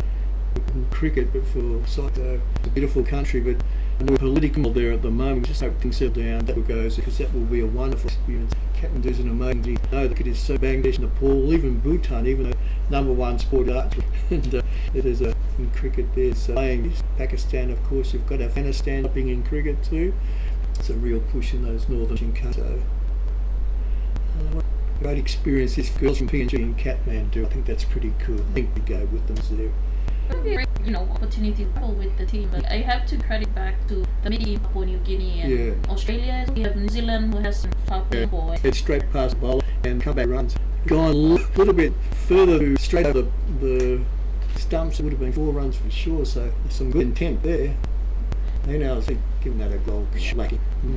And since I mentioned the trips, if you're watching live, you also at the Burst and PNG, you'd see that in 2025 we had a really good swing of reach on the media about the teams that go prior and how they have been in the game chat, especially with New Zealand. That's an icon cricket history. They feature on that Pacific show, ABC. They've been on that. Yes, even the cricket show on Facebook.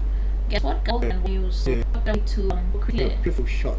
That time, just a point, there's raced out to the rope. I keep on saying the fence, but it doesn't get the fence much anymore. It's a different focus on the size of the ground. 60 metres, 4 runs. That's a good shot. Doesn't seem much of, in terms of muscle. The timing isn't all this. So next place, that was a beautiful shot. Apologise. There's Lakshmi. It's top 5 and Rajadura 36.76. Go here before run. Lots of us in the vote. There's another game around the wicket. Full push back. Sometimes you wonder about the same block the other exactly the same. Also, with Roger Dura, she's been very and very well coached. Wonderful event. She's doing some studying. Is that right, H? I think she is in Australia. I'm sure all her Australian friends will be watching. She's facing up into a fifth over of a very polished performance so far. I think conservative field now, pushing onto the off-side. 222, Richie better loving that. 220. If we come right up over down to the offside, and KT passes back.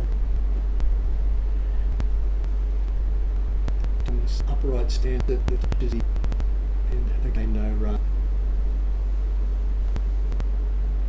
They're both from about 20 minutes away. Speaking to saying only 8 to go now to work 8 runs, even though that one beats the outside of the bat, the keeper. Strike. In come Mahesh. Arm over the wicket, loops on this backwards hand, a horrid bounce for backward fine leg, or backward square leg on the barrier, that's for right. That, the fielder got behind her, but it's sort of just with her hand, so I'd love to see that one go. And boom, hit something, ahead or something like that. I know. She would hit, but 4 runs, he'd be happy with that. Take one hit after. Here we go once more. Mahesh to Henao. Out to Thomas once more. So that's over. 4 runs off the over. Only at one ball, which unfortunately went for 4. 2 for 90s off 29. She is KC. Is taking the ball to bowl her 5th over. 1 for 16 or 4. Performance. I think all have had a look at bowlers from the UAE, and they've all been very impressive. So I'll credit the coach after their captain to them. The bowlers, good lines, good length. And there's 144 runs to chase. It's difficult for any bowler. I wonder if soon they'll think about bringing the bowlers back on again, just to give them another look. And we've got Dummy Dara, he's still got 4 or 5 overs to bowl, so maybe think of it, get a wicket in the next few overs once ball pitched. Mix things up a little bit. But, as we know, after it's been tough for so many overs, there'll be no more shot. Very 36 runs, been painting.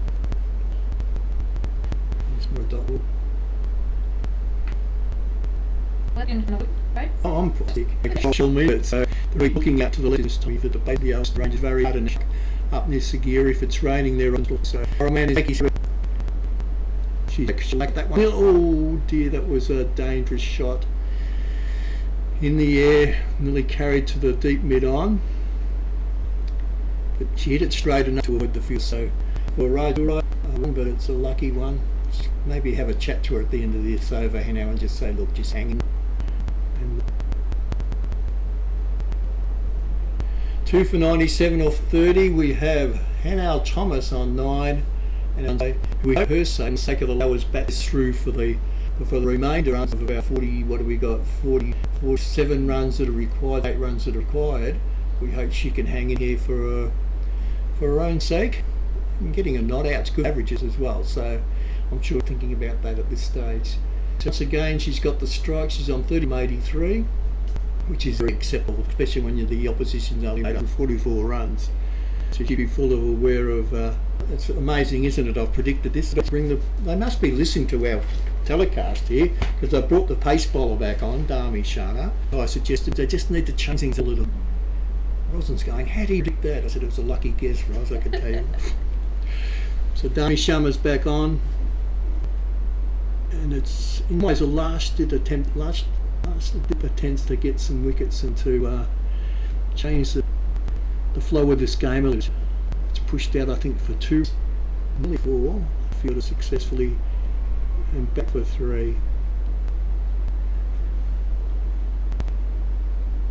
The umpire, yet they're happy with that. So that brings 100 up PNG, 2 for 100, and we look once more. Yeah, that was a lovely shot in some ways.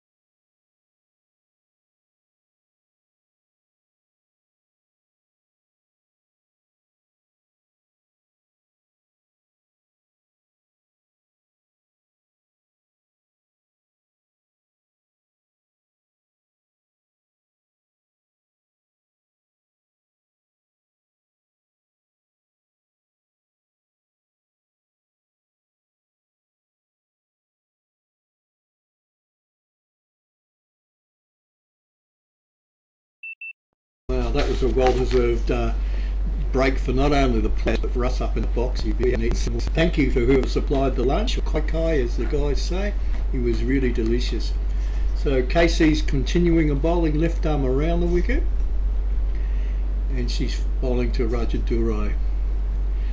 Now with only 40 runs to go, we talked about they'd be setting little goals for themselves. So if I was out there batting with Henao, it just came out, I'd be saying, look, let's look for 120. Let's say our next goal is 120. 16 runs off the next 4 or 5 overs, and that will put us in good stead to seeing this home.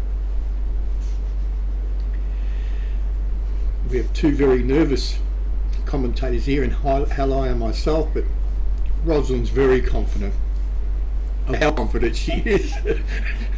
But in all my years of cricket, I've never heard anyone actually preempt that before. So if she's jinxed us, we'll have her out of this commentary box for tomorrow. So 2 for 104 in the box seat to agree, but cricket's such a funny game. My nephew plays in the fourths down in Geelong, and they are noted for their collapses. They can be 1 for 100 and all out for 110. We don't get too confident. And let's call it Ms. law. If something bad's going to happen, it will happen. Left arm around the wicket, punched onto the onside, and again rotating the strike. An easy run. It's 2 for 105. Katie's bowled beautifully from the heat out there. They were bringing a drink out to the boundary line. So even though we had hot days in the UAE, it's a little bit different here in PNG with the humidity factor. So lots of drinks breaks. She's over pitched that one slightly, or Thomas, or whatever you want to call her, Henao. She gets on the front foot and punches that one back down.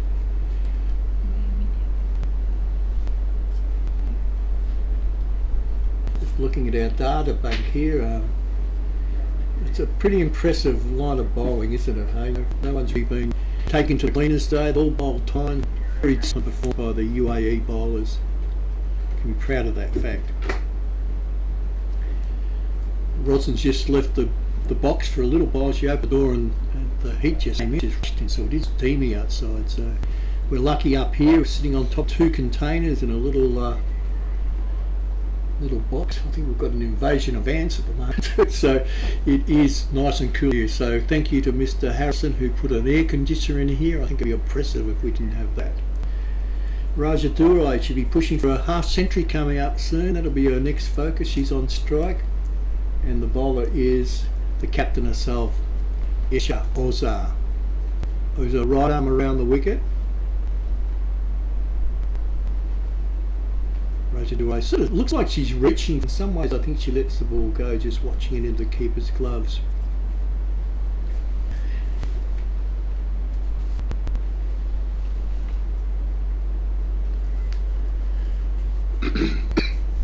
Around the wicket, onto the onside on that occasion. I think after a drinks break, the 2 batsmen got together and said, look, let's just rebuild. We're on 2 for 104 odd, let's push to the next 120. We're so many overs, they've got points, 4 overs, 6 no run. Around wicket, lobs that one up and to a mid-wicket position.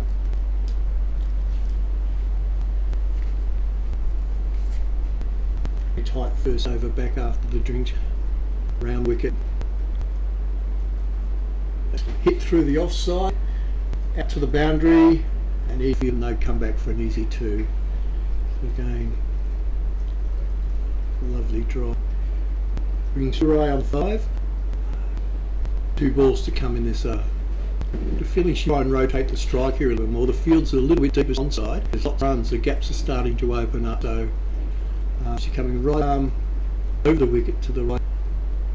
She's doing a big weave and just on out. I think old. That wicket that the UAE desperately needed. It's the opening batsman Raju. 45 runs, a really good disciplined innings. She can be very proud of that. And well done to the UAE players. They've stuck guns all day. They've bowled top lines. And you know what we said? One wicket can lead to another. So with only 30 odd runs left to go, it's going to be a tight squeeze. This is interesting.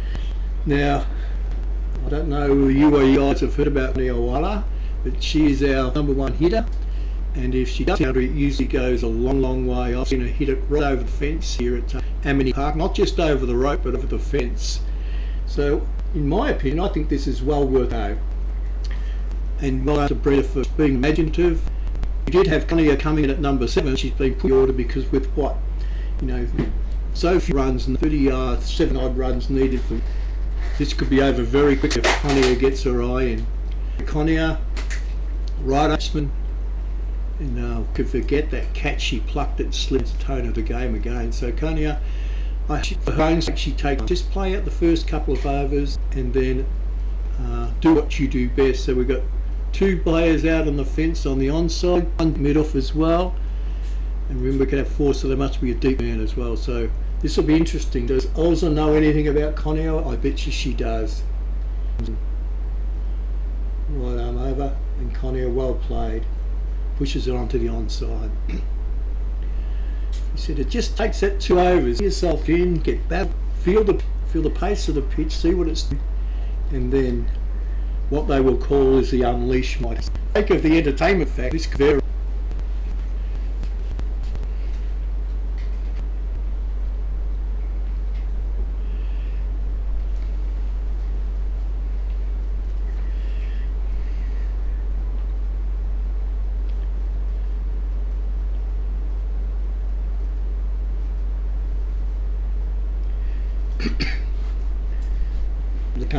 The umpire is just telling Conia where to stand. He's explaining that she's bowling left arm, but she walks in front of the umpire as she comes around the wicket. So facing up now is Hannah Thomas, who's been out there for 21 deliveries now, so she's well and truly got her eye in, and now she's the main focus for the next few overs. Let's get to 120, she'll be saying. Pushes out 1 ball. Escher is on. There's our Manhattan, so we can see the flurry of wickets from the team. So we've still got, in terms of PNG, 7 wickets in hand. We're looking at 40 for a total, achievable with around about 15 overs to go. A run rate required of just over, just wait till that comes up, so we want our decimals as well. Balls remaining 90, 35 runs to win, wickets in hand 70. You don't have to do anything silly with those statistics, just take your time. But Conia, I think the fact they moved her from 7 down to 4, it means that they are after some quick runs to maybe take the heat off the other batsmen. Hannah Thomas's credit, she's looked very comfortable out there so far. Mahesh coming into bowl. Change of ends from Mahesh.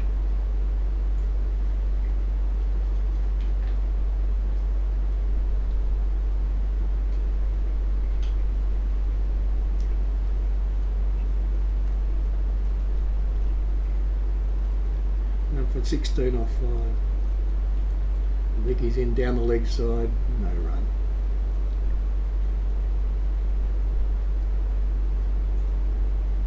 Been a bit of pat in that one. I think the umpire would have called it a wide H, I think so. McCartney.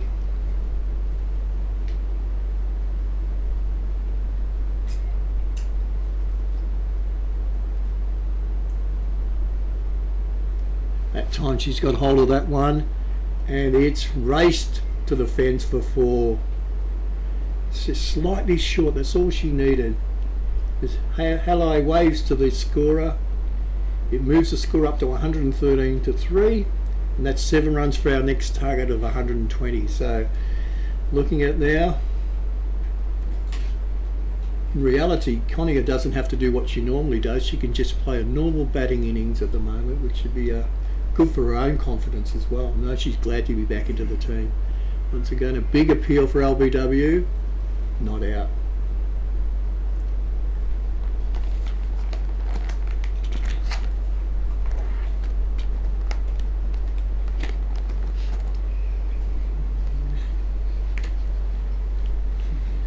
Their visitors in the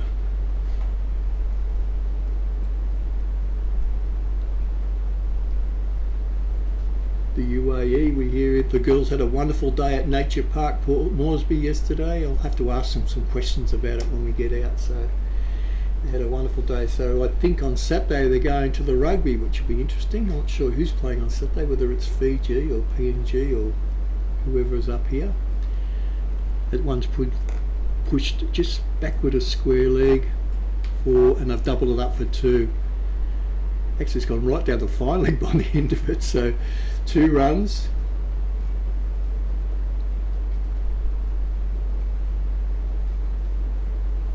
Now will take those for sure. Moves her on to 19 off 34. So she's been a blessing today with her wickets, 4 wickets, and now not out 19 off 34. It's been an all-round performance by the all-rounder. 3 for 115. Mini targets, 120 should be their mini target. On the front foot, watches it straight onto the face of the bat. No run. And that's the over completed. 6 runs off the over. Connie are on strike. I'll be interested to see who they bring on from the Manu end. Don't get that wrong. Manu end. He had to tell us 10 times on Monday. I'm just glad that there was no audio because we made a lot of mistakes on Monday. Pretty much. Or we were lucky we have Kornaki here in the box to add some glamour to the box.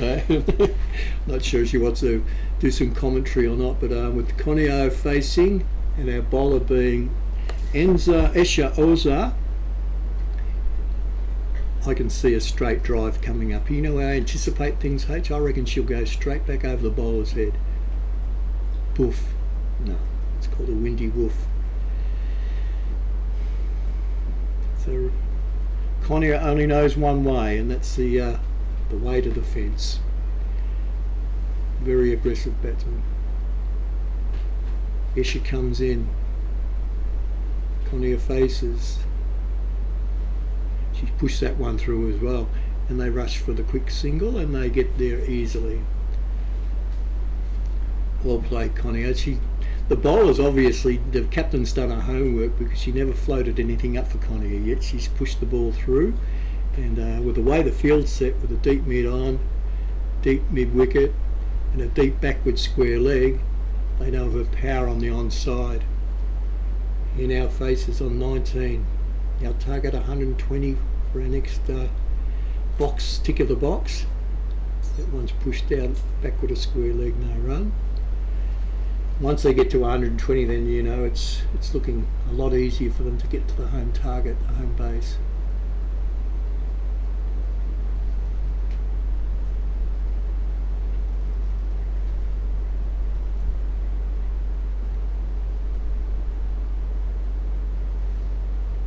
Are in. Yeah, not sure what they come off. Is a bit difficult, as we said. We're looking at the back, and that's 4 runs. So whatever it's come off, we're looking for the umpire. Is that runs? I was thinking single 4 runs. Is that right, H? Yes, 4 runs off the bat. Brings Thomas up to 23 off 37. Score 3 from 120, and that's the next target met. So now we're looking for 144. 24 runs to win. Still 7 wickets in hand. It's becoming a lot easier for the batting team. It's got a bit of glove or something on that, but it did travel quickly, so it looked like bat. Here we come, Osha. This one's going down the leg side. The umpire's called a wide, so we'll have an extra delivery on that one.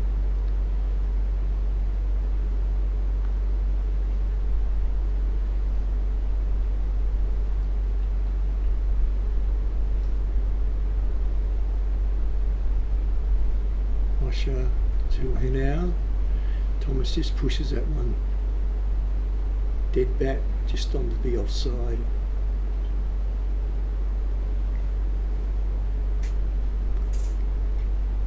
Last ball of the over.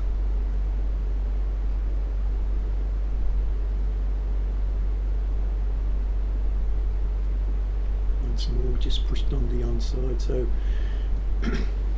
144 runs is the target. We now set at 3 from 121 off 37. 13 overs to go, and only 24 runs to win. 23 runs to win now. So congratulations to the batters so far. The bowling's been excellent, but they've been very disciplined and resolute in their approach. And I think looking at it now in the box seat for a a victory that will bring it to 1-1 in the series, and that's going to make Friday's game an absolute ripper. Now this will be interesting. Connie has faced a number of deliveries. She's up to 7, but she is yet to unleash. If we look at the wind direction, I think it might be at her back. Looking at the trees, if there's any movement out there, I'm predicting a big shot. Harlow is actually standing up in the commentary box expecting a catch. If it's coming this way, I'm hitting the ground, you guys. Because I reckon she could just about land in the box up here. Having a look at her at trading the other day, she was in one aggressive mood. Left arm around the wicket from both, and no one's really taken the shell on at this stage. Oh, that is delicate. That is delicate. But no run. Mid-wicket could be in danger too. There's a cracked window in our club rooms there. I wonder if Konia was responsible for that over the years. I'm not quite sure. Bother, left arm around the wicket. Konia faces up, onto her pads. Nothing there, no run. Konia would say, come on, bowl to my zone, just on the stumps please, or something just on off stump or on my legs, so I can get in and underneath, and it comes. She's whacked that one. She has just clipped that off her pads, and that's gone like a tracer bullet to the fence. 4 runs. As Kwanaki holds her hand up in a gleeful exclaim, she said, that's a nice one here. 125, 3 for 125. Yes, she has middled that one, right between the gap from the deep backward square leg to the deep mid wicket, and there was no stopping that. Both are in. Full pitch. Again, she's let fly, and again a lucky bounce on that occasion. It's gone at a nice height to the fielder at deep mid on. Seems like every time Konia makes contact, the crowd goes berserk over there. They're very happy with the fact that she's batting. Yeah, Tony, it's good to see that it already has reached 3 o'clock in Papua New Guinea, and time is running out. That is why we have more supporters here at Amini Park, Port Moresby, PNG. Hosting right now is the ODI series. Yeah. PNG vs UAE. And you know what? Papua New Guinea's favorite batter, Konio Oala, is batting now. What's happening? It's a what? I don't know. She's out. I don't know what the umpire's called there. Let's have a look once more. Has there been a catch at backward square leg there? Sorry, we were focused on something else. And Hannah Al Thomas is out for 23, 4 for 127. Let's have a look. Yeah, she's been stumped. She's been stumped. So the wide's been called, but you can be stumped off a wide.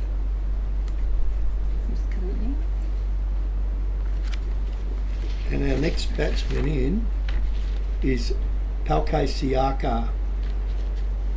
Palke's in, so we didn't want that to happen. We've still got a lot of experience to go though. With 4 for 127, Oala on 6 from 11, and Palke on 0 from 0. We'll just get Adai to confirm that. You happy that that's Palke out there as a cue? Yes. Yeah. And experienced layers. Yeah.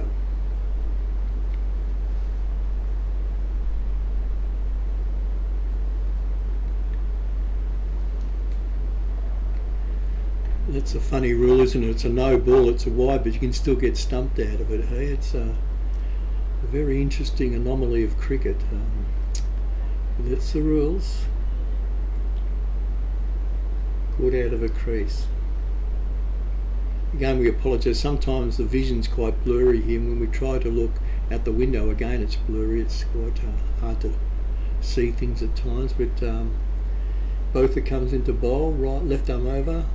Ooh, that was uppish. And 1 run.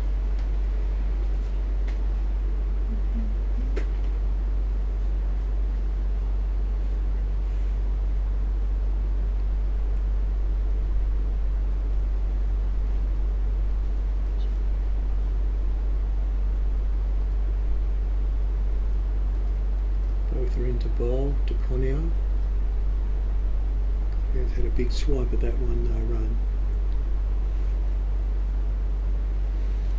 So our next objective, remember we talked about little goals. I'm sure they've talked about getting to 140 and bringing it home from there. So if we don't lose another wicket before 140, it's in the bag.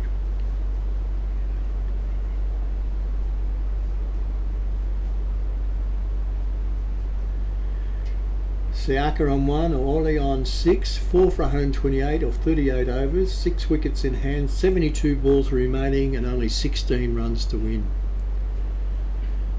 I wonder if they'll think about bringing some of the fielders in. Still got the 3 fielders out for the batsman facing. Saka goes to mid wicket with that one. And they come back. No, they don't come back for 2. I agree with that.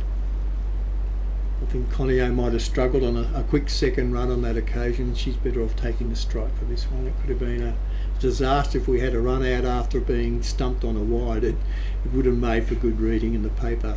So Conio now is observing the field. She's got a right arm off spin bowler bowling to her.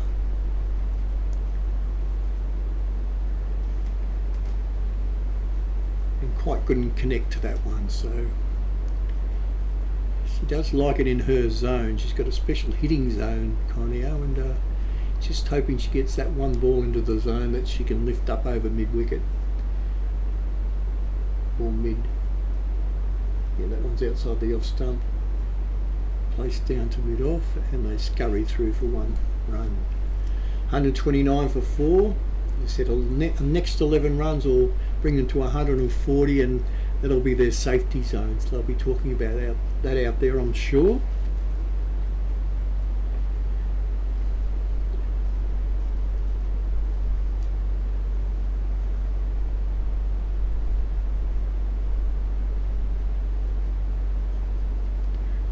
No run there. I think Siaka understands that the batting part is a great batter, but short, sharp singles aren't her forte, and she'll have to work around that. Off spin, Lenza, Olza, right arm over the wicket, gives it a bit of loop, cramps up Siaka on that occasion, no run. 67 balls remaining, 14 runs to win, 6 wickets in hand. There's no rush. Just hopefully everyone listening will get Ros to give a bit of a cheer up here. You need to be here, guys. If you can take a day off on Friday or have a flexi day or are in the vicinity, please come along. Siaka's showing the bat to the bowler. They're just saying I did get a little niggle on that, I think. So 1 run. I don't think we've seen a leg by single there. No, it's a. Not sure what the single is there.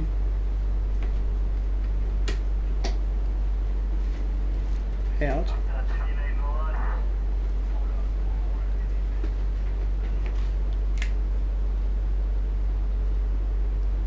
Got it. Sorry guys, the umpire did have his hand up there and I wasn't quite sure what the signal was for. So it's 1 run off the bat. And that brings it up to 131 for 4 of 39 overs. And on strike is Palke Siaka. Both are still bowling. This is her 5th down, so this will be her 6th over. 6 overs at this stage, 5 overs, 1 for 23. In she comes, inside the off stump, no run.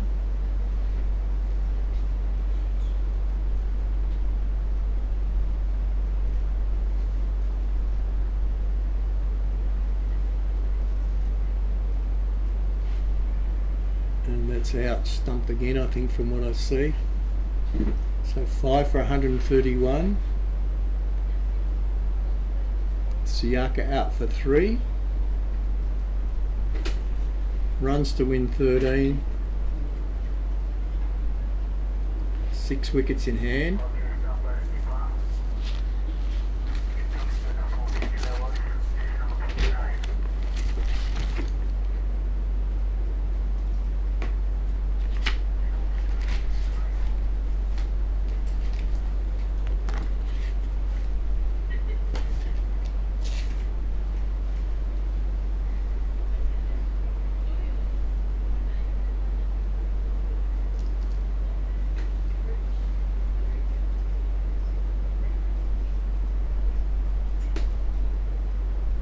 was also stumped as well. Yeah.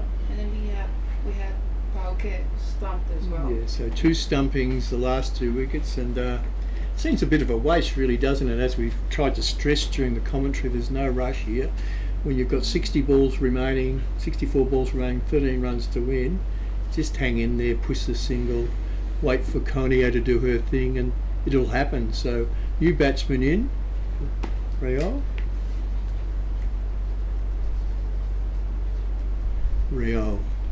Rayo is right pronunciation, guys? Rayo. Good experience for her, good exposure. And hopefully she can be there at the end. That will be great for her confidence. Left arm boather. Rayo pushes forward to that one and it bobbles out onto the offside. Michelle has done another fine job today. She did on Monday, 2 for 23 off 5.4. Model of consistency. Minimum of effort, and that's right. So again, looped up. And it's pushed out. Did she get one there? She's pushed through for 1 run. So that gets Rayo off the mark.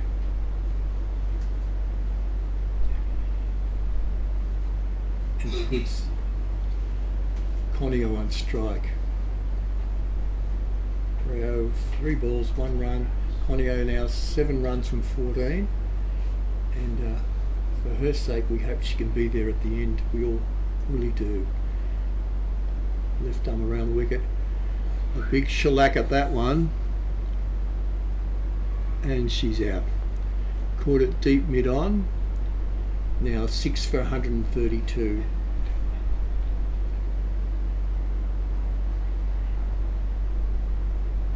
I think the captain might have taken that one, Esha Oza.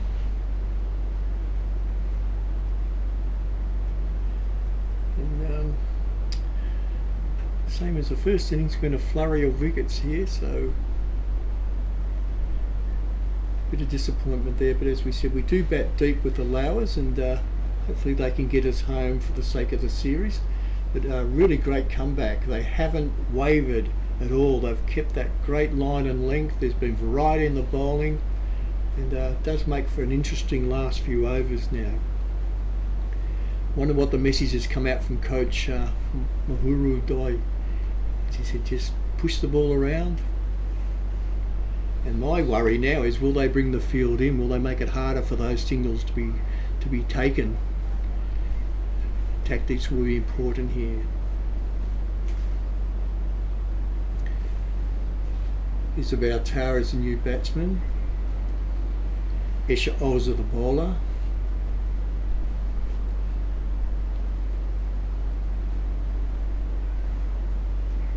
40 overs down, 132 for 6, 12 ones to win, 4 wickets in hand, and 60 balls remaining. Once again, there's no rush. Oza comes in right arm over the wicket, pushed out onto the offside confidently by the new batsman. Rio now is on 1 of 4.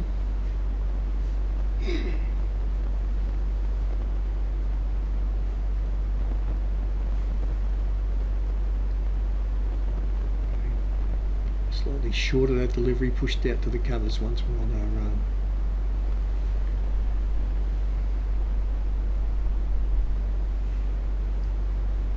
Again, tension in the box at the moment. We know how important this game is for both teams. Oza comes in, Oza bowls, the off stump, good line and length, and pushed onto the offside once more.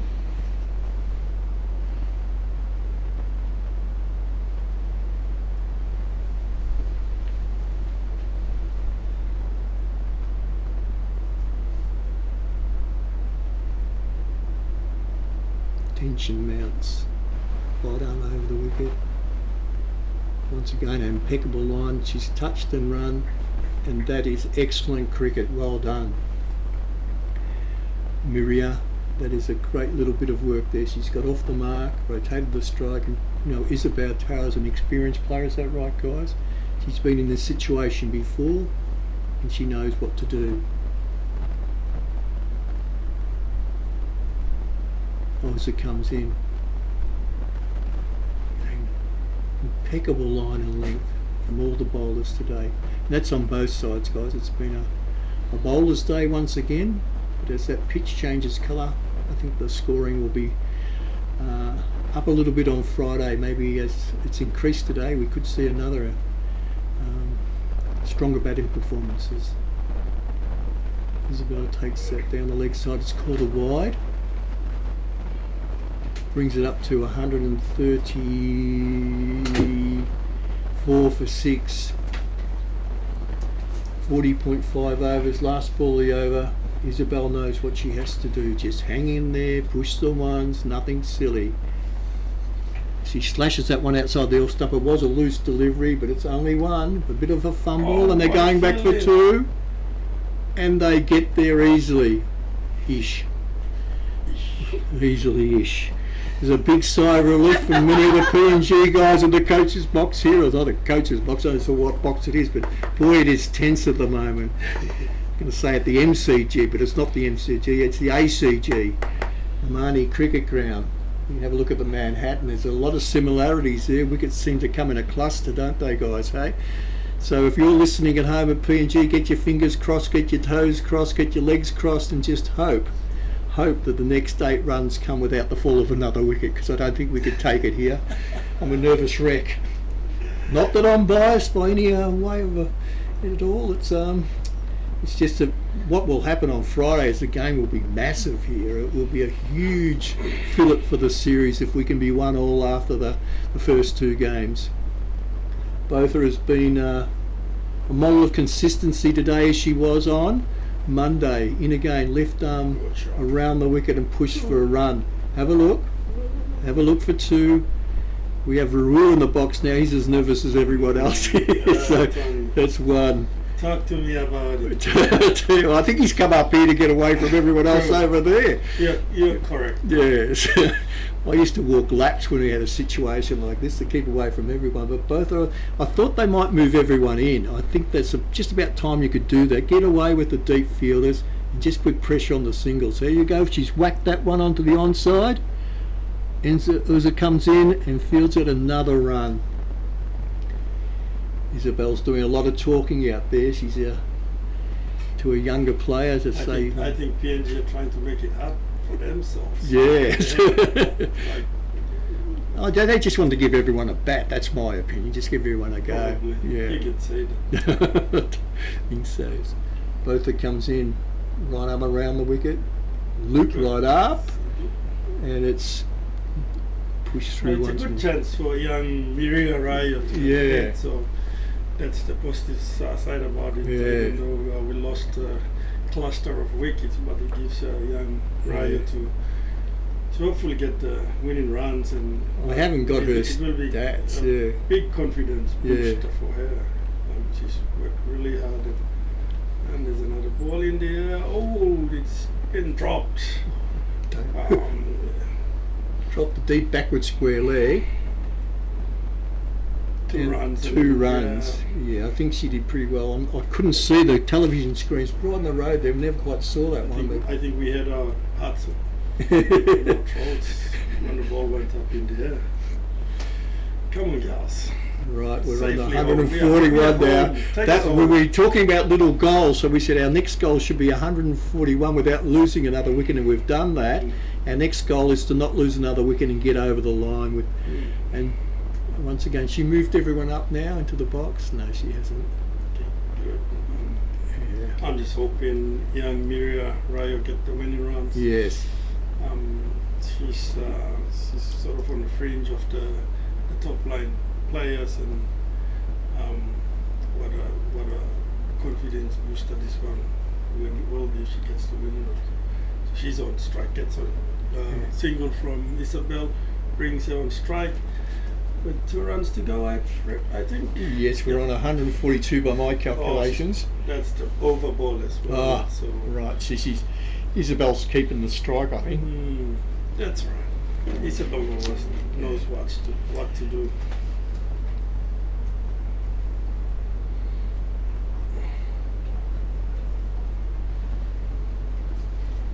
It's been a good day of cricket, Tony. Do you reckon? Oh yeah, we've been. Both teams played really well. They put up through most of their overs, and now PNG are batting at 42. And that's what we said at the start. Rua, use the overs up, even if your score's 150, 170, it's better than being all out for 93 or 94 like we were the other day. Correct, So, and I can envisage with the change of colour in the pits that we'll be looking at 200 as being our target score on the game on Friday. Well, past scores in women's cricket, especially in ODI, is like 180, 190. So we're not far off. No, that's top, very true. Top tier countries. So I mean, we don't play a lot of ODIs as well. So this is a good learning experience for girls too. You're gonna feel it to play longer innings and play the overs out, so they learn. That's right. You only learn through experience, and that's very much the case. It brings up even Brenda. I think this is only her 12th one-day international, which is important. Credit to our girls. After I lost from that's another wicket, Isabel's gone. Brings Miria. No, Miria can't go on strike. Just a new batsman gets the strike as per the rule. So Miria has to go back to the non-strikers. Isabel out for 6 runs. Handy 6 runs as we lost a few wickets and put us in a bit of a worry push. But a handy 6 runs contribution from Isabel. We just need 2 runs to win. So incoming batsman Gewatom, I think. Gewatom will be on strike. She had a few runs in the first game. She was one of the second highest score in the first game when PNG made only 90 odd. So Gewa should be sort of very comfortable. Should be very comfortable in getting the winning runs for her team. PNG 7 for 142, needing 2 runs to win, with heaps of balls remaining and 3 wickets in hand. Gewatom on strike as Casey Thompson comes in for a 4th ball. Down the leg side, I think. Appeal for an LBW, but the umpire was not interested. I think it was going down the leg side. 2 runs to win. Through the gap, through the gully and the point region, and that's the winning runs for PNG. Well done, PNG Lewas. One collective sigh of relief here in the commentary box for Rua. That's very good. That's a good win for Lewas. I think another of the ODI wins for our girls. It means a lot to the team, especially racking up those ODI points, the crucial ODI well-ranking points. So that's a big win for the Lewas, and hopefully they can build on from here in the remainder of the series. Well done, girls. PNG 7 for 146, winning the game by 3 wickets. Do you want to go through the summary? I'm just going to go downstairs. You sure? I've got to interview them.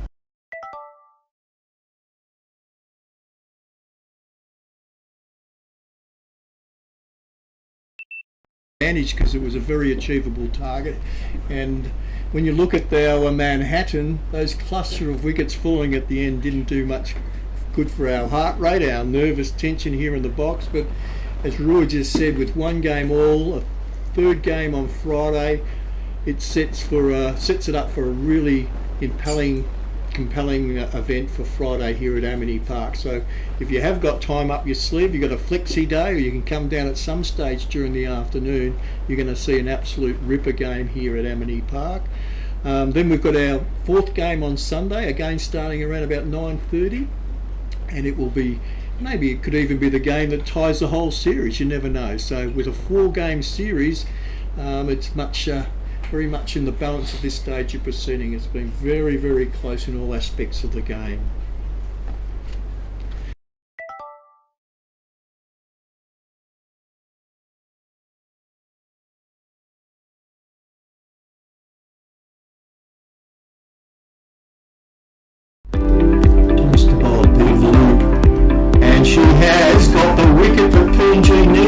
looped that one and it peaked quickly. It dipped on her and she went through. So for a wicket.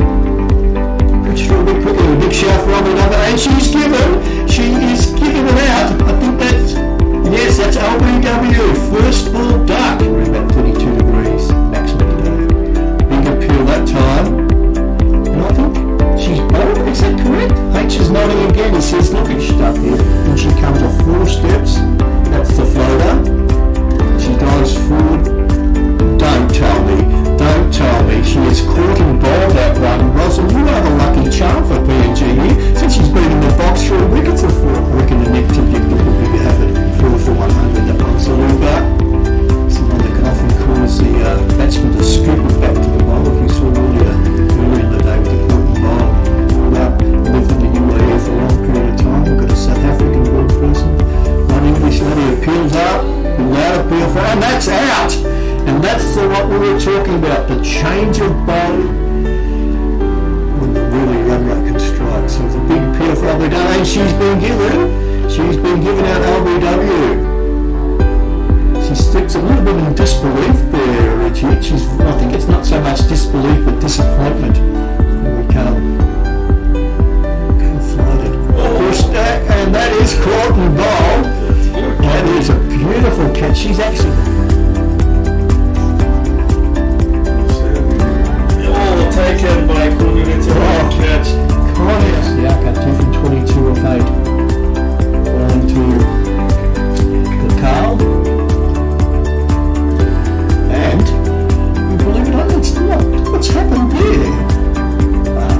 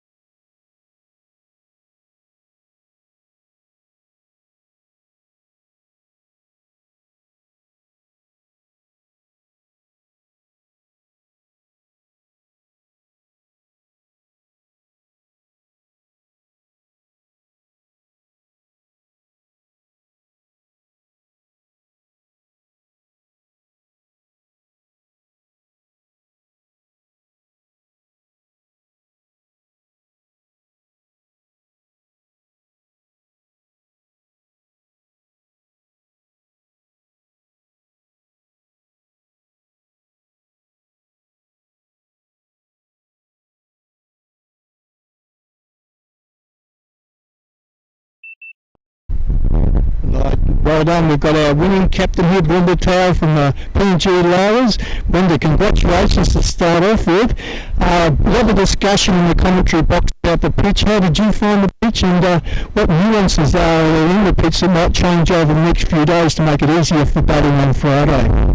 Yeah, well, this morning we had a little look on the how then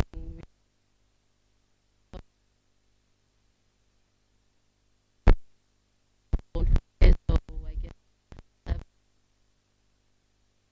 and yeah, I'll just go and have a look.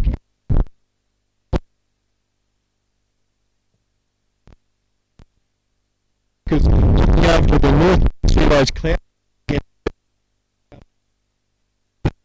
those covered days.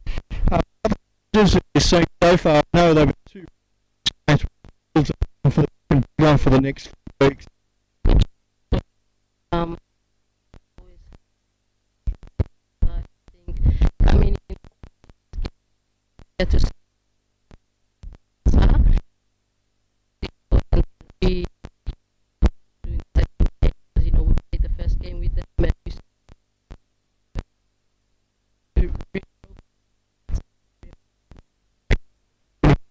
Be moving around a bit.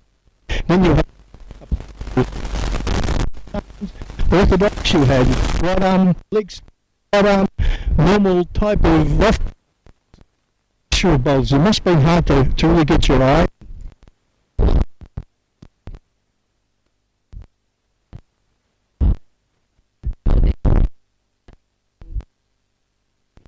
pace and also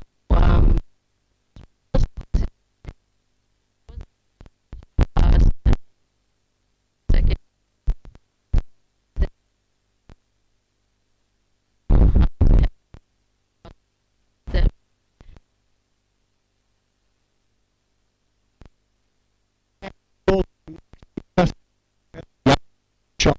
Even at the indoor, I can't remember what it was.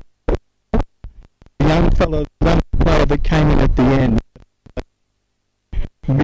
So you must be really. I'm super proud of them. Honestly, they, you know, they've so many times that they deserve. They've come training. Have been with them since day one and seen them training, being, you know, committed. Extra time they put into, you know, come in and do some extra hitting, you know, and just really showed out stars. And yeah, it's really to be. I hope your coaches. It's been a nervous couple of days.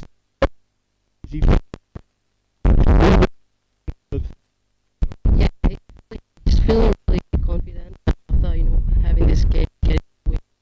Yeah, he also comes in and just tell us, you know, he believes most important thing that put us. You know, he believes in us as a coach, you know, as a young team coming out. Just, you know, it's not the roles and responsibilities, and coach just, you know, just play that really pushes the team.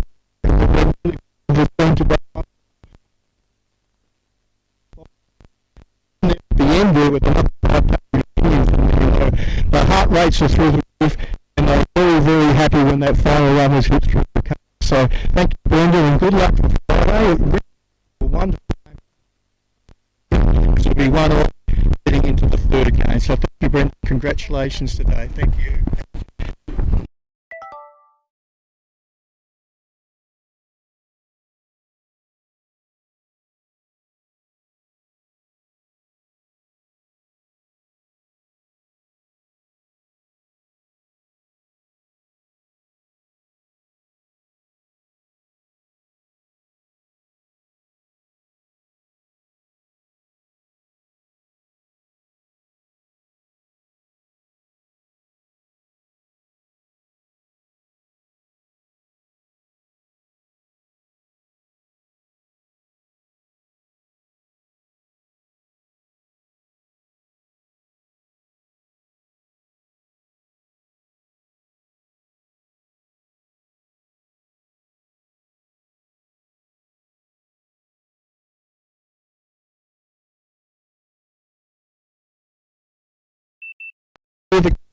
UAE team.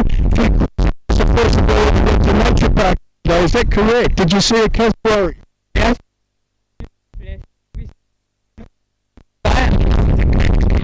A couple of strokes with the fourth guys. Is that the treat increase too?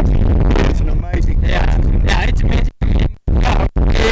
I mean, such green places with so many different haven't seen in Dubai before. It was a great experience.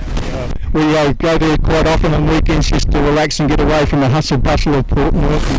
So thanks. So first of all, what do you think of the pitch? We just asked Brenda.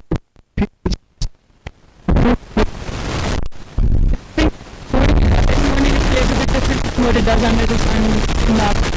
But yeah, it's pretty good package and good, so pretty good. Just looking at how it's developed over the last few games, it's improved as soon as it's training. Of course, we had a series really good game when we played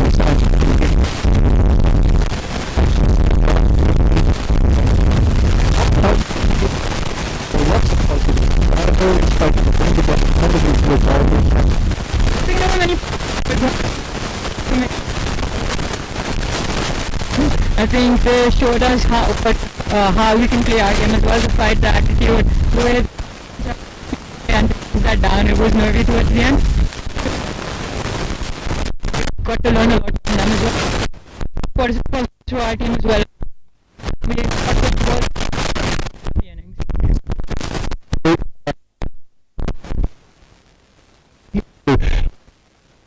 Normal off-spin ball.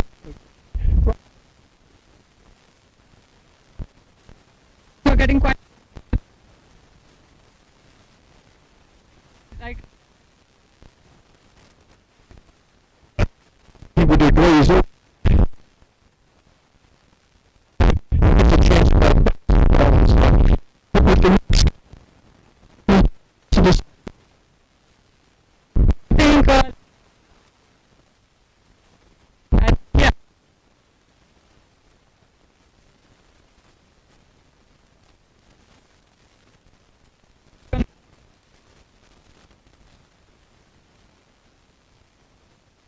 I'm sure thinking about the future, there are two guys who can come off the tour. Zimbabwe was to a draw. So that be a fitting into a.